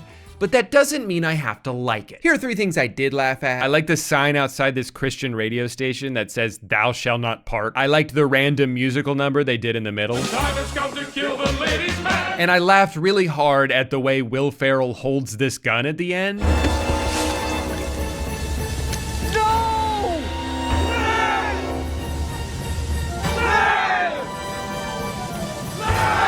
What The Ladies' Man did do is serve as the final straw for SNL Studios. After nearly a decade of movies that ranged from, at best, mild financial successes to, at worst, giant embarrassing failures, their run of cinematic excursions mercifully came to a halt. And for the past 25 years, Saturday Night Live has stayed on television where it belongs. Oh, that is except for one movie, the critically acclaimed 2010 smash hit I'm gonna say something a little controversial here.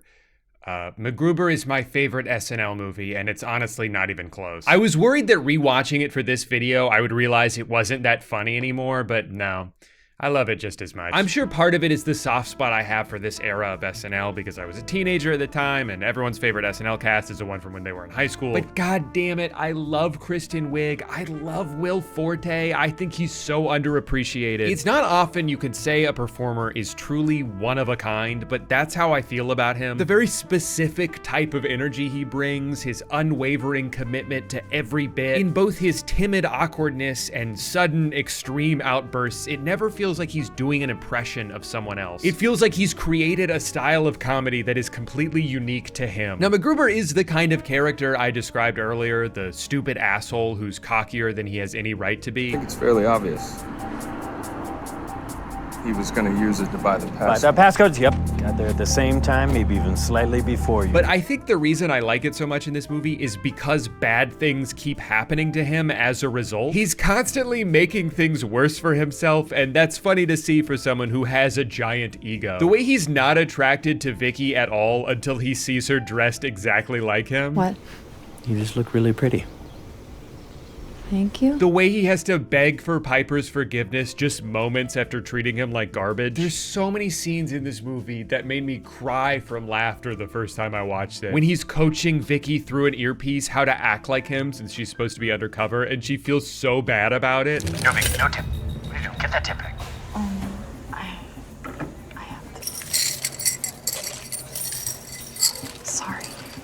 not sorry. I'm not sorry. When you think he's about to jump in front of Piper, but he's actually just using him as a human shield. How did you know I was wearing a bulletproof vest? You're wearing a bulletproof vest? I also think this movie is edited better than any of the others on this list. Oh, you're loco, man. I mean, look. The music cues, the perfect timing of every cut. I'm in. What? I'm in.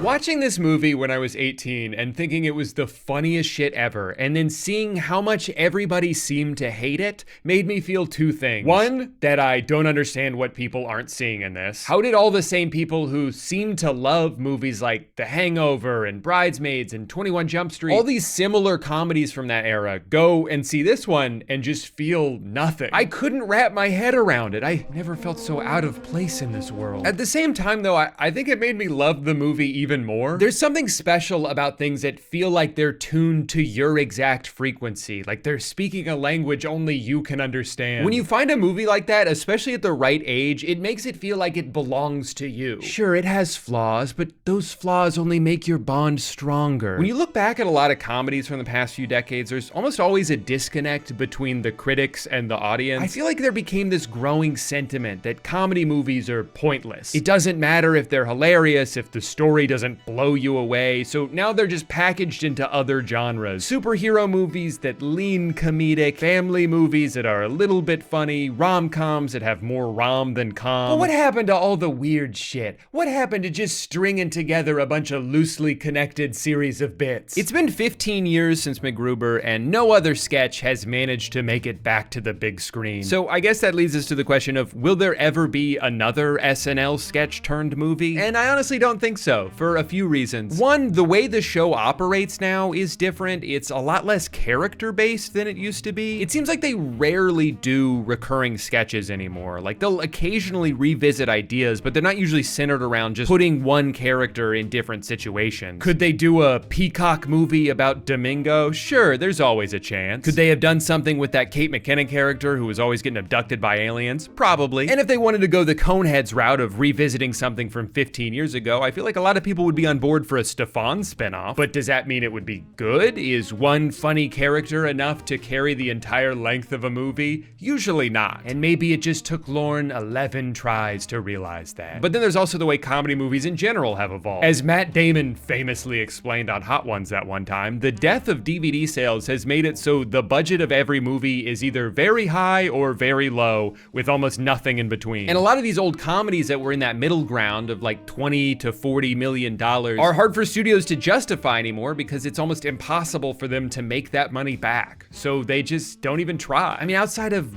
Bottoms, I can't really think of too many straight up comedies that have had a theatrical release the past few years. And even that one, which to me seemed like it had a decently significant cultural impact, profited $1 million. So I guess for studios, it's like, okay, best case scenario, I make an almost unnoticeable profit. Worst case scenario, I set a bunch of money on fire. Why would I take that risk? I'll tell you why. Because the world needs more MacGrubers. And Coneheads. And Stewart saves his family. Actually, I think we're good on that one. Now, there have been some SNL adjacent movies over the years, and a lot of these have been really good. Three Amigos was written by Lorne during his time away from the show, and in my mind, that's a classic. I think Pop Star Never Stop Never Stopping is criminally underrated. That is the funniest movie from the past decade, and I don't understand how it didn't catch on more. I also really liked the Peacock exclusive Please Don't Destroy movie that came out in 2023. Meg Stalter was fantastic every time she was on screen. Did you hear that? John thinks the Grinch is scary too. It's like, yeah, just because it's Christmas doesn't mean he's not a monster. Martin had this one scene I had to rewind like 4 times because I was laughing so hard. What are you doing? Oh, I'm allergic to walnuts. Does Amy not know? No, she thinks I love this salad. Fuck, you gotta start eating these, man. Go, go, go! Hurry! You gotta go faster than I'm going, or else the pile just stays the same size. There are still movies like this getting made, but a lot of them get buried on streaming services where some people watch them, but they certainly don't go on to have the big sweeping impact that comedies used to, where millions of people would go see them in theaters and then rent it on DVD, and it would change the way people talk to each other for years. That doesn't really happen anymore. But there's also certainly a positive way of looking at that. Like, isn't it better that more things are being made, even if they're seen by fewer people, than and for fewer things to get made that are seen by more people. At the end of the day, I think everyone still has their own MacGruber.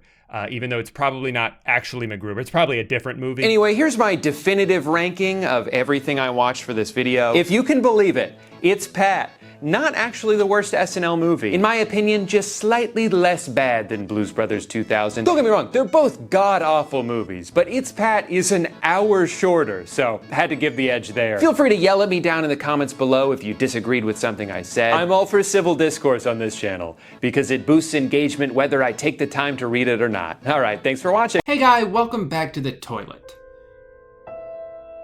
Danny kicked me out. It's so weird, I thought everything was going great. But then last week I came home from my racquetball tournament and I was in a good mood because I'd gotten last place, and I noticed Danny had packed up all my stuff, like in bags. And I looked at him and I said, Danny, why did you do that? Can you put it back? And he said, no, it's time for you to go home. And I said, I thought I was home. Anyway, long story short, he kicked me out and I'm back in Florida with my wife, so F's in the chat, I guess. Hey, let's talk about the internet. Remember like 1,000 years ago when they invented the internet and everyone was like, this is awesome. The world has changed and nothing but good will come from this. And now people just use the internet to get really famous for doing dumb shit. Yeah, I remember that too. So you probably heard about this story by now. I saw a lot of people talking about it. It really took the internet by storm. But I'm gonna talk about it as well because it made me really mad. This video went viral of a girl going to Walmart, opening up a tub of ice cream and licking the top of it. And here's the funny part. Then she puts it back in the freezer. Lick it. Oh, you foul. Put it back. Put it back. Put it back. Put it back. Oh. God, that's so funny. I love how funny that is. Now, right away, everybody turned on this woman and they were pretty pissed at her for doing this because it's gross and you shouldn't do this. The problem is when shitty people do shitty things online and they get negative attention for it, that's really all they wanted, because negative attention is still attention. So it didn't end there. It became a trend. Uh-oh, what's she gonna do? Oh, she licked the ice cream! That's why it's funny, because she licked it. There's a couple things about this that I love. Number one, it's so funny, but it's also smart. You see, because what these people are doing is a crime that would be very easy to get away with if they didn't film themselves doing it. As far as crimes go, this would actually be one of the easiest to get away with because no one would be able to tell that it happened if you didn't show it to them. So why would you do this? I know that's kind of a dumb question because obviously the point of this challenge isn't to lick the ice cream and put it back. It's to film yourself doing that so you can get a bunch of clout for it. A bunch of well-deserved clout for all the hard work you're doing. But wait, there's more. This guy did it too. Girl.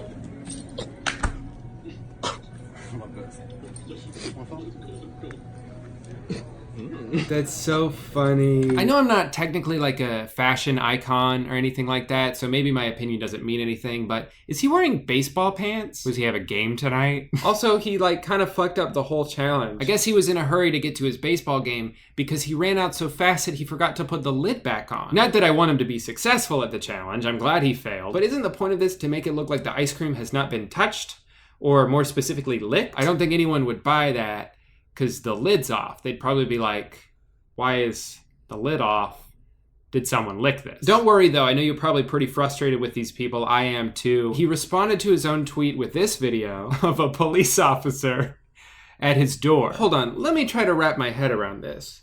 So you're saying if you film yourself doing a crime and then you put that video on the internet, the police can find you and then they have evidence of you doing the crime? That's so weird that that's all it would take to get arrested, is submitting your own evidence to the police. Speaking of the police, the girl from the first video apparently got arrested as well. The official charge is food tampering, which is a felony in most US states and carries a maximum sentence of up to 20 years. If she gets sentenced to 20 years in prison for filming herself licking ice cream, I will wake up every day for the rest of my life laughing out loud. I will laugh so loud that that's what's gonna wake me up every morning. When something like this has such a poetic ending, It feels pretty good. This is a very satisfying resolution. It really sucks though that the damage was already done. When someone does something stupid and gets rewarded for it, people see that and then they do the same stupid thing. That's why other videos like this are going viral. Like this guy did one too.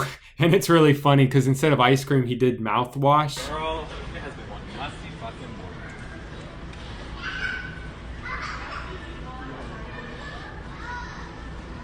He spit it and he put it back on the shelf, and that's really funny to me because I'm a little baby.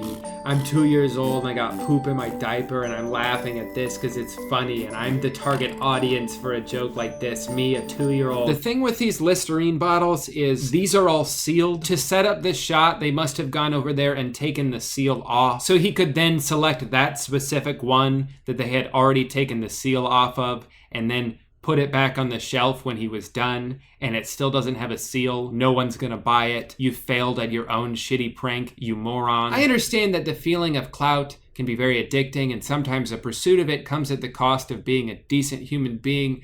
But what are you really getting out of this? Like with these ice cream lickers and people like Bunk and Plain Potatoes, who Eddie's made videos about. What is the goal? What tangible accomplishment do you have to show for yourself other than the most temporary clout that I would put an asterisk next to, because it's not like you're being rewarded for something. There are numbers involved. There are a lot of people paying attention to you, but they're all mad at you. And then as soon as they're done being mad at you, which is gonna happen, people have already forgotten about this, then they move on. There's no sustainability with this type of clout. It's so temporary. It's so worthless. So yeah, you got like 10,000 people yelling at you on the internet, which is good, I guess. But then what happens? You get arrested. You get 1 million followers on Instagram, but then your account gets deleted because you're a shitty person. So what do you have to show for it? Other than just being an asshole. The crazy thing is though that these people's brains are so broken and dumb that even when they face consequences like getting arrested, they still think it was all worth it in the end. Just left the police station. Too much clout to kick. So cool. You're probably thinking that if he considers the clout he received to be worth spending the day at the police station, he probably got a lot of followers, right? Like 100,000 or 200,000 or 8,000? 8,000 followers? That's what this is all about? Also, I'm still just concerned about this guy's baseball game that he clearly missed. You can't let your team down like that. Also, where'd you get those boots? Is one of Santa's elves going through a goth phase? What, did you raid the dumpster behind Hot Topic? I don't care that I'm not fashionable enough to make these jokes. Look, if you're ever on the internet and you see a dumb person doing a dumb thing but getting a lot of attention for it, don't feel tempted to also do that dumb thing so you can also maybe get a similar amount of attention. It's not worth it. Plus, there's plenty of wholesome challenges going around that you can take part in. The bottle cap challenge is pretty cool. There's a cucumber challenge. I'm not sure what that is. I haven't looked it up yet, but if it involves vegetables, it's probably wholesome. All I'm saying is there's so much potential for more wholesome content and no one's making it. Which is why today I'm starting a brand new trend. Going to your local grocery store, buying all your groceries at full price, and respecting the employees. Challenge. And don't forget your reusable bag.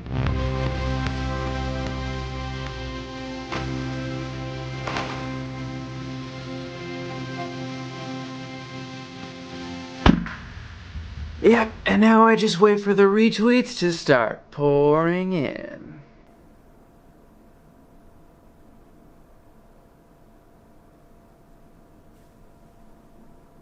Oh. Yeah, they're right. I forgot. It's way more fun to get mad at dumb people than it is to praise people for doing the bare minimum. That's my whole channel, is getting mad at dumb people. One last update on this situation. It looks like the ice cream revolution has gotten so out of hand that stores are now having to lock their frozen dessert section because people won't stop licking ice cream. You know, it was bad enough that you guys committed a felony. But now, if I want to so much as buy some popsicles, I have to talk to someone? Congratulations, ice cream lickers. You just posted cringe. You're going to lose subscriber. Well, it looks like I've officially ended the video more angry than when I started. So mission accomplished. Well guys, that's gonna do it for today's video. Thank you so much for watching. Sorry this one was a little shorter than what I usually post. It's been a very hectic month. We did not expect to have to move when we did. If you want to see more stuff from me, I did post a sketch last week about Facebook Marketplace. That's on my Twitter and Instagram. I also tweeted about Stranger Things and made a bunch of people really angry. So you should go see what that is and follow me. As always, the links to buy tour tickets and merch are in the description if you feel so inclined. And when I get back from VidCon, I promise to figure out what to do with my background. Well, that's about it. I gotta go explain to my neighbors why they saw me walk into the woods wearing 3 different shirts. So, see you next time. Well, everyone, it finally happened after months of anticipation and build-up and uncertainty as to whether or not it actually would happen. I'm proud to say that I am finally making a video about TikTok. And I'm married, too. Oh, hold on. Actually, that's the wrong picture. Yeah, there it is. I know it sounds super cliche, but it really was one of the best days of my life, and I'm so grateful that so many of my friends got to be there, and I'm so lucky that I get to call Amanda my wife. And for it to not be a lie, because I was already calling her my wife, which is why probably a lot of you probably thought we were already married. But we weren't. I just said wife because fiancé is a stupid word. But anyway, you don't want to hear about my wedding. Why am I even talking about it? If you want to see pictures, you can go look on Instagram. I'm crying in one of them like a big old baby. But we're not going to be talking about my wedding today. We're going to be talking about some TikTok cringe. Like this.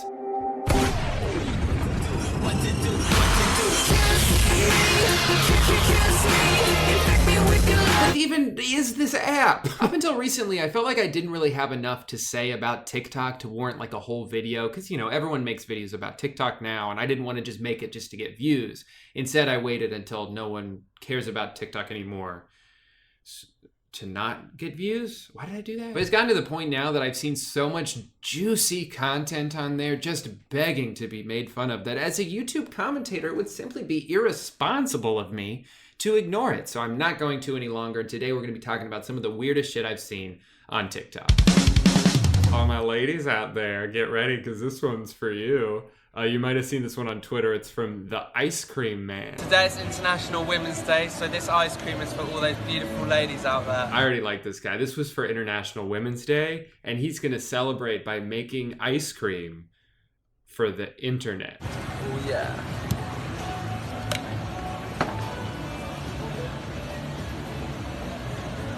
Wow, he's got tricks.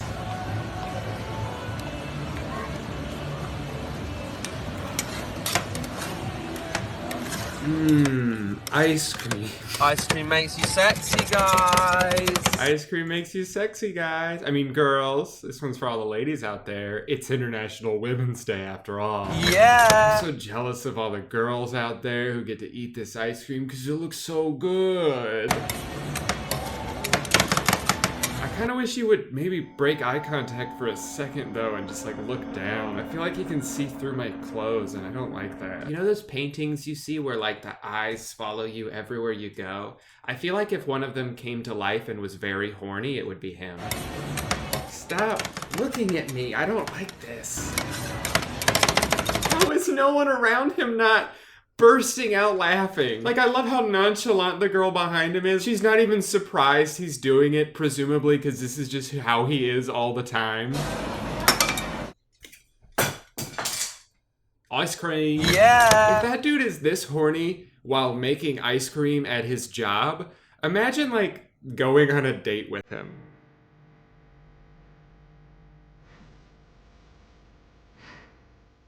You know who's up to me? Every day would be International Women's Day. Okay. I know it might sound crazy, but I think women should be allowed to vote too. Women have been able to vote for like 100 years. Well, then it shouldn't change now. It wasn't going to. Wait, where's our cream? We haven't even ordered anything yet. Ice cream makes you sexy. Where did you get those spoons? Help me, Bum. I thought for sure that the Ice Cream Man was the most desperate guy I've ever seen in my entire life. But then I found this other guy on TikTok named Dreg Kamerman. And poor Dreg over here, I actually kind of feel bad for him. He is just dying to get a kiss. And it seems like no one wants to give it to him. I'm here with my good friend Cassie. She said that she's been working on her arm and strength and stuff like that. So she said she can outthrow me with the football. I said I could outthrow her. And if she can't outthrow me, then I get a kiss on the lips. So that's pretty dope. You all remember your first kiss, right? That you earned by winning a skill competition. Classic kiss story. Come on, make it. And she wins. Dang it. Oh no, you lost. Okay, so Cassie surprised me and was able to outthrow me. So can I at least get a kiss on the cheek? Yes. Okay, if this video gets 15,000 likes, Cassie said she'll kiss me on the lips. for the next video, okay? Oh, he's gonna get a second chance. If the video gets 15,000 likes, she'll kiss him on the mouth. So he gets 15K. This video has 150,000 likes, more than 10 times what his goal was. So I'm excited to go on his page now and see that kiss that he promised us. So the video right after that is a hug. This one, he's just kind of sliding under her, so that's not really a kiss. Drew, where are you at? I'm right here, I'm watching your video. Here's an older one though, where it looks like he gets kissed by 4 girls. I'm gonna try to attempt to drink 4 water bottles in less than 20 seconds. Or 30 seconds, or whenever I finish them. But if I do it, I get a kiss from each girl. Wait, as long as I drink these 4 water bottles in 20 seconds, or 30 seconds, or however long it takes to drink them, seems like a bit of a loophole there, but let's just see if he can drink all these water bottles, because I don't think he can. 1.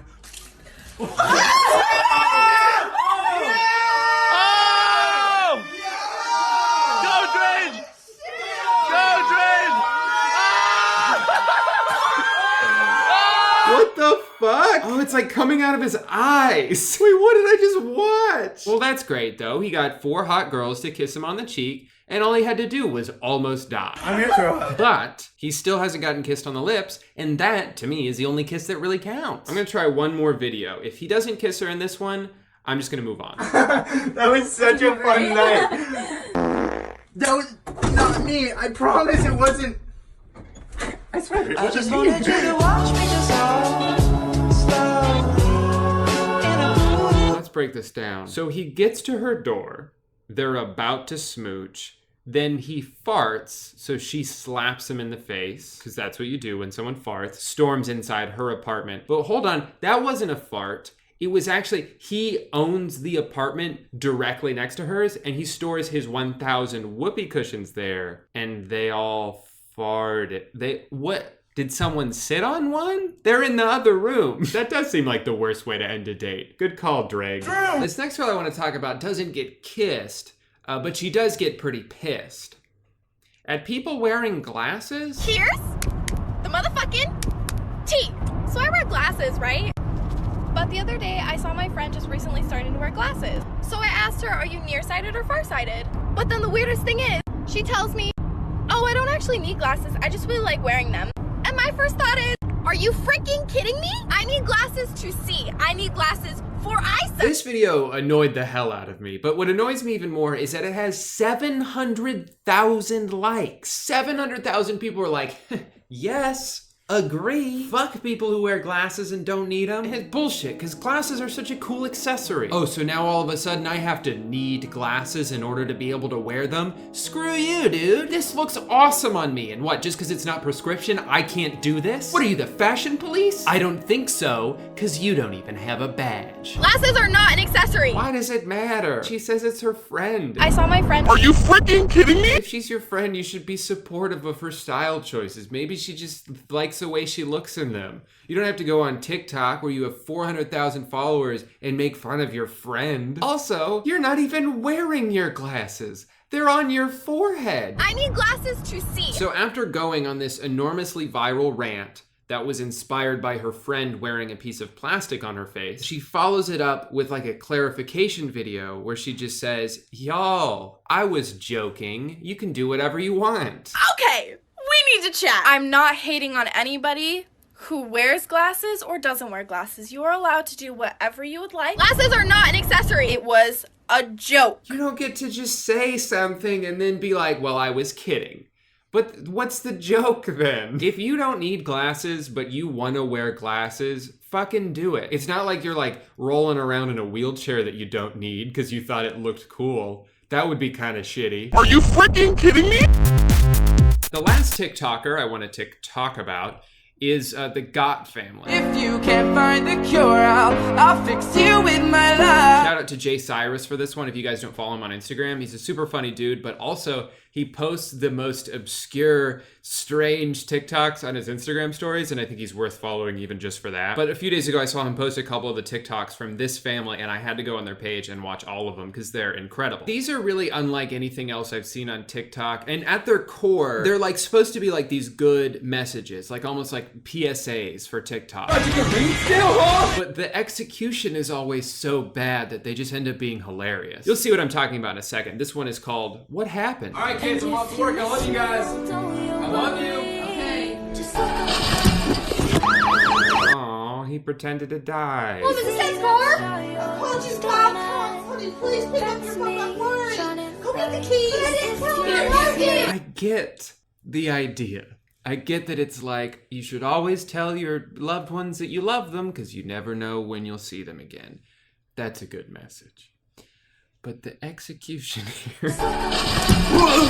Then the shot of a fire truck, not an ambulance, a fire truck. But since this is fake, he had to like stand there and wait for an ambulance or a fire truck or anything to drive by. That was probably just the first one that did. So it's like, well, close enough. I'm not gonna stand here for hours waiting for an ambulance to drive by with their sirens on. Then at the end, the kid's just like on his phone. Guys, could you keep it down? And again, I understand the message. I understand the PSA they were trying to make. But it just seems like how this came to be was the dad one day was like, bye guys, I love you. And they just sat there and ignored him. And he's like, oh, I'll show you kids. It's also kind of like that running gag in Arrested Development where the parents always teach lessons to the kids by having some really elaborate situation where someone like loses an arm. And then they're like, and that's why you always recycle. That's why you don't yell. But the kids end up mortified forever. He's the real life version of that. All right, the message of this one is not quite as good. I got the fishing poles and everything ready. You wanna go? What do you want for supper? God, you messed me up. I don't have time for supper. It's time to go to bed. Don't tell me no.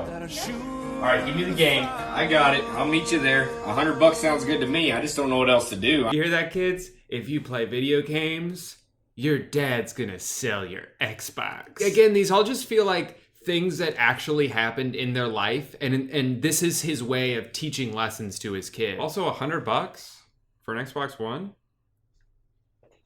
I'll buy it. And now it's just getting ridiculous. Hey, Dad, can we help you on free gift?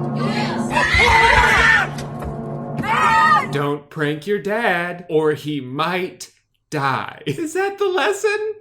Don't prank your dad or he'll die? This is too specific. Once again, the caption is, what do you think happened to dad? They wanted to prank their dad and then he fell and got hurt. And that's why you never prank your dad. People are saying what about me on Instagram? Oh, hey there, son. How's your day going? I'm feeling it, okay? What does he say? I'm feeling it, okay? Stop feeling it, okay? I'm feeling it, okay? That's how I'm feeling it, okay? I don't know what he says. What on earth was he mad about? Oh my. Hey son, I saw what was on that computer and it wasn't very nice. I wanted to know if you wanted to go practice driving and talk to me about it. For real? Oh, the son was getting cyberbullied, and so his dad taught him how to drive. Do you think he got bullied for not driving with his dad? And so his dad was like, I'll show them who's not driving with their dad. That's what I think. Sit down! Sit down! Sit down! You thought you could read still, huh? God.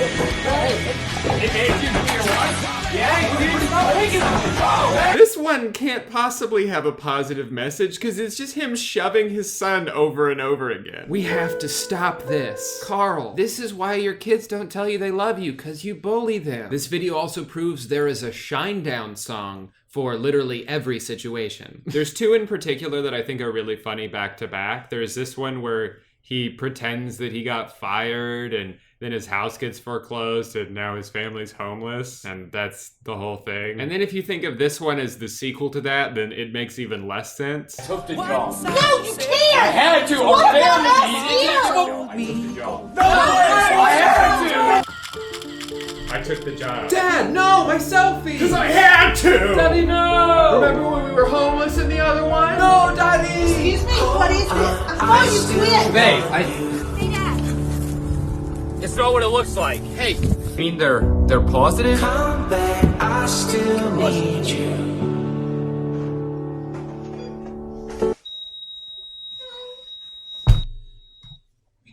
And that's why you don't smoke. I don't know, man. I guess I would just take all this more seriously if he didn't also make TikToks like this.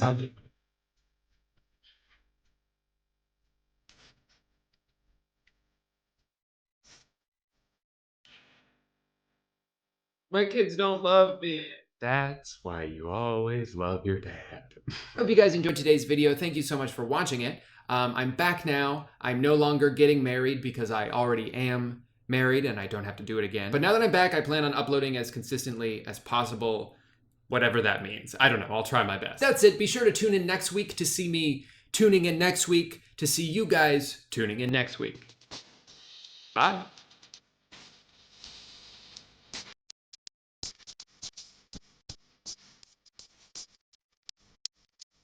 Why should I have to need glasses just to be... Hello, everybody, and welcome back to YouTube.com. I am your host, Drew Gooden, and I want to start off with a very exciting announcement. It's official now. I'm officially the first and only YouTuber.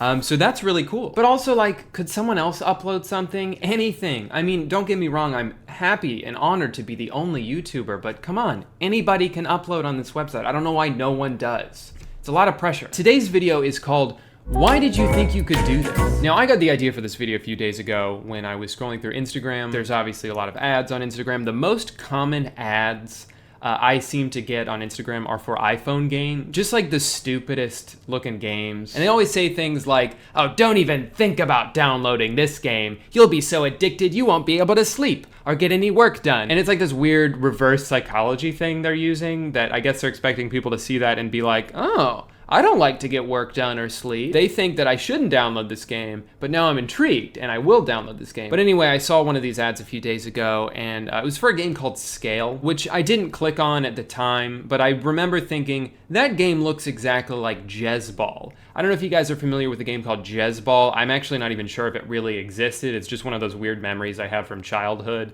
that if you told me that never happened, I'd just be like, okay, I guess I dreamt it one day. But anyway, back when I was like 8 and the only thing you could do on computers was play solitaire or pinball or like do math on the calculator, because back then when you had nothing else to do, you know, maybe just type in some numbers, see what numbers you can come up with.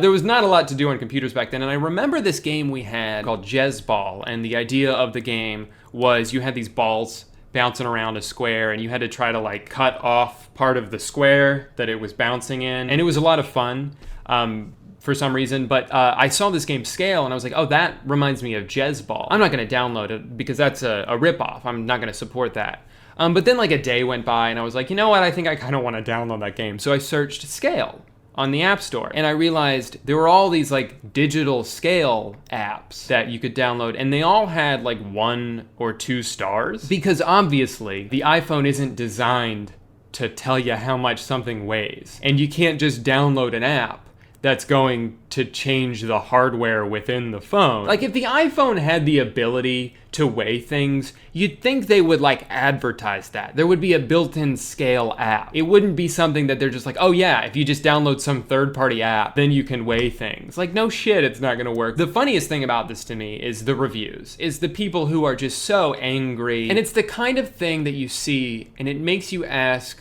a question, but not just any question, specifically the question, why did you think this would work? What is the title of this video? I keep forgetting.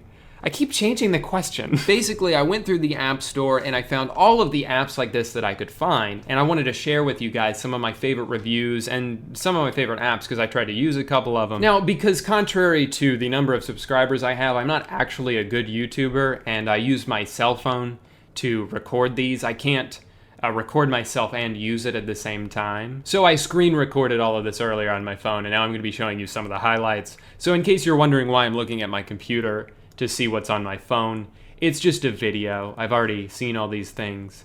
Just full disclosure there before you're like, how is he seeing his phone on the computer? So as you can see, first result is the game Scale, but then you've got all these actual weight scales. You've got DBP weight scale, drop scale, happy scale, kitchen scale. Kitchen scale intrigues me because it's 99 cents, but I don't think this one is actually claiming to be a working scale. It's obviously got a misleading title, but all it is like a conversion app. So as expected, a lot of the reviews are like, it doesn't work. Review for the Scale app. This app is very useless. It doesn't weigh out things I needed weighted out, like drugs. All right, not hiding anything over here, J-Love. This one's ratings are even worse, 1.7. Now, something you'll notice about all of these apps is the first review is usually just positive. Worked perfectly. I don't see why these other people are having so much trouble with this app. It always works in a pinch. And I even took an actual kg weight to see how accurate it was, down to the 0.1. Great app, thanks. I think the way to tell when a review is done by like the creator of the app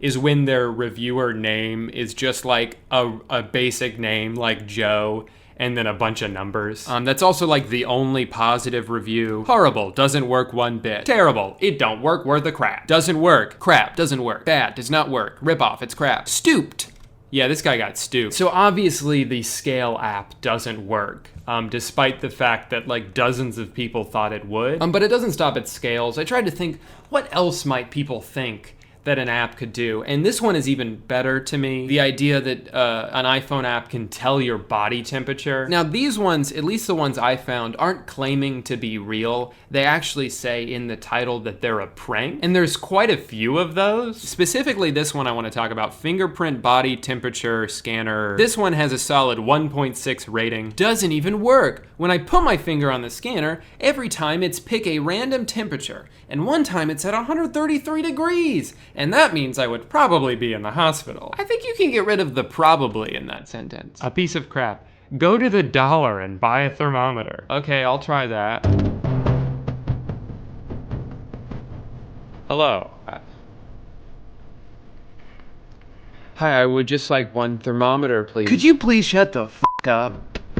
Oh yeah, this is where I was scrolling through and I got distracted by a thermal vision camera, which also obviously does not work. Horrible. Never buy this. Not a really thermal camera. Go buy a real one at Duck Sporting Goods. There's no ads for that, and it's 100% real. Yeah, I'd be pretty pissed if I bought a thermal vision camera from Duck Sporting Goods and it had ads built into it. What a weird thing for a product to have. Bless this person for being so self-aware. Which is more stupid, a non-functioning app or me for buying it? Props to you, me too much. Stupidity at its height. Why even people think about making such useless apps? Informative, entertaining, and motivational? What does this motivate you to do? Go to the doctor? Terrible. This app gave me a 108 temperature, so I got my real thermometer and it gave me a 95.5. That's not even close. Wait, you had a real thermometer? Then why did you download this app? This review is so dumb, I feel like it's a parody. This app is a lie. It told me I have a 126 degree fever, and then I checked a regular thermometer. Who are these people? That they're just like on their, like they're on the app store, searching for a thermometer when they have one in the other room? Why? This fake thermometer doesn't work. Let me pull out my real thermometer. Now, I'm not saying this app is funny. I'm not trying to defend what is obviously a very stupid app, but it's like the one guy said, I don't know what's stupider, this app or me for buying it. Now, I was pretty intrigued by the developers of this app. Apparently they've got a lot of other apps. You got fingerprint, heartbeat prank, but what really stuck out to me was pregnancy test machine prank. It looks like they kind of just like copied and pasted the interface from the other app and then changed the background color. Terrible app. This app doesn't even work. The first time I used it, it said I was pregnant with twins, then a girl, then a boy. I love that the app gets that specific. It's not just yes, you are pregnant or no, you're not. It can also tell the quantity of babies that are inside you and their gender, which is something that you can't even do with the real pregnancy test. The only way this would be funnier, which I guess it's really not that funny, but I'm a little disappointed that the app does the finger scan and it doesn't try to get people to pee on it, because now that's a prank. Now from here, Apple decided that I may also like the Love Calc, the free love calculator, which is perfect because this also fits the theme of the video. This app claims that if you put in two names, all they need to know is the names, two people's names, not even last name, just first names. In this example, you have Tim and Jane, and then it uses all of the information you've given it, which is nothing, and then calculates how compatible you guys are. And there are real people who exist, who walk around the earth among us, living lives just as we do, who downloaded this thinking that it would really tell them how compatible they are with someone. Now this one is just a disaster of a review by someone named Lizzie101. It's a very long sentence, absolutely no punctuation. I put my name and someone else's and then changed the name to other names. And then lastly, changed it back to my name and the other, and the percentage I got first changed the second time I put my name and the other same name. And don't believe this, and mostly all, this calculators are a lie, and this is one of them. That's why I give this a 1 star. Props to you, Detective Lizzie. I think you got to the bottom of this one. Aw, this one's kind of sad. It's fun and all, but I put in my parents and it said only 28%. This poor kid thinks his parents aren't very compatible. I hope he doesn't bring it up to them and just suppresses that forever. And then eventually his parents will get divorced and he'll be like, oh, I should have told them. This app is gonna change his entire life. It's kind of funny though. A little worried about this reviewer. They said, nice cheese, go moo. Pig named Leonard love moo moo cheese and eat me, and everyone love Oni. God, people's standards are low for everything. This person says, I've got to admit, this app is pretty great, and I love how detailed the percentages are. Like you'll get 62% instead of just 60%. Wow, there's so much detail in this app. I can't tell if this one's a joke or not. I hope it is, because it's kind of sad. Depressed. I put the name of a girl I have loved and crushed for 4 years in my name and said 37%. I am so sad. I loved her and I get bullied every day and I don't even get the girl I love. I am heartbroken and having thoughts of suicide, and I have been so heartbroken I could be famous one day for my knowledge. Long story. Wait, side note, I could be famous one day for my knowledge. A long story, I don't have time to get into that. And now I am a kid, depressed, bullied, and heartbroken. I will always be sad. I love you, Sarah. I love you, Sarah C. Andrew M. loves you, Sarah C. Sadly, I may die from my sadness. I am so sad. I am stopping my thinking. Long story. Again, and dying if you know what I mean. Yikes. This was 8 years ago. I hope he's doing better now. And I hope that he and Sarah ended up together. I don't know. Poor kid. Here's another app that claims to do the same thing. Love Test Calculator. Do not get this app. I don't even want to rate it 1 star. And yet they did. They rated it 1 star. Okay, and then finally, the last app we're going to look at is a little bit different than these others. This one is called Hologram Dog 3D Simulator. Now, based on the pictures they use, obviously the prerequisite here being that you're an idiot, it would be easy to look at this and think, oh look, it actually projects a hologram off of your screen. Obviously it doesn't do that. Oh look, they just updated it recently. I wonder what's new. Fix bug. Perfect. Now I was curious what this actually was, so I decided to download it. So I would have a little bit of knowledge before reading some of these reviews. And lo and behold, it doesn't actually project a hologram of a dog. Just has different pictures of a dog. You got like 4 to choose from, but the fun hasn't begun yet. Like it's fun enough to pick your dog, right? I went ahead and picked this guy. And then you're greeted with this screen. What do you do next? There's nothing on the screen except for a button. And then you touch the button and the dog shows up. And then you touch the button again and he goes away. So that's a pretty fun app. I gotta say, pretty fun. Good time having it. It's free app to do. And then look at all the fun ad. So, I had good fun stuff on this app. Let's see what people had to say about it. The top review here, and one of the only positive reviews, his name is Get the App Today. But the review, the title of the review is just a bunch of letters, and it's 5 stars. And then what they did was, they just hit the suggest button. You know when you're typing on your iPhone and you just hit the middle button, it suggests words? That's what they did. And then that's the top review. Have a great way of the day before I get a follow back on my way home from work. To be the first half of the day before I get a follow back on my way home from work. To be the first half of the year, and I don't think that I have a great way of life, and the other hand is the only thing that would make it a lot of the year that I don't. Not very fun. It's not very fun because the only thing you can do is press a button and a dog shows up. I have to agree with this reviewer who said, great arcade virtual fun. There is a good thing that cool on this. The button is easy to use. Yeah, I got to agree with him on that. The button is pretty easy to use. You just touch it. So, works great. Fools my mom. She thinks it's a real dog. I give the game a 4. And then he gave it 3 stars for some reason. This person said, not worth buy even though it's free. No hate for the game, just add a little bit more hologram. All right guys, I think that's gonna do it for today's video. I just wanted to share some of the weirdness that I found on the App Store, and I hope you guys liked it. If you did like it, feel free to hit that thumbs up button. If you didn't like it, you can hit the thumbs down button, but just make sure to hit it twice so I really know how much you disliked the video. Feel free to subscribe if you want, although you don't really need to. Unfortunately, I'm still currently the only person making videos on the website, so I guess if you just go on YouTube, you're just gonna see my videos. So no need to subscribe. All right, anyway guys, I'm doing the thing again where I just talk and talk and talk at the end of the video for no reason. So I'm gonna stop doing that. Thank you guys so much for watching. See you guys in the next video, which should be out eventually. So thanks for watching.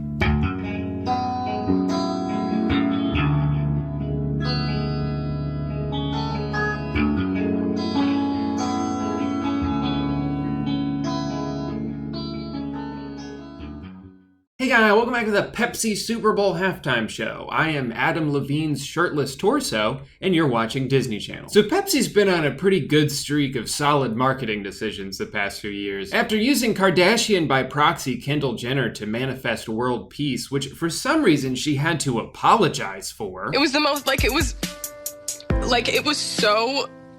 Pepsi set their sights on an even bigger stage. Network television. You see, everybody loves commercials, but I always get sad when they're over and I have to go back to watching my dumb old show. Well, Fox understands this conundrum and decided to give us 30 minutes of non-stop ad action every Sunday night, hosted by American Pie's Jason Biggs. All thanks to Pepsi Wild Cherry. Thank you, Pepsi! Cherry! This show isn't just a 30-minute commercial for Pepsi, it's specifically Pepsi Wild Cherry. Because it's called Cherry's Wild. I know I've made a lot of videos lately about how dumb TV is, but clearly I haven't learned my lesson because I keep watching it. This show makes me so uncomfortable. It looks like a fake show that would be on in the background of a movie where they're trying to make the point that the character watching it is dumb. Like, kid comes home from school and his alcoholic stepdad has this on the TV and he's like shouting and throwing things and then he yells at the kid to bring him another beer. It's a drama. The biggest reason why this show feels so weird, why it falls visually into the uncanny valley for me, is the insane, exaggerated audience reaction. So I know you're not my age. Oh, good. Okay.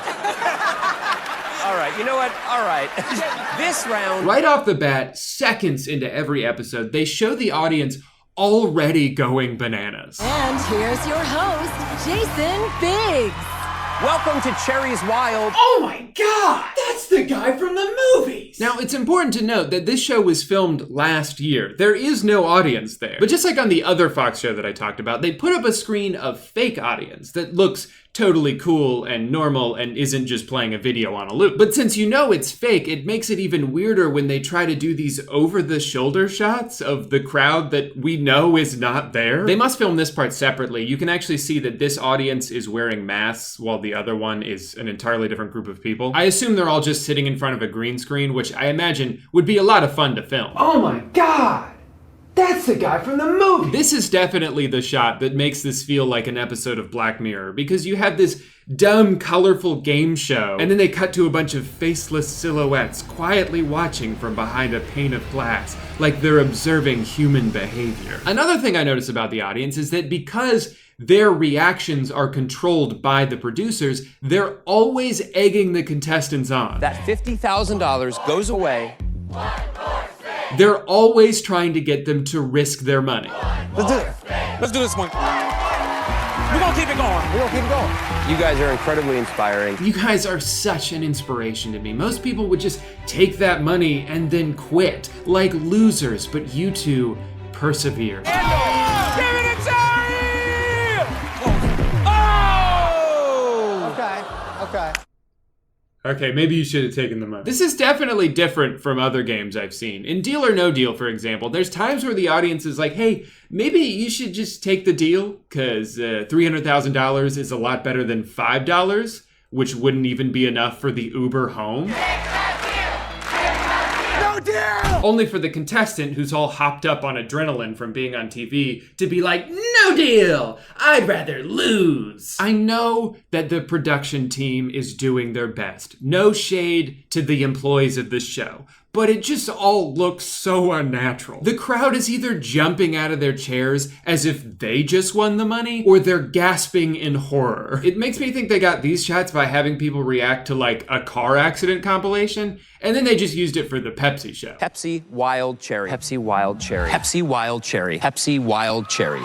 Yes. And then of course, that's the big thing. The thing that made me flabbergasted at this show's existence. I've seen bad shows before, I've seen weird shows before, but I don't think I've ever seen a major network release a game show on primetime television that is entirely an infomercial. The Pepsi brand is so deeply ingrained into the fabric of this show that on almost all of their Instagram posts, they're legally required to include #ad. Yup, last night was epic and the Pepsi Wild Cherry was delish. I could use a Pepsi Wild Cherry right now after last night, hard eyes. Tomorrow you're getting more pop trivia, Jason Biggs, and Pepsi Wild Cherry, #Cherry's Wild. There are exactly 2 comments on this post. One of them is the official Pepsi Instagram account, essentially complimenting itself, and the other is some guy just saying, bruh. Their whole Instagram account is such a wild ride. I love when TV shows hire someone whose entire job is to run an account with like 600 followers. Hey everyone, a new episode tonight, so be sure to tune in. I know I'll be cracking open a cold one. A cold Pepsi.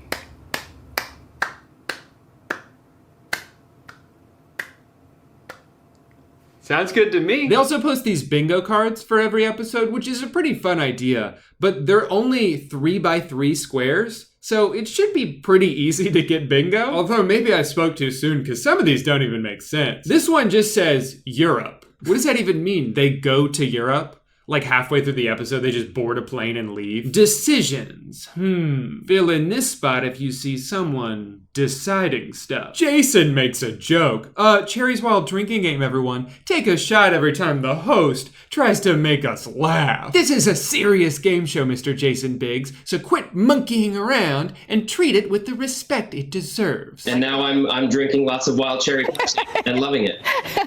Honestly, I feel kind of bad for Jason. He seems to be a pretty universally liked guy, but they do him dirty on this account. Trivia time.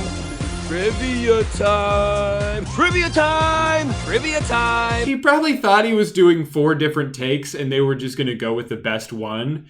And then they used all 4 of them. Jason's definitely a fan favorite though. I'm pretty sure he's the main appeal for the hundreds of people watching it. Here's some comments from his Wendy Williams interview about the show. He's very handsome.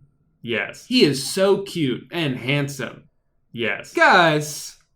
Get out of here, Gus. The comments on their Instagram are so funny. There's only a few of them, so it's pretty easy to read them all. There's a handful of positive comments here and there, but a lot of times when you click on them, you realize it's someone who's affiliated with the show. And then there's this one guy who comments on every single post trying to get them to respond, and he seems pretty annoyed that they never do. I love the dichotomy between this almost absurd level of positivity and this guy shitposting. This person commented, only a few more hours until cherry nirvana encompasses the souls of us all. And Ty just said, Pepsi. I don't know if I put this entirely on Jason or if they just asked him a leading question, but in one of his interviews, they ask him about the Pepsi sponsorship and he says this. Oh, sorry about that. That was the wrong clip. Here we go. This is kind of a cool new concept that a lot of shows are trying, where Pepsi is teaming up with Fox as a way to sort of reduce how many commercials you're seeing during the show. Okay, so it was actually the Fox anchor who made the claim that because of the Pepsi sponsorship, there are fewer commercial breaks during the show. And that's not true. There are just as many commercials. It's still a 21-minute episode, just like every other half-hour show. Maybe they were trying to say you'll see less variety of commercials, because most of them are Pepsi, but they still advertise other things. The other thing about Cherry's Wild, even if it wasn't sponsored by and named after Pepsi, it's not even a good idea for a show. It's based entirely around a video slot machine. This is one of the largest slot machines in the world. They say it's one of the biggest slot machines. I think they could get away with just calling it the biggest. It's over 3 stories tall. I don't think they come much bigger than that. But the thing about slot machines is that they are rigged. Almost every casino game is going to be somewhat rigged in favor of the casino, but specifically with slot machines, there is no user control over the outcome of what happens. You can still win something, which is why people use them, but the result was always going to be predetermined by a random number generator. I've never seen something like this before. They actually have to put a disclaimer at the end of the show that says, this is not a real slot machine. We're literally just playing a video of one. It is possible for the contestants to win the jackpot, but that gets decided ahead of time. Oh, okay, that's awesome. Now, there are 2 rounds of trivia earlier on that involve a little bit of skill from the players, but I think they're made purposely easy to give them this false sense of optimism to make them think that they're definitely gonna win the grand prize later on. Next musical act.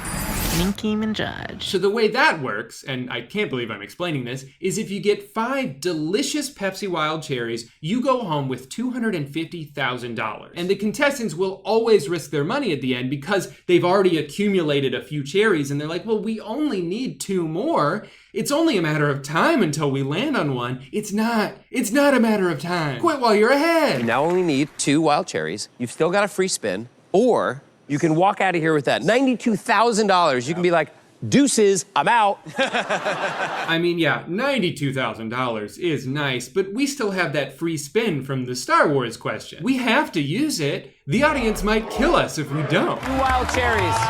You just need 2. Oh, they lost? Who could have seen that coming? Well, now they definitely can't walk away. They'd have less than what they just gave up a second ago. And that's the gambler's mentality, that you'll win it back eventually, even though it costs $10,000 more per spin. $31,000.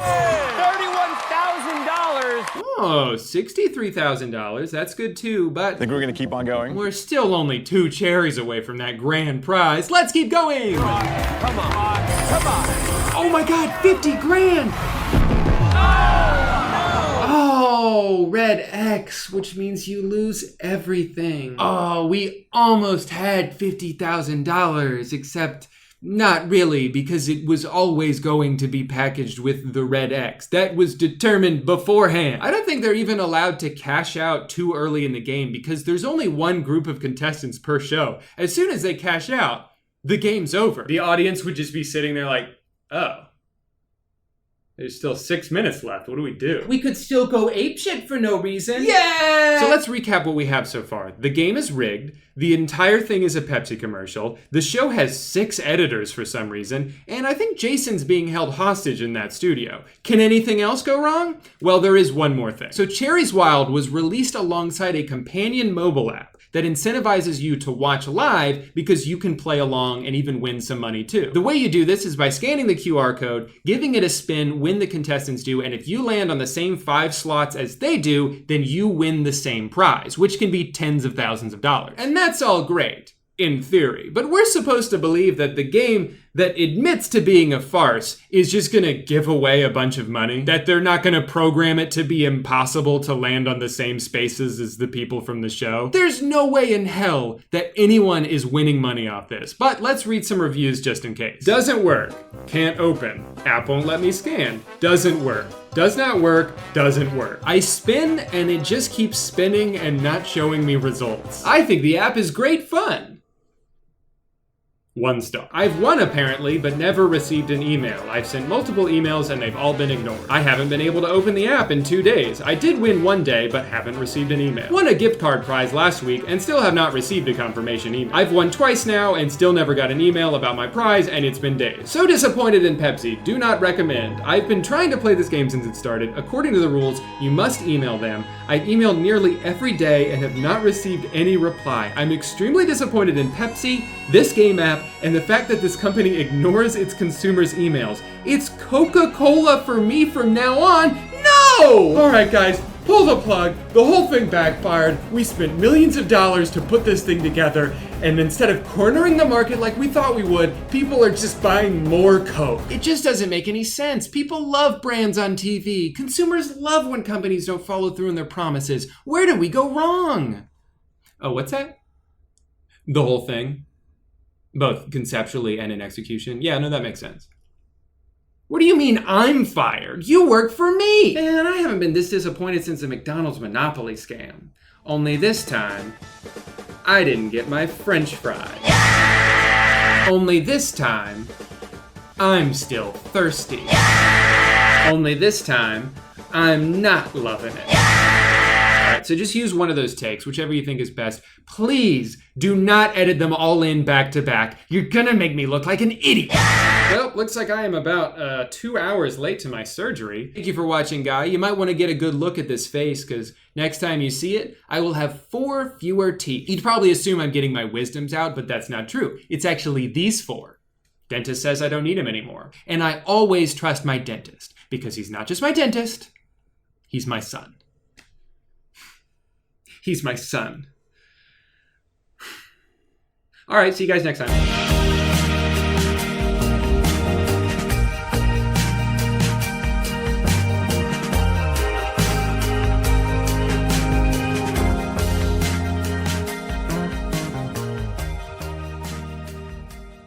Hey guy, a couple weeks ago I was at an Airbnb trying to figure out what the $200 cleaning fee is supposed to cover if they're just gonna make me do a bunch of chores anyway, when we realized that episode 4 of Severance had just come out. And what great timing. This place had one of those beautiful 85-inch frame TVs that make it look like an art piece on the wall. They had surround sound, they had a telescope pointed at the TV. I couldn't imagine a more perfect place to watch what would turn out to be a slightly confusing episode of television. So we turn it on and instantly we're like, why does this look like shit? I know that this TV costs thousands of dollars, and yet the moment anything moves on screen, it turns into this jumbled, blurry mess. But of course, because this kind of thing has been happening for years, we knew it was because of True Motion, or Motion Plus, or whatever this TV calls that feature, where it smooths out every frame and makes everything you watch look like it was shot on an iPhone. The best thing about this feature is that it's always on by default, and nobody I've ever met likes it. It's also named something different by every manufacturer, which makes searching the menus for it a little adventure every time. Now, I know I'm not even close to being the first person to complain about this feature. It seems like everybody hates it. But that's also why it's so confusing to me. If so many people hate this, why after over a decade are TV manufacturers still forcing this down everyone's throats? How do they benefit from making their product look worse? I remember ecstatically buying this Samsung in 2019 and almost returning it because the default settings made it look so bad I thought it was defective. I just kind of sat there in denial about it for almost a week before being like, this can't be right. There has to be a setting I can change. Tragically though, a lot of people don't know about this setting. They don't realize their TV is actively sabotaging their viewing experience. And if this doesn't describe you, it probably describes someone you know.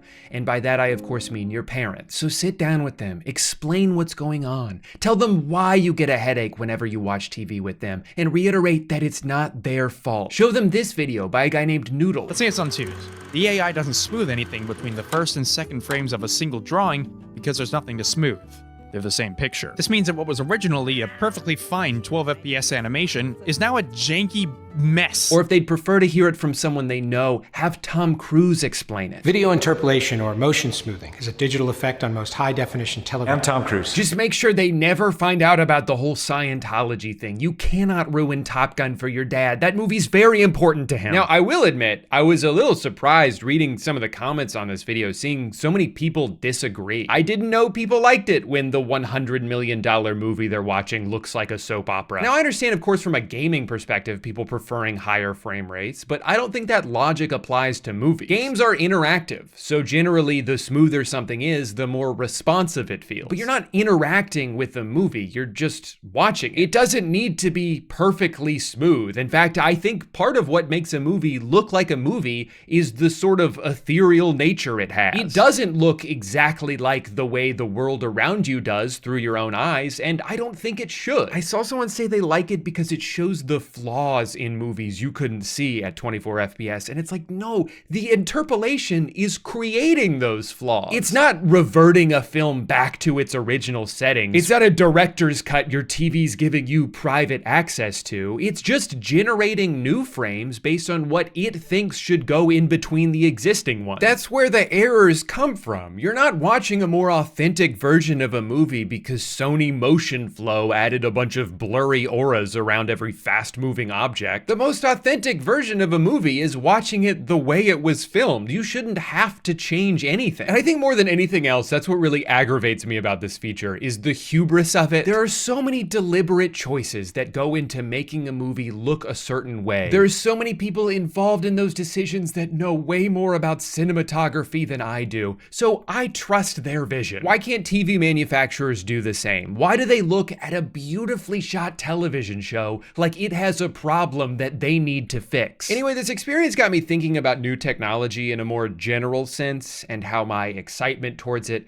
has waned over time. Sometimes it seems like we kind of already figured everything out. You can communicate with anyone in the world instantaneously. You have immediate access to every piece of music ever made. You can pay some guy to deliver a cold burrito straight to your door and it only costs $70. This is the peak of humanity, baby. There's nowhere else to go from here. except backwards. So many things now seem to just invent a new problem so they can sell you the solution. Or if we do create something novel and revolutionary, it's only gonna stay that way long enough for us to kill all our competition, allowing us to ruin our thing and make it infinitely more expensive. There was a time where streaming services seemed like the final frontier of at-home entertainment, a marriage of cost and convenience that made all previous options obsolete. I mean, my DVDs are just taking up space, and even if I wanted to watch something, I gotta get up, dust off my Xbox, navigate a bunch of menus, switch discs every 4 episodes. Netflix is so much better than this.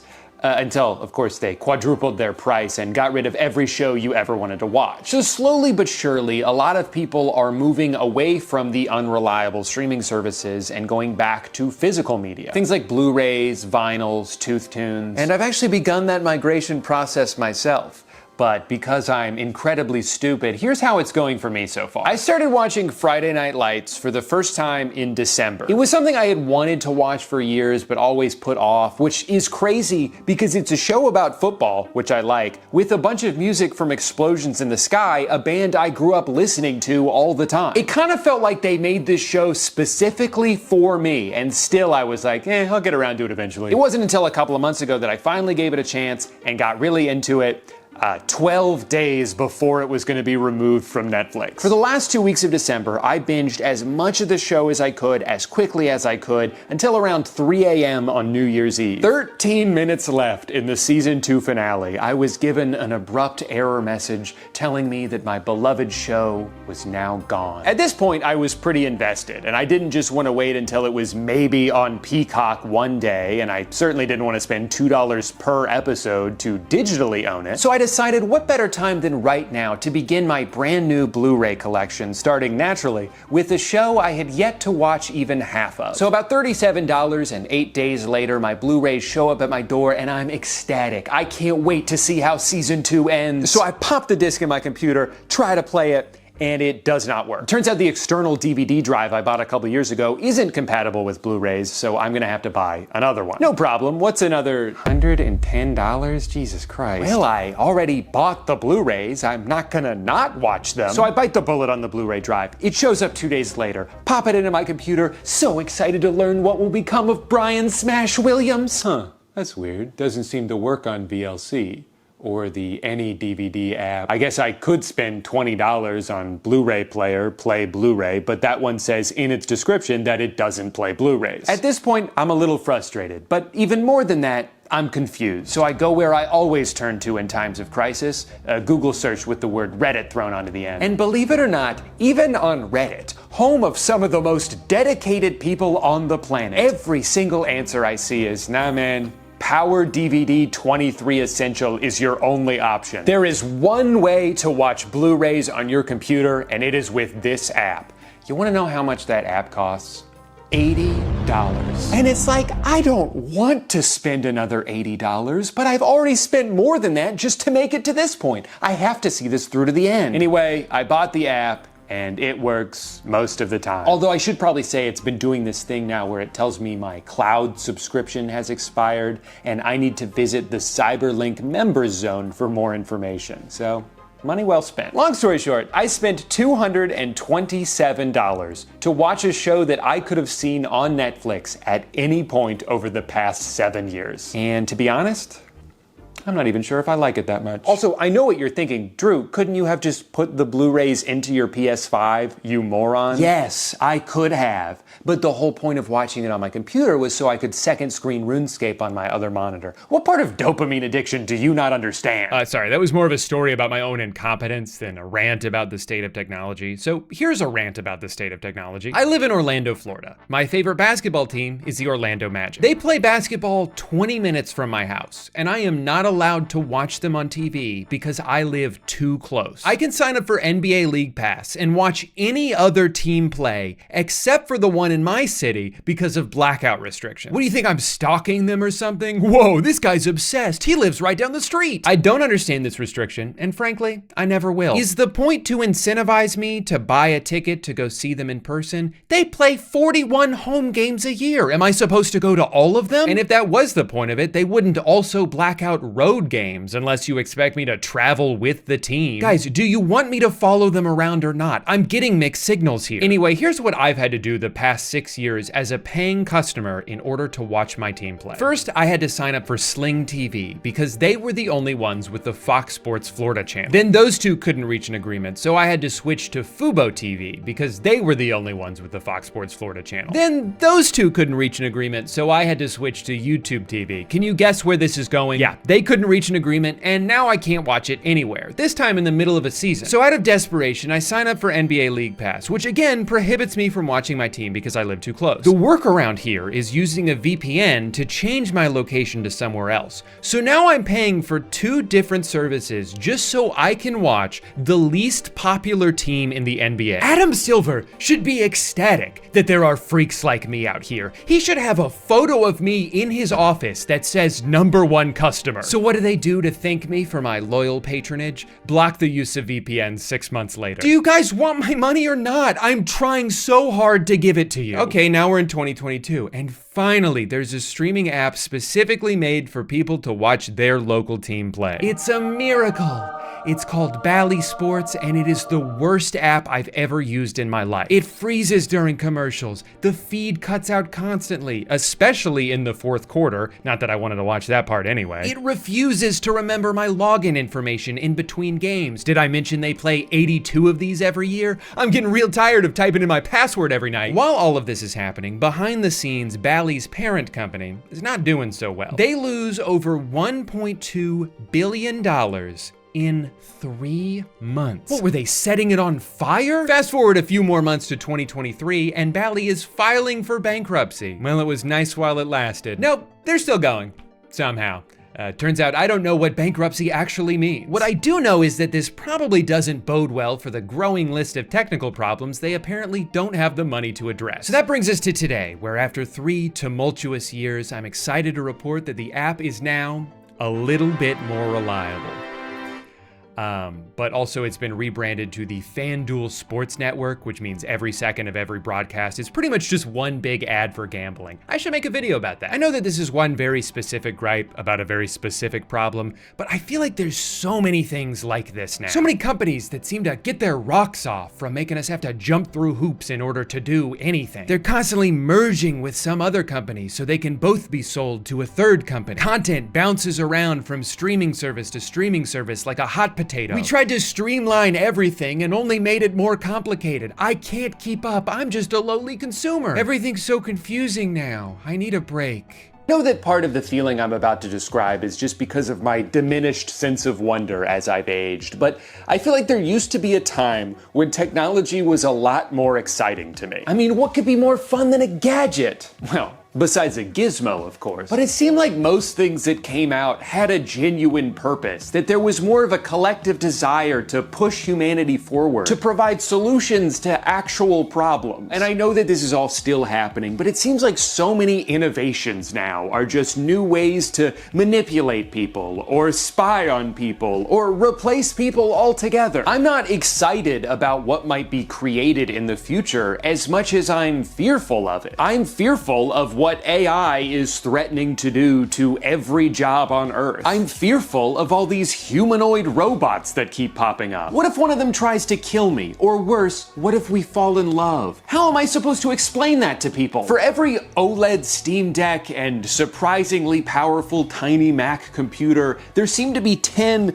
wearable AI companions, or a TV that's free because it never stops showing you ads, or what if you could wear your phone on your head so it could never stop showing you ads? I remember when touchscreen smartphones came out, and I practically started drooling at the idea. This device, which I hate more than anything in the world, is incredible. It's truly amazing what this thing is capable of, but now the question is, where do you go from here? The jumps in phone technology have become pretty unnoticeable, despite how hard they're trying to get us to notice them. When we went from landlines to cell phones, that was crazy. When they added a full keyboard so you didn't have to spend 30 seconds typing one word, that was crazy. And then they added email, and a really good camera, and a touchscreen, and a GPS, and the internet, and a compass, and now you can pay for parking on here. And you can download apps that stop you from spending too much time on other apps. Oh man, that line's really starting to slow down, huh? And this phone costs 4 times as much as this one did. No, that makes sense. If you Google has technology peaked, their AI overview will tell you, no, of course not. I'm getting stronger every day.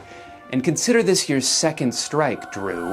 That's awfully ominous. And what was my first? No, of course technology hasn't peaked, but like, it does feel like it's starting to level off a bit. The improvements between video game consoles used to be astronomical. Now I end up on a side-by-side comparison video squinting as hard as I can trying to spot any difference. In 1995, video games looked like this. 10 years later, they look like this. 10 years after that, they look like this. And in the 10 years since, they look like, wait, which one is a new one? And I know I'm viewing this from a consumer standpoint. I'm completely oblivious to the strides being made in medicine and science and interplanetary defense mechanisms. But it just seems like whenever a new thing comes out, we have to pay a lot for very little. Technology has gone so far in the wrong direction that people are now trying to find ways to go back. Physical media is making a comeback. Dumb phones are making a comeback. As people become more disillusioned to the future that was promised to us, the best way to break out of it is to recapture a sense of simplicity. And not all of this is just nostalgia. I think some of it speaks to the fundamental difference in how things are made now. You used to be able to own things. Now almost everything is borrowed. You're not buying a product, you're subscribing to a service. I don't own a bunch of music because I'm paying Spotify every month. I'm just temporarily given access to music until I stop paying and then have nothing to show for it. And even if you do buy a physical product, there's no guarantee it's gonna stay in the condition it was in when you bought it. A lot of things now can be remotely updated or even deactivated. The Spotify car thing completely bricked when they stopped wanting to deal with it. A few months ago, Roku forced an update onto all of their TVs, making it so you can't turn the motion smoothing feature off. This company just announced they're gonna start charging a monthly fee so anyone who already bought their thermostat can continue to use it. We're buying things that can be made worse or taken away from us whenever the manufacturer feels like it. So what are we even buying anymore? These things aren't designed to last because the entire economic system in this country is based on perceived shareholder value. If I sell you a product that you only have to buy once and then get to keep it forever, how will I get more money from you in the future?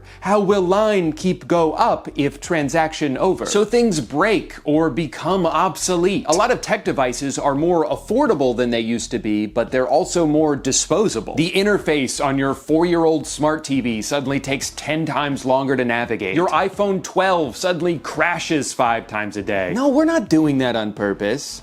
But it does kind of seem like a sign that it's time to buy a new one, right? And this isn't a conspiracy or an exaggeration. Technology is making us dumber. Rarely while using your phone are you in the driver's seat, except when you're texting while driving, which is a lot of fun. But it's mostly a passive activity. More often than not, you don't open an app in order to do a specific thing. You open an app and just see whatever it chooses to show you. Sometimes you like it, sometimes you don't. Either way, the past hour of your life was entirely decided by an algorithm. You're not thinking for yourself, you're not making a decision for yourself, you just turn off your frontal cortex and submit to whatever Mark Zuckerberg has curated for you. And the more we're conditioned to accept this relationship, the easier it is to sell us an AI agent that does all of our thinking for us and that we learn to trust implicitly. I mean, how am I supposed to be excited about technology when this is the direction we're headed in? It seems like everything is slowly trying to turn into everything else. A new app will come along with one specific niche use and then inevitably get turned into yet another form of social media. Like the Shop app. I've been using this for a couple years because I like the idea of having one account that works across multiple websites. But now, of course, it's just like another thing designed for you to scroll through. I open it up to see how far away my pants are and it's like, oh hey,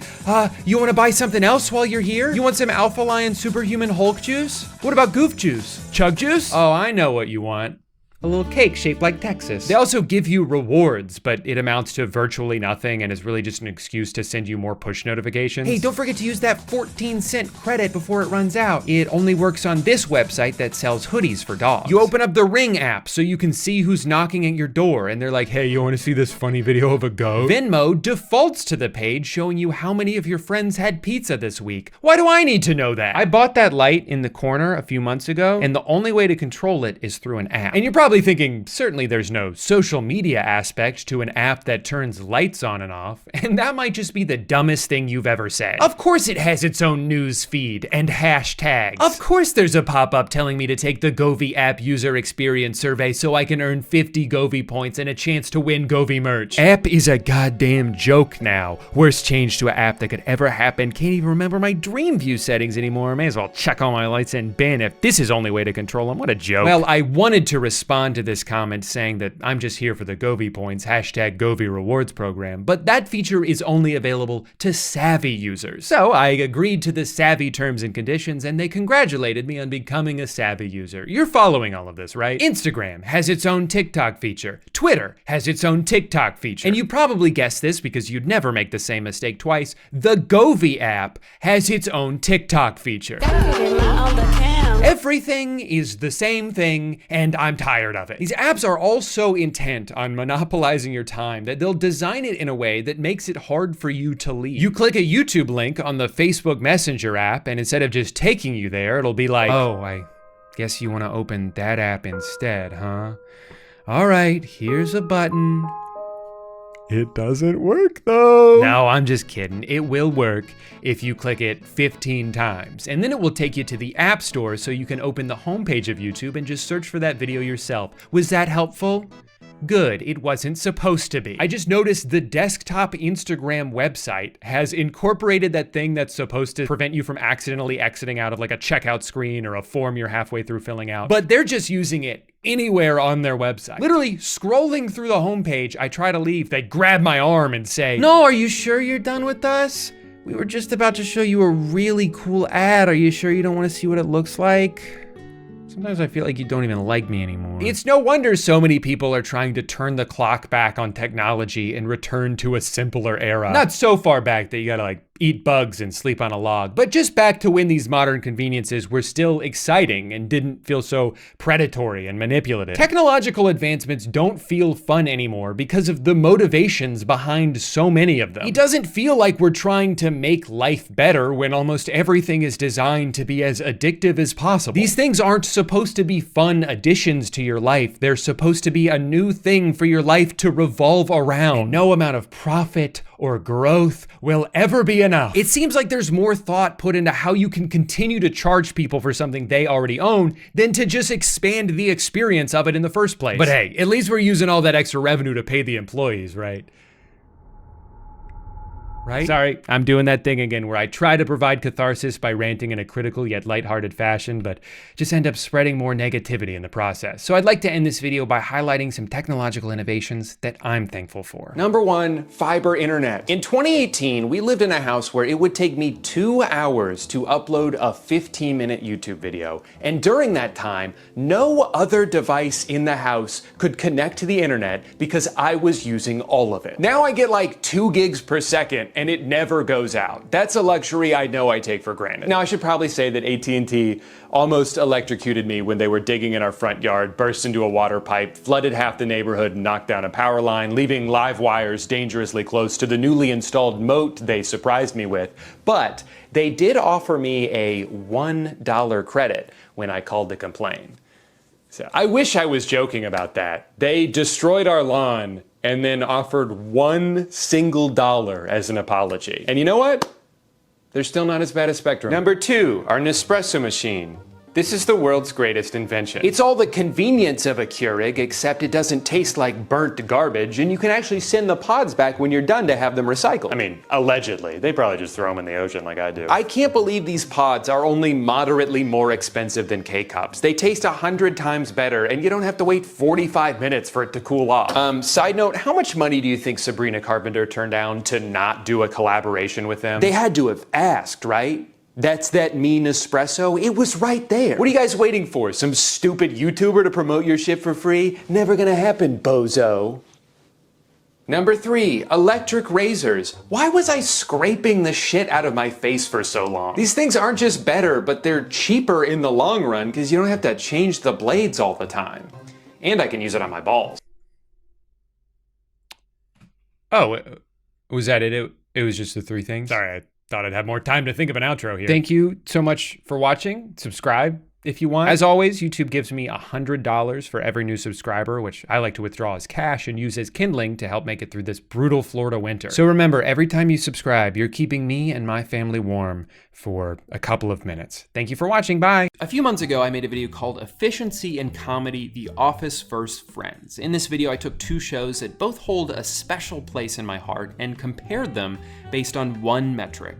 How many jokes are there per minute, aka which show, in my eyes, is more comedically efficient? I think the biggest problem with this video, despite just not being thorough enough with my data, is that these 2 shows are just too different to compare head to head. Completely different styles of comedy made during 2 distinct eras of pop culture, making this relationship too apples versus oranges to draw any real conclusions. So when I set out to revisit this format, I made it my goal to only compare shows that are both apples or both oranges or both bananas. You get the idea. 2 shows that are very similar. And when I made this my goal, 2 shows immediately came to mind: Arrested Development and Community. The closer I started to compare these shows, the more I realized how many elements between them are nearly identical. They each feature ensemble casts made up of a bunch of quirky weirdos and one straight man to react to their quirky weirdness. They're both very meta shows that repeatedly break the 4th wall in ways most other shows don't, and they both seem to have mastered the art of the callback,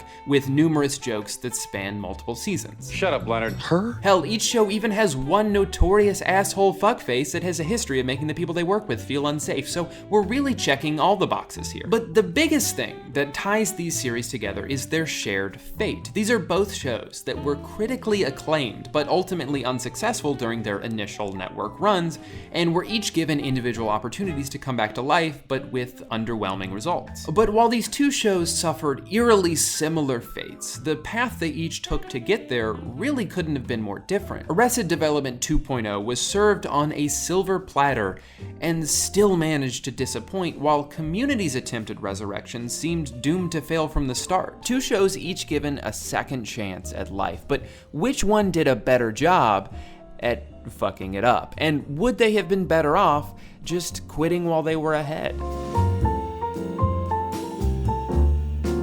So first, let's do a quick history lesson that will never be taught in any school ever. Starting with Arrested Development. The first season premiered in 2003 to initially high ratings that slowly dwindled over the next few months. Almost instantaneously, Fox was ready to give up on Arrested Development, despite the fact that they were literally winning awards immediately. They won 5 Emmys in 2004, and yet none of the cast was even sure if they were going to be brought back for another season because the critical acclaim wasn't translating into broad enough popularity for Fox's liking. You see, Arrested Development was always praised for its cleverness and originality during a time when simplistic, formulaic sitcoms were being birthed left and right. Each episode weaved together storylines and long-running bits in such a carefully crafted way that just wasn't typically seen on television. In fact, the show was so jam-packed with jokes that I think it was actually ahead of its time in a bad way. Because while Arrested Development has since earned a reputation as a show you sometimes have to pause and rewind or rewatch episodes altogether to catch subtle nuances you may not have noticed at first,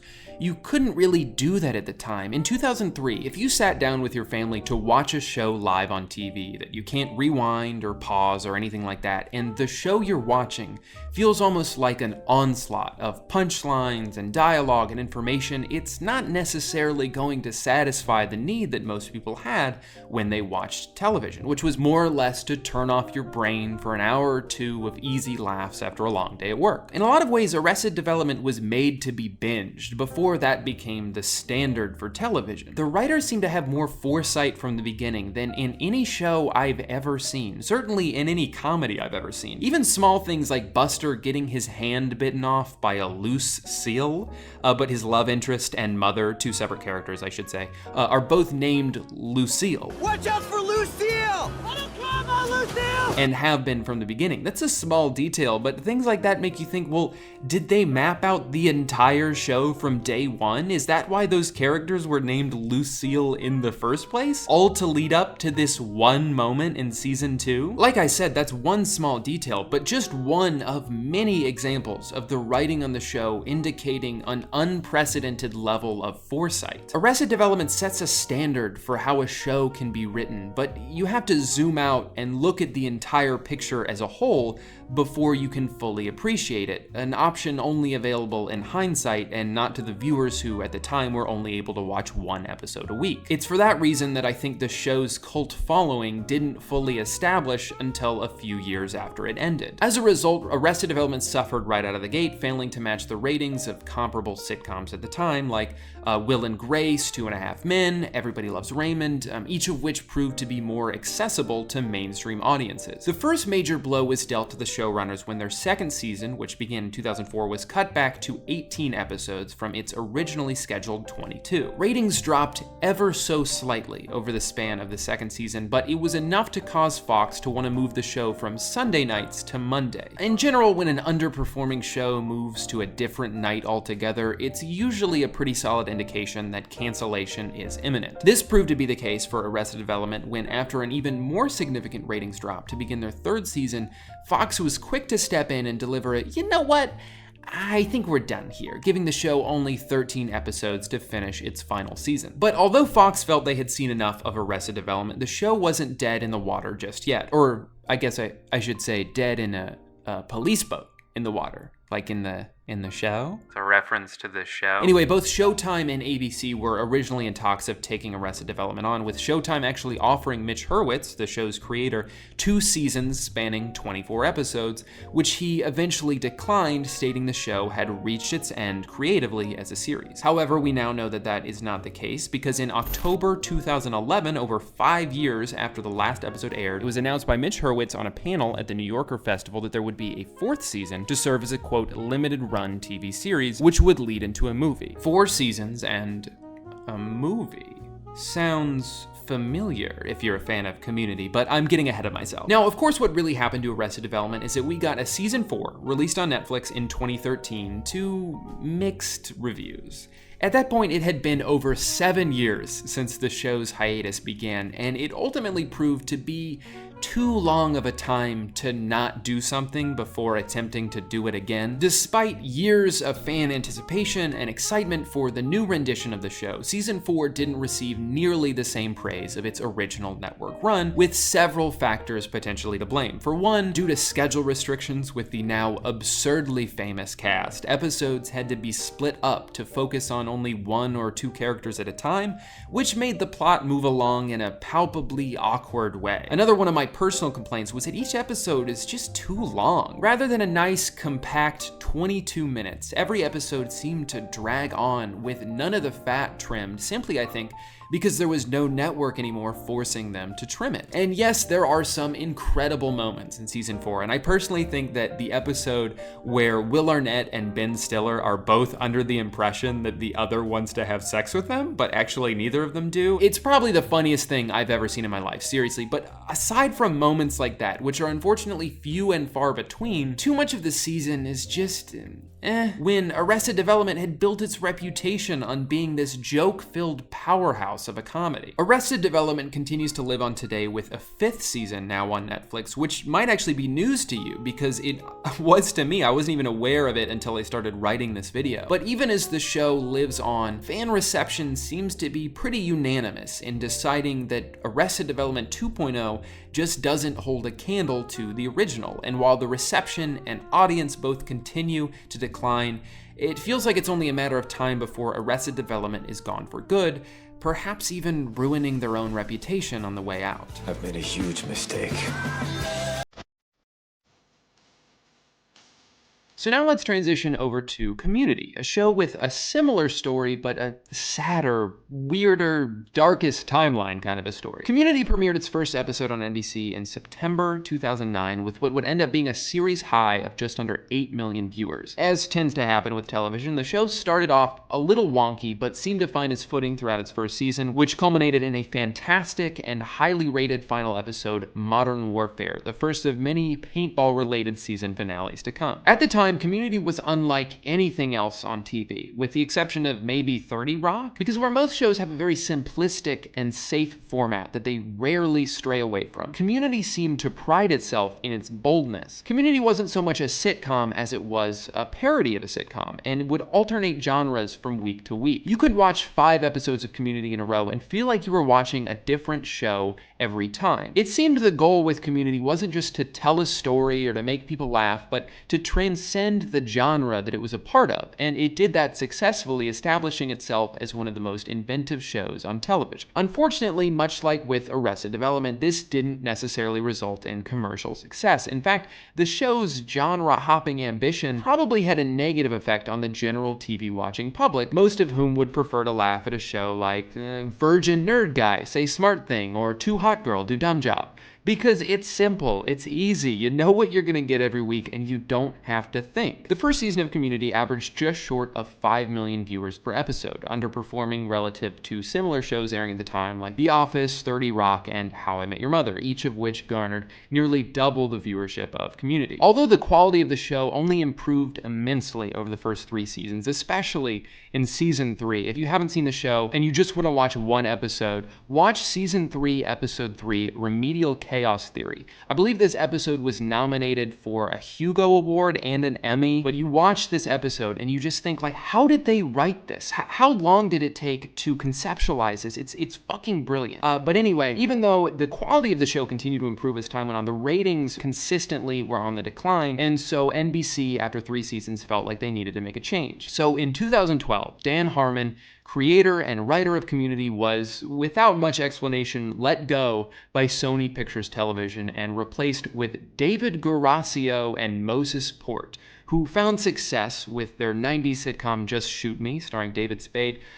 Their more recent body of work, however, includes a show so terrible and bizarre, you have to wonder how they were even considered for a job like this. The show in question is called Aliens in America, and the basic synopsis is that this family ordered a foreign exchange kid from London to be like friends with their son because the son is a loser, and they thought this would make people think he was cool if he had a friend from London. Yeah, that's the real plot of the show, guys, but it gets even worse. You see, the family ends up being disappointed when they find out that the kid they ordered was actually from Pakistan, and they wanted a white guy. It seemed impossible, but somehow my life had just gotten worse. It almost seems as if this whole show only exists to shit on someone else's culture and is just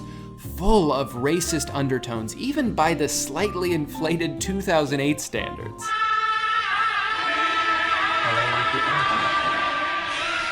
Aliens in America ran for, and you're not gonna believe this, but only 1 season. Crazy, right? On the CW, and all the episodes are on YouTube, to my knowledge, if you want to see how bad this gets. But the point is, the masterminds behind this embarrassing travesty were given the keys to one of the most creative and unique shows in modern television history right at its peak. What could go wrong, right? Well, pretty much everything. Needless to say, the 4th season didn't go so well, with the drop in quality immediately apparent to fans. In fact, the season was so out of place and generally disliked that they even began the eventual season 5 by having Abed relate the previous year to that weird final season of Scrubs that nobody asked for and basically ruined the show. See? He does a voiceover wrap-up at the end of every episode. Despite Dan Harmon eventually being brought back for that season 5, and I think reviving the show creatively, it seemed that most of the damage done by the previous season was irreparable, and the show never fully recovered, with the ratings now at an all-time low. Season 5 would end up being Community's final season on NBC. This left a lot of fans confused due to Community's commonly used mantra, 6 seasons in a movie, which was interpreted as like the plan for the show. But NBC chairman Bob Greenblatt came out and basically said, and I'm summarizing here, but basically said, no, that was their thing. That had nothing to do with us. So NBC canceled the show in 2014, claiming it just didn't make sense for them to have another season with that level of an audience. And just like that, Community, like Arrested Development before it, was dead in the water, abandoned by their own network. In a desperate attempt to finish the show's creative arc and fulfill the self-imposed prophecy of 6 seasons in a movie, Dan Harmon was forced to do the unthinkable. In a last-ditch effort to keep his show alive, he turned somewhere few have even dared approach and none will ever approach again. And maybe you're thinking, it can't be that bad. Who revived the show? Comedy Central? No. Netflix? Not quite. Community's 6th season was picked up by none other than the world-famous Yahoo Screen, a streaming service so good it doesn't exist anymore. Yahoo sunk $42 million into Community's 6th season, and as a result had monumental, I'd even say unrealistic expectations for the financial success of the show. As you can probably imagine, advertisers didn't really have any interest in providing funding for a show that failed on its own network and then moved to a streaming service that nobody had ever heard of. Community's tumultuous 6th season would end up being its last, with most of the cast out of their contracts and moving on to bigger and better things. A reputation basically destroyed by Yahoo and less fan support than ever. After years of riding a roller coaster that had far more downs than ups, which actually sounds like a fun roller coaster, but not if you're describing the path of a television show. Anyway, Community was finally, and perhaps mercifully, laid to rest. The weirdest thing about all of this, and maybe even the saddest part, is that the 6th season was actually pretty good. It was clever, it was ambitious, and it had the same charm that the show had for 4 of the previous 5 seasons. The problem wasn't that it was bad. The problem was that nobody watched it because it was on Yahoo fucking Screen. That sounds like a joke. That sounds like something Clickhole would come up with. Like, what's next? AOL Go? The Blockbuster app? What did this gift of a show do to deserve this fate besides try their best? Nothing. Because sometimes life just isn't fair, especially when you're trying to make a television show. So you have 2 well-received shows that were murdered, brought back to life, and then murdered once more. Well, one of them hasn't been murdered quite yet, but it feels inevitable. Most review websites have season 5 of Arrested Development rated even lower than the already disappointing season 4, so it's safe to say that it's trending in the wrong direction. But you have 2 shows who both died twice. But which one died worse? At first glance, it's easy to point at Community's almost comically explosive ending and say, well, it doesn't get much worse than that. To lose your showrunner, who was imperative to the voice of the show, to then get kicked off your own network only to be rescued by essentially a geriatric patient who then not only died while trying to save you, but then blamed you for being the reason he died, how could it possibly get any worse than that? It doesn't. But how much of that was Community's fault? I mean, in spite of years of adversity, Community still delivered a relatively consistent product that continued to stretch the boundaries of television, even by their own lofty standards. Arrested Development, on the other hand, had basically everything going for them when they came back for a season 4. They had all the marketing in the world from an online global superpower entering the peak of its worldwide dominance. They had years of buildup and hype and a cast that had more star power now than they did initially when the show was first on, and they still fucked it up because they lost what made them so good in the first place. If this was a game of poker, Arrested Development was dealt a royal flush from the beginning, while Community was given a handful of that one card in the pack that has like the return policy on it or something, and also one Uno card that accidentally got shuffled into the deck and has like a weird stain on it. But even with 2 drastically different hands to play, the game ended the same for both of them. They both folded their hands and walked out of the casino in shame, probably wishing they had quit hours ago before arrogantly squandering away their winnings. I think the tragedy in all of this is how good both of these shows were at their peak, and how a few missteps, even if not through any fault of their own, could cause the perceptions of these shows to be permanently altered in a negative way. Maybe this story can be a lesson to networks and streaming services out there who insist on pulling dead shows out of their grave to dance around for us one last time, only to disappoint us when we realize that the corpse doesn't dance as well as it did when it was alive. Am I getting a little out of hand here with the analogies? I feel like I might be, but the point is, maybe it's okay to let something end, even if it's still good. Not every mildly successful movie needs 14 sequels. Not every Full House needs to get fuller. Sometimes it's okay to just let our memories be memories, because we as humans suffer from recency bias, so we should do our best when we can to let our most recent memory of someone or something we love be a positive one. That's it for today's video, guys. I really wanted to do a video like this again. I know it's been a while since I tackled something like this, but again, I had a lot of fun making this, so if you liked it, let me know. If you didn't like it, don't let me know, because it'll hurt my feelings. And remember, as always, our goal with this video is to get 1 billion likes, so don't forget to smash that like button on the way out. Thank you guys so much for watching. Remember to like, subscribe, comment, and do whatever else you feel is necessary to show support. Thanks again for watching, and I'll see you guys next time.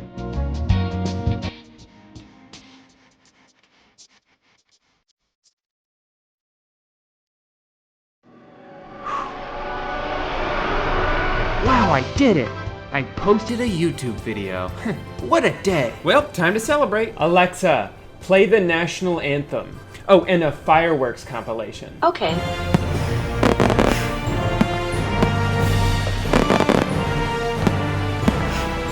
Hey, Mr. Lamp, did you hear the news? I posted a YouTube video. I'm proud of you, kid. Thanks, Mr. Lamp.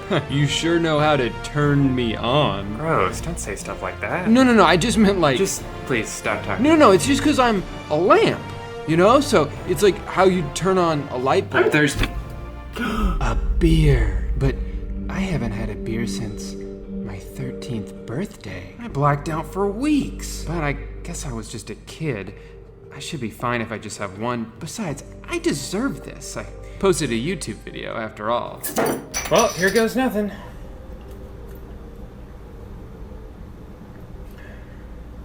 No, I feel fine.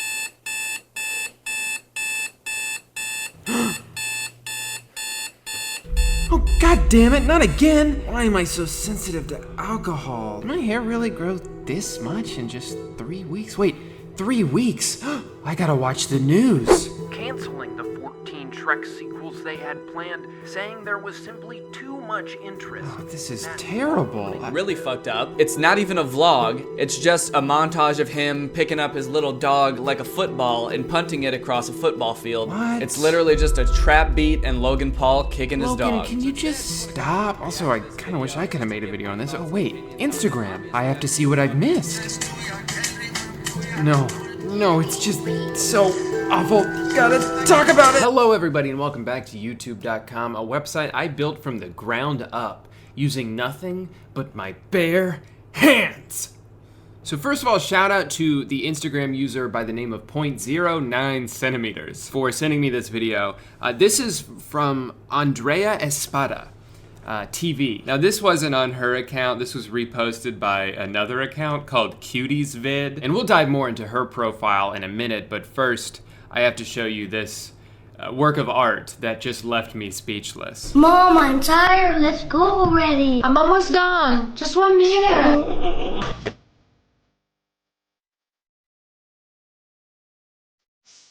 What do you think? You could do better. Why not? It's just so horrible.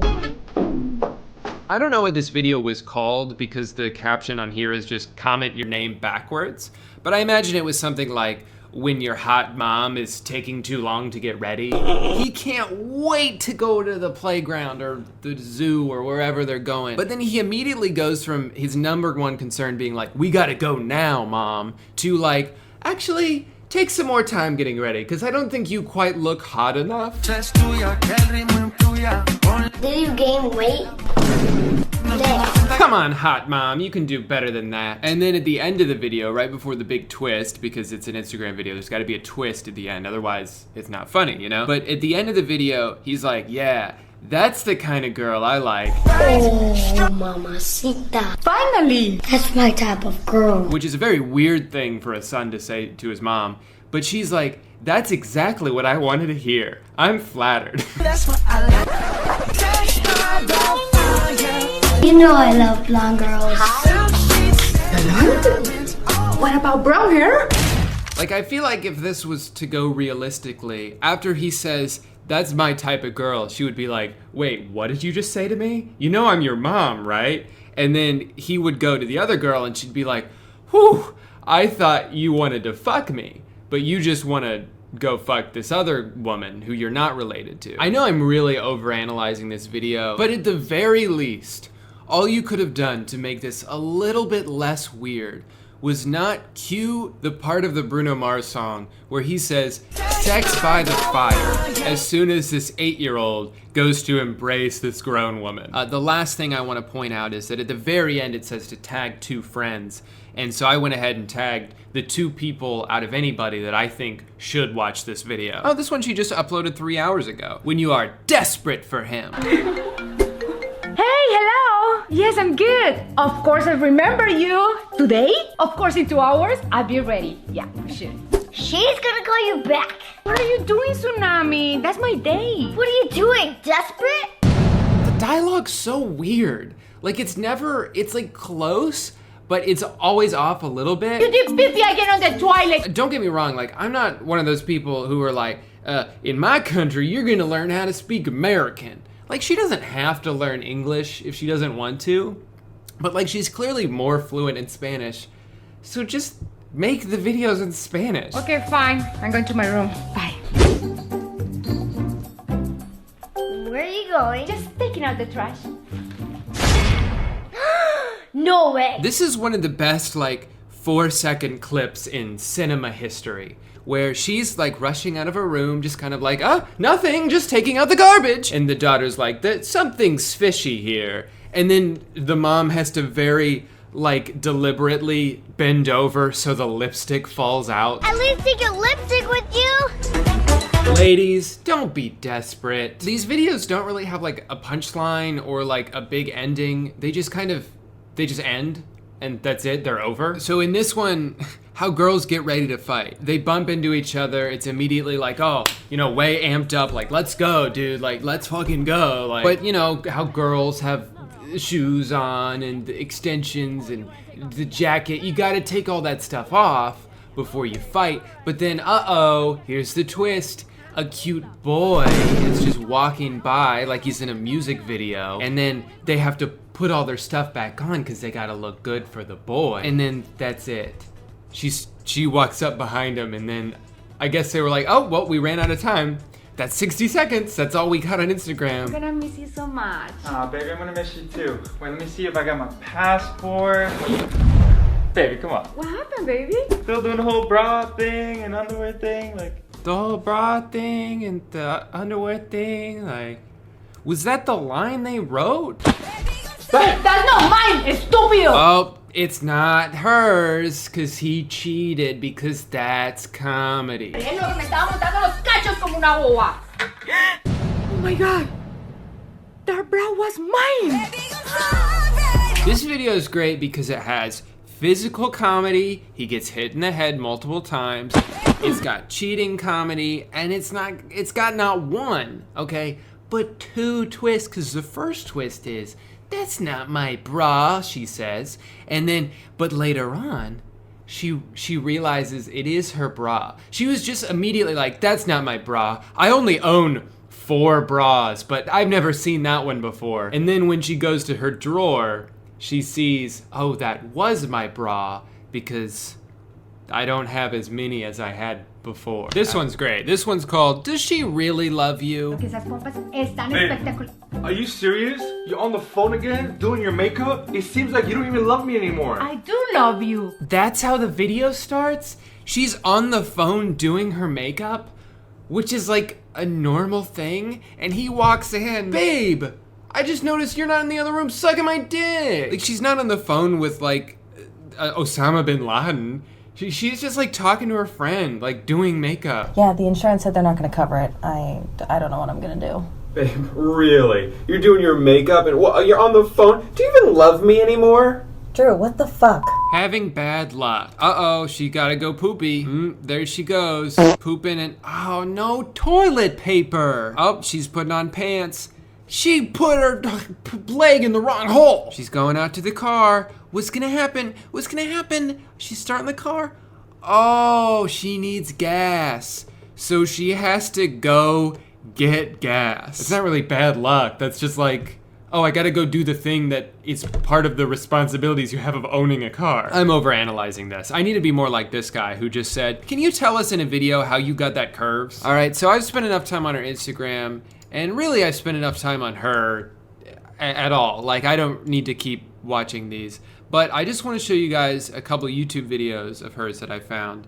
To just, so you kind of get a sense of who she is. I like this one, Ice Tub Bikini Challenge. Will I survive? I understand that that's like clickbait or whatever, but I think it would be really funny if like she froze to death and they posted the video anyway. Let's try English versus Spanish challenge. This ought to be good. Freaking Puppy in the house, let's go!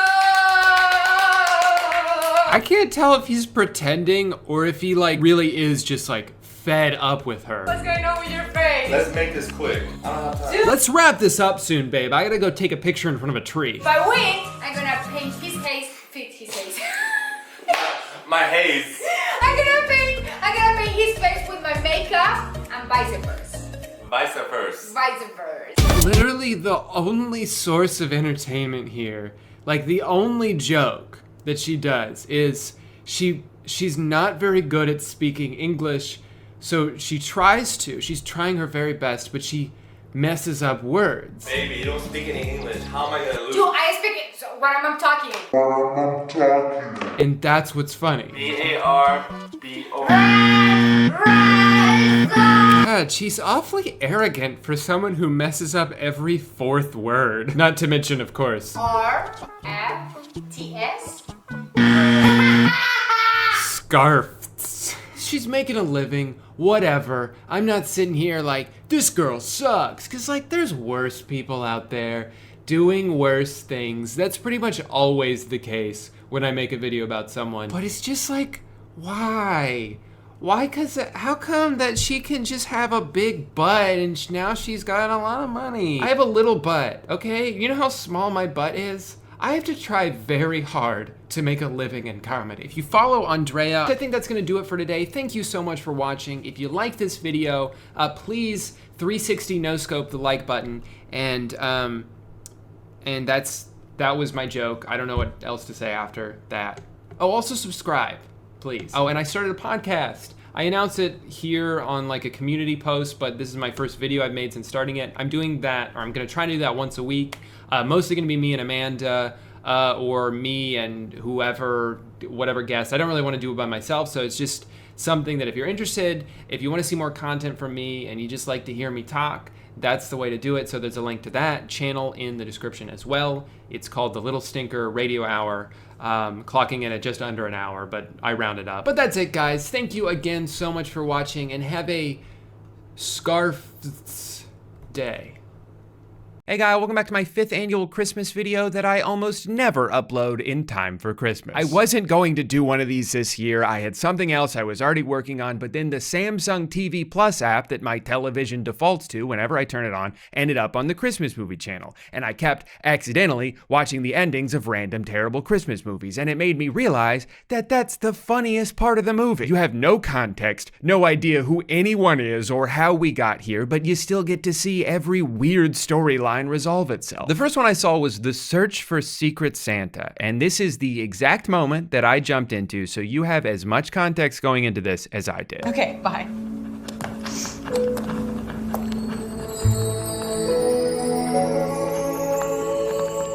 Jackson? Are you defacing the beam? Are you defacing the beam? I'm sorry, but that is a perfect line.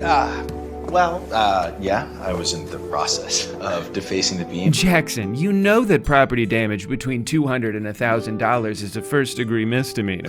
Yeah, I just, needed your final approval. My final approval for what? For defacing the beam. Well, this is a place of forever love, and I wanted to write Sophia and Jackson inside the heart. Can I?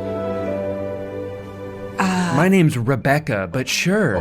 Wait, here. I made this for you. It is beautiful. Yeah, I know. You lifted my curse. There was a curse? Jackson, the real curse was me thinking that true love had to be like a fairy tale, when the fact is, real life and the real you are far better. Wow, that's a huge backhanded compliment. Thank you. I used to think that I would meet someone perfect, but you taught me that my standards were way too high. Huh? Settling for you was the best decision I've ever made. Okay, but even after all that, you are not prepared for the final 12 seconds of this movie.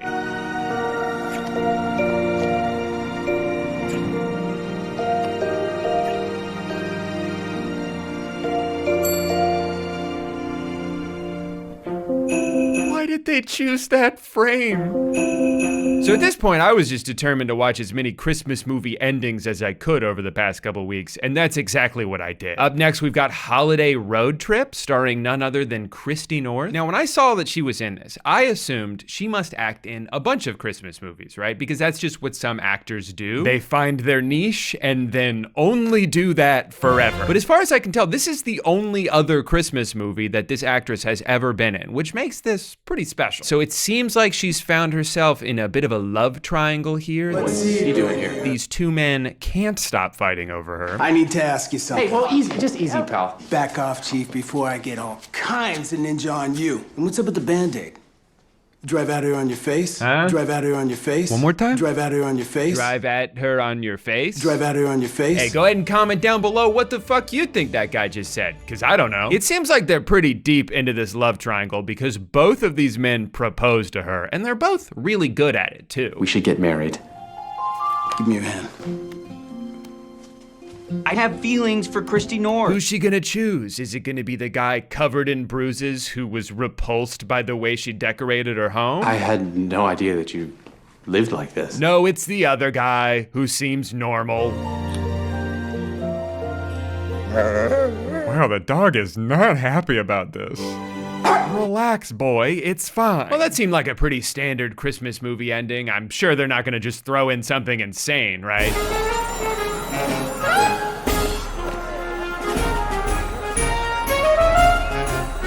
What? That might be some of the worst Photoshop I've ever seen in a movie. So far. Another movie I really loved was Second Chance for Christmas. Not a single character in this one seems to act like a normal human being. Mom? Dad?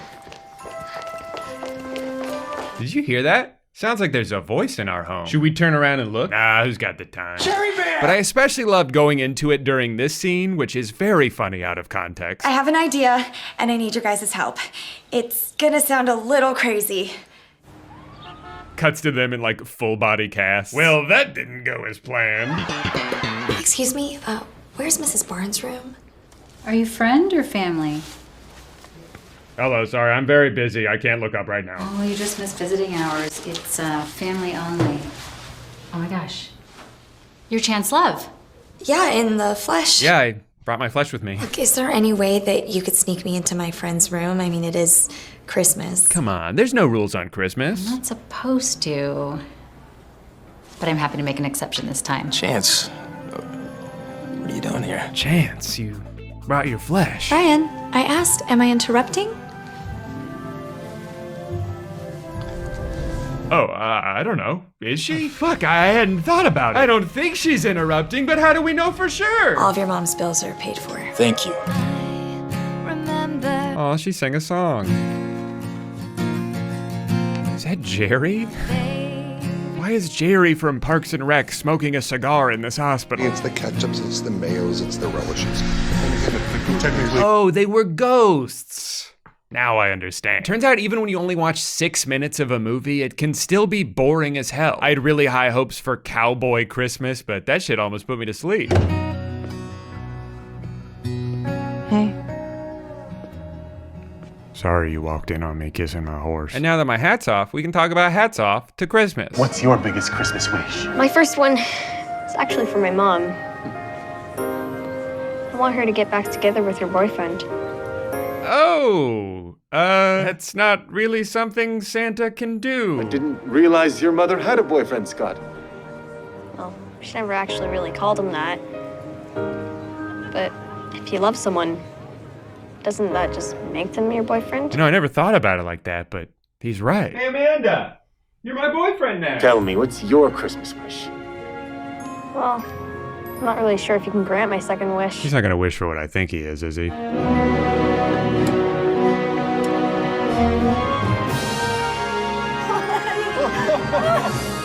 Wow, I guess science is no competition for the magic of Christmas. Oh my god, she just pulled Santa's beard off! All right, well, let's mix it up a little bit and talk about one of my favorite subgenres of Christmas movies, dog Christmas movies. In fact, right on YouTube.com, you've got The Dog Who Saved Christmas, The Dog Who Saved Christmas Vacation, and The Dog Who Saved the Holidays. Oh, they're including other holidays in this one? No, that's just another word for Christmas. So we enter this one on two bad guys who are trying to hunt some dogs, but then they get hit in the head by the guys they work for, even though it seems like they were doing their job. As you can see, their boss is very Italian. This thing is a fugazi! And since the tree topper they stole turned out to be a fake, the Italian guy decides to cut off their thumbs. Guess we're gonna have to settle for their thumbs. I get a pretty penny for them on the black market. Who is buying thumbs on the black market? Man, I know what I'll be wishing for this Christmas. Don't worry, guys, I didn't actually lose my thumbs. Just a little bit of movie magic here. Hold on. Oh, he's saying goodbye. No! Timber!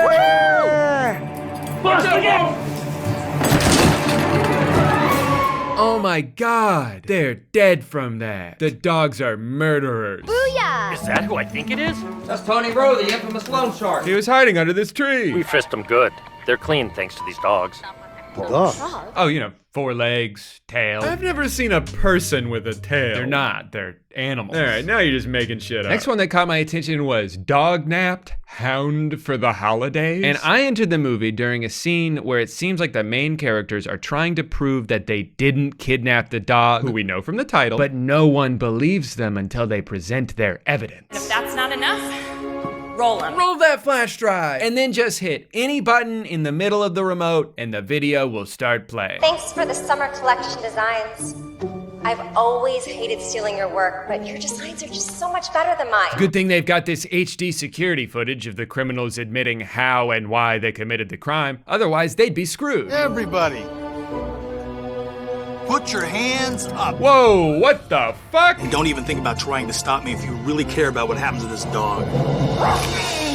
Dog, get me! All right, that's it, come on. Wait, there was a cop there the whole time? There were 2 cops? What, were they just waiting for the dog to save the day? I've always known that your sketches were the driving force behind the product line. How would you like to be the new face of the brand going forward? The face of the brand? Yes, she got the job at the company. I'm so proud of her. It's been a crazy week and an even crazier night. Yeah, someone brought a gun. Looks like you have a new job and a new dog.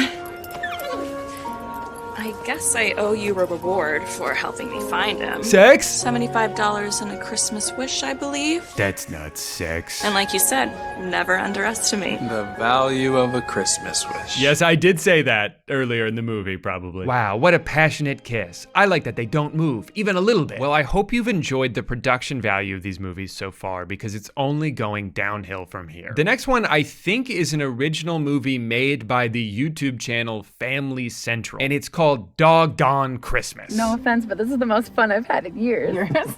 How are you doing there, little fella? He's such a cutie. The basketball? Now we just sit back and wait for them to make the next move. I know what's going on in this movie. I don't think the dog talked in that last movie, but he definitely does in this one. I like that he kind of goes in and out of doing a Trump impression. Trust me, guys, this is how it has to happen. It's for the best. Okay, I trust you. Me too. We all do. I'd trust you with my life. Yeah, we'd kill someone if you wanted us to. Now you can obviously see where this is going. The kids are gonna get on their bicycles and try to outrun a helicopter. And somehow it worked. Goodbye, Murphy. Goodbye, kiddo. See ya. I hope this works. Oh, what's going on? They say don't try this at home. The dog's gonna set off some dynamite. Yeah, no, that makes sense. Showtime!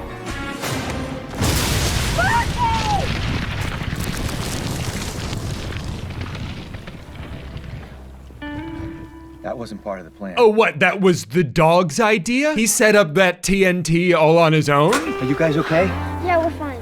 What about Murphy? Well, that's not a great start to Christmas Eve. Yeah, I'll say. What a nonchalant thing to say when their dog just died in front of them. Sorry about that, kids. But you know how Mondays can be. Well, looks like that does it for the month. Seems so. Looks like there's nothing left for us to do but pack up and clear out of this one-horse town. Looks like we've accomplished our mission. Can you talk normally for 5 minutes? Who's ready for some hot chocolate? Not really in the mood, Dad. Our dog just exploded. I can't possibly drink all this hot chocolate by myself. I mean, I could try to drink it all by myself. Let's see. Oh, you don't have to. Yeah, that's a lot of hot chocolate. No one forced you to do that. Mr. Gernsback, after hearing of your recent departure from Galaxy, we'd like to know if you'd be at all interested in the position of lead developer here at Smart House Toys. I got the job! I got the job! This is the best Christmas ever. The best Christmas ever? Couldn't possibly get any better. Murphy? Murphy! Yay! He didn't explode! We were so sure that he did! But it's not the end, because they wrote an original song. That guy's name is Johnny Roast Beef Santori, courtesy of Egg Records. This movie's not real, but alas, it is real. And it's not the only film in the Doggone saga. Let's see how Doggone Adventure ends. What's this, guys? Oh, they really, amped up the special effects in this one, all right. Awesome job, guys. It looks really good. They're catching up! What do I do? Oh boy, their backs are up against the wall now. How do you think they'll get out of this one? Remember to smash that like button to lock in your answer.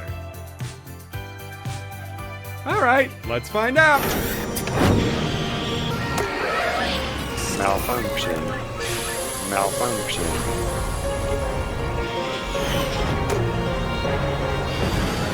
It was D. It was D. And then they got rid of the other one by creating an intersection that she had to stop at.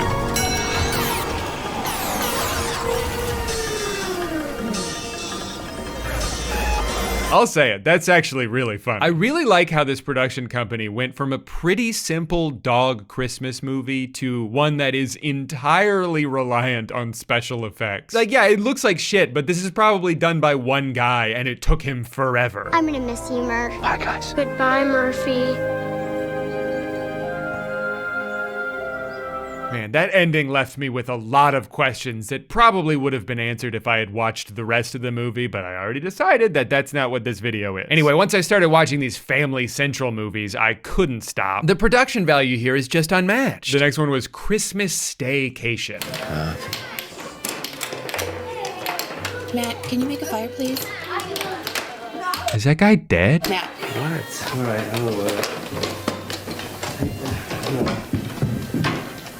Me too. Definitely seems like he could have just walked around them. It was kind of rude.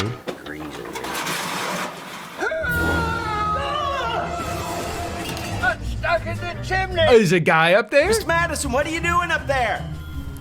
Get me the hell out of here, and then we can play 20 questions. You feeling better, Grandpa? What, me? Sure. Takes a lot more than that to knock your old grandpa off his game. Oh, I get stuck in chimneys all the time. I still love you, Grandpa. I would hope so. What was that? What? That noise from the basement, that whining, barking sound. A puppy! I got a puppy! I don't believe this! Yeah, your grandpa left you a puppy down in the basement 2 weeks ago, actually.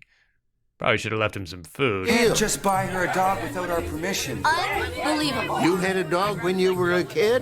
Every kid should have a dog. Someone gonna pick that tree up? This next one's called Christmas Coupon, and I like that in what seems to be one of the most important scenes of the movie. It sounds like the entire audio was recorded after the fact. Oh, hey, Pastor Chris. What are you doing here? Hello, Doctor. How is your day going? I'm so sorry. Leaving you was the biggest mistake I ever made.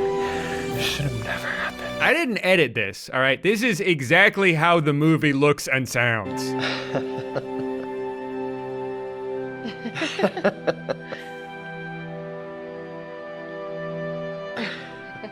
Well, I think that's enough Christmas for 1 year. After all, it is December 27th. Thank you so much for watching today's video and hanging out with me on Christmas. Now, some people might say that I uploaded this video too late for Christmas because it already happened. But what they don't realize is I'm actually just really early for next year's Christmas. So I'm actually a really good YouTuber. All right, everyone, have a great day.